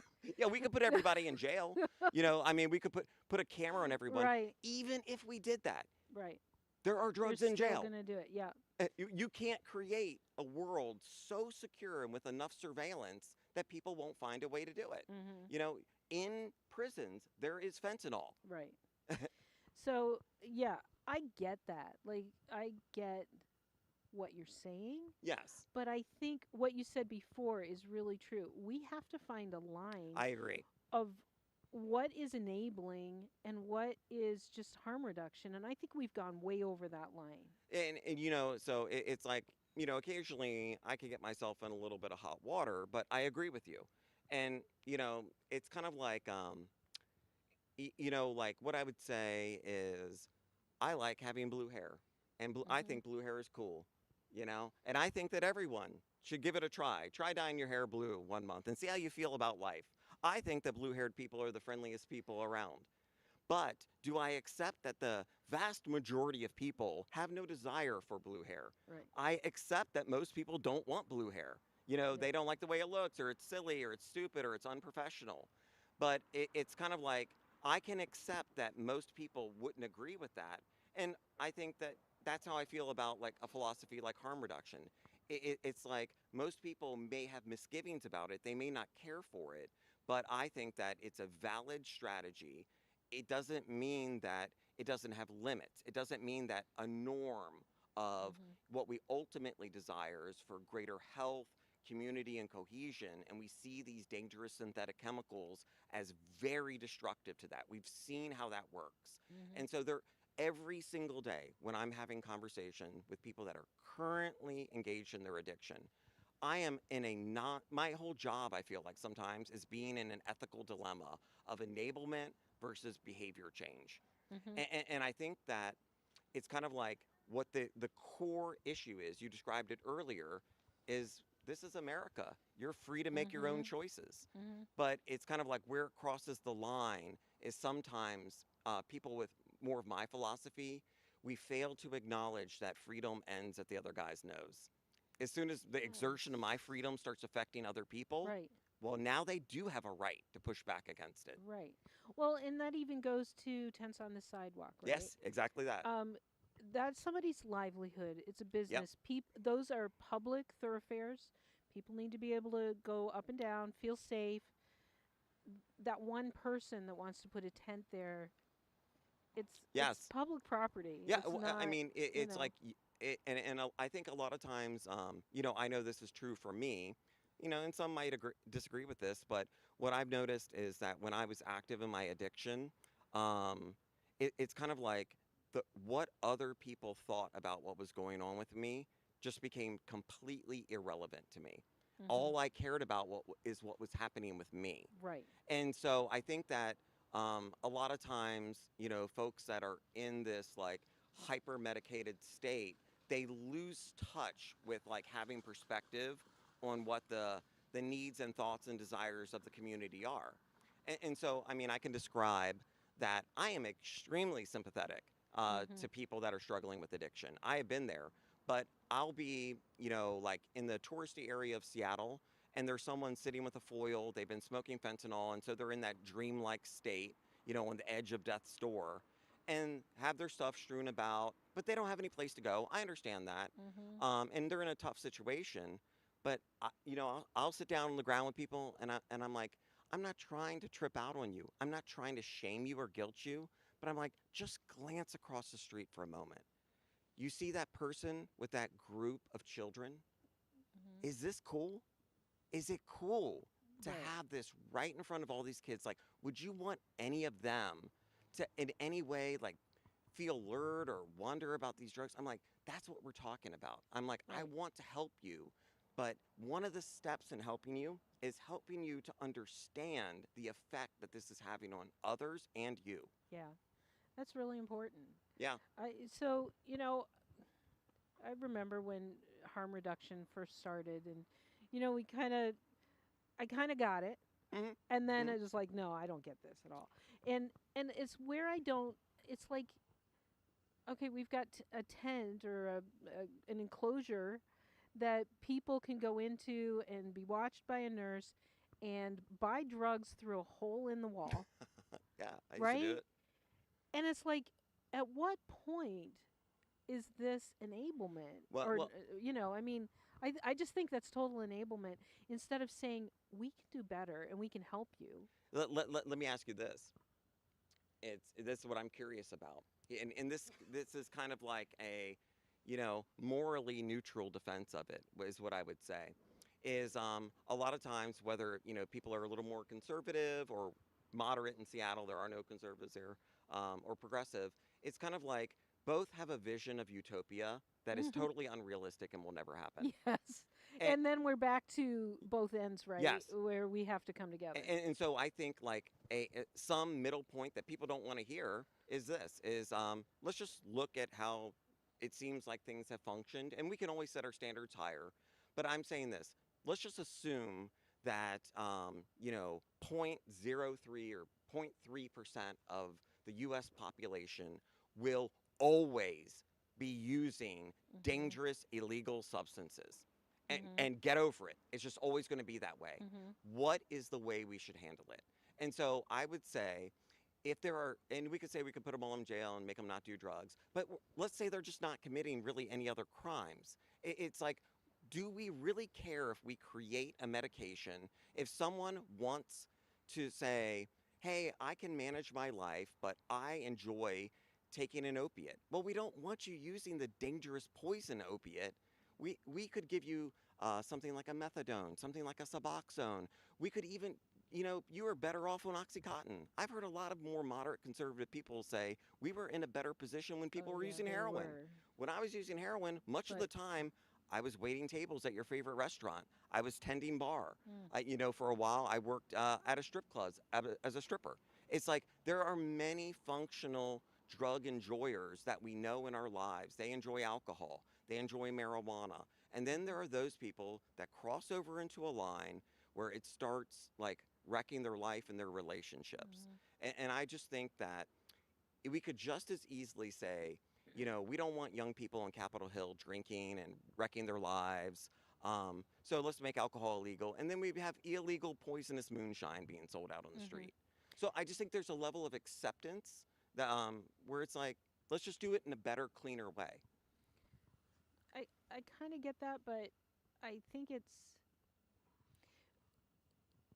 we need to expect more sometimes. Well, okay, let me say one more thing. like- I agree, but let me say one more thing.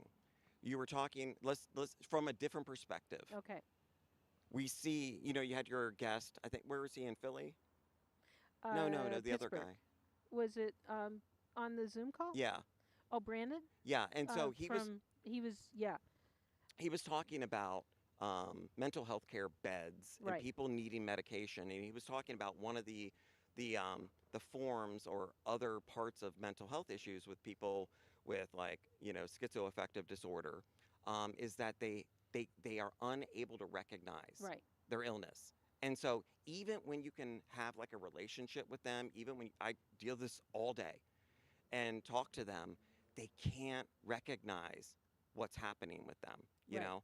And but the thing is this is America. People have their freedom. And if I want to believe in aliens, you don't have the right to stop me. But we could see it as, my belief in aliens is actually causing harm to the community and myself. So we want them to do what? What would we like for them to do?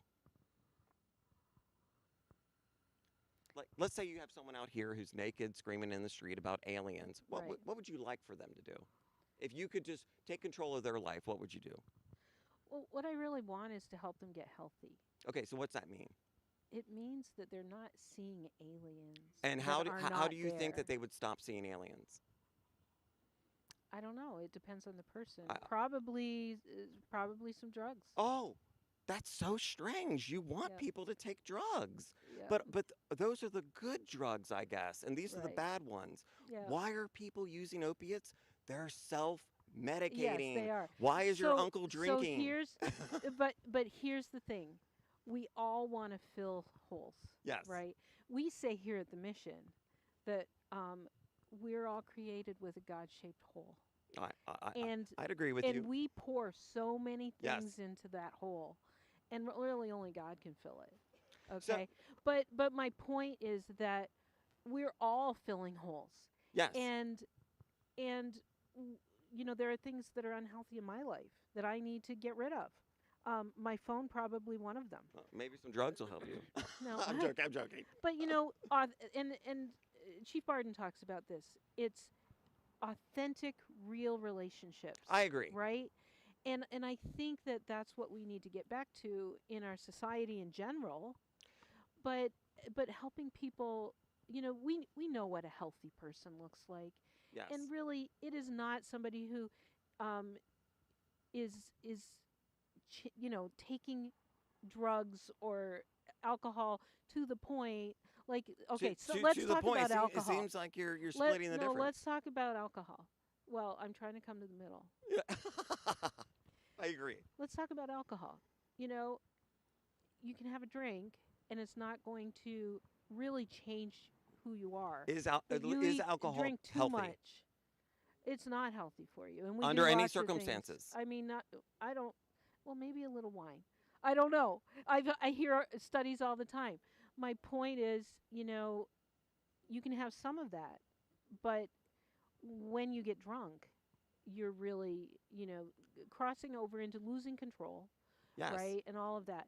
I guess what I'm saying is if you're doing it to the point where you're really losing yourself, So there's I something think wrong. that's it. I mean, I honestly think that, and that is why we have such a respect for people's autonomy, their freedom. It's like even if someone is severely mentally ill, one of our highest principles in this country is self-determination. And so it's like whether someone chooses to be Christian or Muslim, whether someone is a West Coast hippie with blue hair, it's like we really respect people's autonomy. Right. And it's a challenge to work And around I talk that. about that all the time because don't tell me what to do. Right? Exactly. I ask my husband, like, don't tell me what to do. I want choice. And so I Yes. totally understand that. And But there's also, Yes. there's healthy people and healthy life. And that's physical, emotional, mental, spiritual, right? And what we want to do here at the mission is help people find that. That's what I want to do too. Right. And so I think that's where we agree. We want to help people find healthy lives. And it's like, me personally, I feel like, I mean, look at me, I'm living in Seattle. I'm originally from DC, Baltimore, but I grew up in my household is like strict Italian Catholic police. Yeah. And look at me. I'm obviously the black sheep of the family. Yeah. And what I would argue is that strict moral controlled upbringing, it created me. I know it does So that, look at right? the irony that the good rule following people of the world often Yeah. create the people that crack under Well, that yeah, pressure. and that's I agree that we can't have so much overbearing control that people go the other way. You yeah. know, and you could have two kids in the same family Yes. that go completely different directions. Total straight-laced kid, and then you, right? So, But yeah, I and mean, everybody needs something different. it's like, and there's many other problems because and part of it is why I'm interested in things like harm reduction. It's about accepting people for who they are, and like now that I'm much older, my father, I was just visiting him, and we had an absolutely terrible relationship. Mhm. And when I was active in my addiction, young, rebellious, and getting in trouble all the time, he just completely shut me out. But now as an adult, many years later, the conversation we have is, and I think this is true of a lot of the young people we see using fentanyl. What is he talking to me about when he's in his 70s and I'm 50? He's saying, I just realized I didn't know how to help you. I Yeah. didn't understand what was happening. And I was like, I didn't know what was happening with me. Right. You know, and it's like, and by people that raise you, when they shut you out, it's like you can be really frustrated with someone's addiction. Maybe it's making them steal, it's making them lie, it's making it so you can't trust them. But I mean, you were describing it early. It's like a lot of us that do this work, and I'm thankful every day to be doing this work. I love being there for people. But it's like, it's most often because their families, it's like we see it as they destroyed the relationship. Often their family was like, I'm done. Well, and yeah, so boy, there's a lot there because sometimes the family doesn't know what to do Oh, to yeah. help them. And so they try tough love and they try everything, right? Yes, yes. But also sometimes that person is just hurting the family so much. Oh, I agree. The family can't be the one to help them. And I think a lot of times families have to break that relationship just to keep themselves healthy. Yeah, you in have the to be middle able to of set it, right? boundaries. You do. And I don't think people know how to set boundaries well. It- I know I don't, and I teach a class on it. So It's so true. But you know, I think that the same thing can be true. And it's like a lot of my friends that, you know, like whatever you want to call us, you know, like hippies, you know, sometimes we call ourselves like creatives. You know, I think that often what you see in some of like that rebelliousness or having blue hair, we're setting a boundary. You know, it's you know, my dad, like being a strict Catholic, you know, I asked him, and I have nothing but respect for, you know, faith-based organizations. You know, I see them help my clients. So he would ask me, you know, why am I not Catholic? And I'm like, oh, I am a Catholic. I'm a fallen Catholic, you know. But I would tell him, I'm like, Dad, I'm like, listen, why are you a Catholic? And he's like, well, you know, that's how I was raised. And I'm like, so it isn't that you believe in God. Is it that you believe in the Bible, or is it just how you were raised? It's cultural. Yeah. He's like, no, it's both. And I'm like, so do you think if you were born in China, you'd be a Catholic? He's like, well, I don't know. And I was like, no, you wouldn't it would be. be all he would know. Yes. And I was Yeah. like, so there is something to be said. It's like, I really feel like if the faith is legitimate, if your belief is real, it's a choice. You have to actually choose to be that.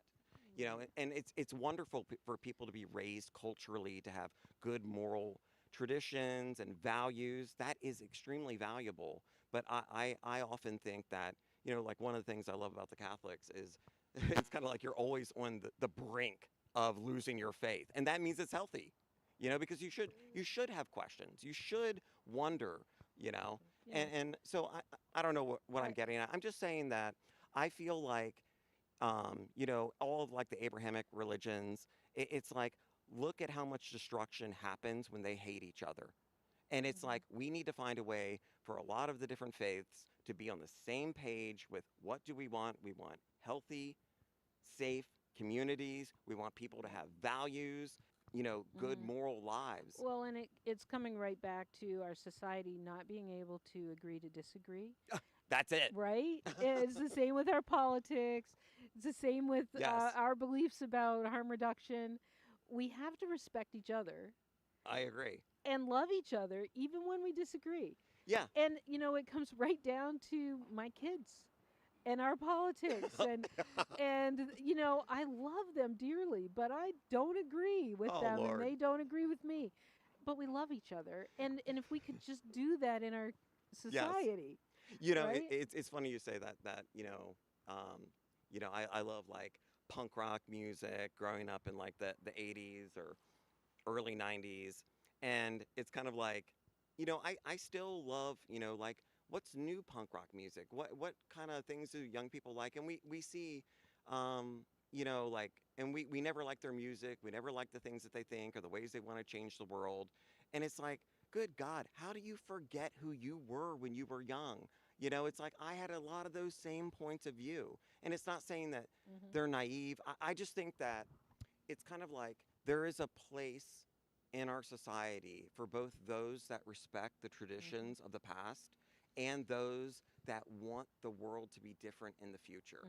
You know, and it's like often the future and the past are at war in the present with one another. You know? Yeah, it is. I think I think people sometimes think, you know what, we made so many mistakes and we've learned. Yeah. Yes. Like, just listen to us. That's so true. But then the next generation needs to make their own mistakes, right? That's but, literally but how people Lord, learn. At least listen to what we learned and make different mistakes, Yeah. okay? But yeah, we're getting way off on a I rabbit know, trail, I know, I right? You know, I can respect where you're coming from with harm reduction. I think we do harm reduction by giving people a bed and a meal. That is. And giving them hope that they can have a different life.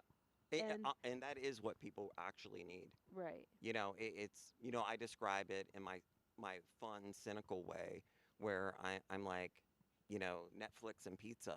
You know, it's like you could easily replace those two things with, don't you want like God and family? You know, but what I've noticed is sometimes people feel that feels very heavy. It feels very distant. So I always try to say, or unattainable. What's one step, you know? Yeah, exactly. And that's why we take them from safe and move them on through. Oh, I love the story you told about like the person leaving their bag because they finally felt welcome and safe. That's huge. Yeah, it really is. You know, and really you know, is. I'll tell you, like after many years in my addiction and on and off the streets, in and out of jail, it's kind of like it took me years. I would say 5, 6 years to actually feel like I was allowed inside. You know, like when I started working again, I've worked in a lot of shelters. We could talk about the tiny house villages too. I worked for many years there. But it's like I had spent so many years of my life outside that being inside of a building, I Felt very never felt like I uncomfortable. was allowed to be there. You know, I couldn't take my shoes off. I couldn't take my jacket off. Talk about imposter syndrome, right? Yes. Yeah. And I felt like I belong outside. Oh, It that's sad becomes to your me. identity. Yeah. And it becomes very difficult. I've seen people, you know, they've been on the street like 10, 15 years. And when they finally like engage with treatment, they're into housing, I'll see them sleeping outside. And I'm like, what are you doing? Why are you back out here? You know, we did so much to get you this. I don't know. I just don't feel comfortable there. Yeah. Oh, that's so sad. It's like PTSD. It does Yeah. it messes with your mind, man. It really does.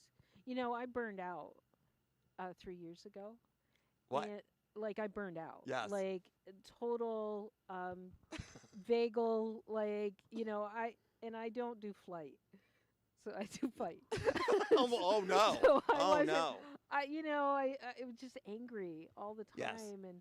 and I have some small idea now what happens in your body and in your mind when you have trauma or Uh-huh.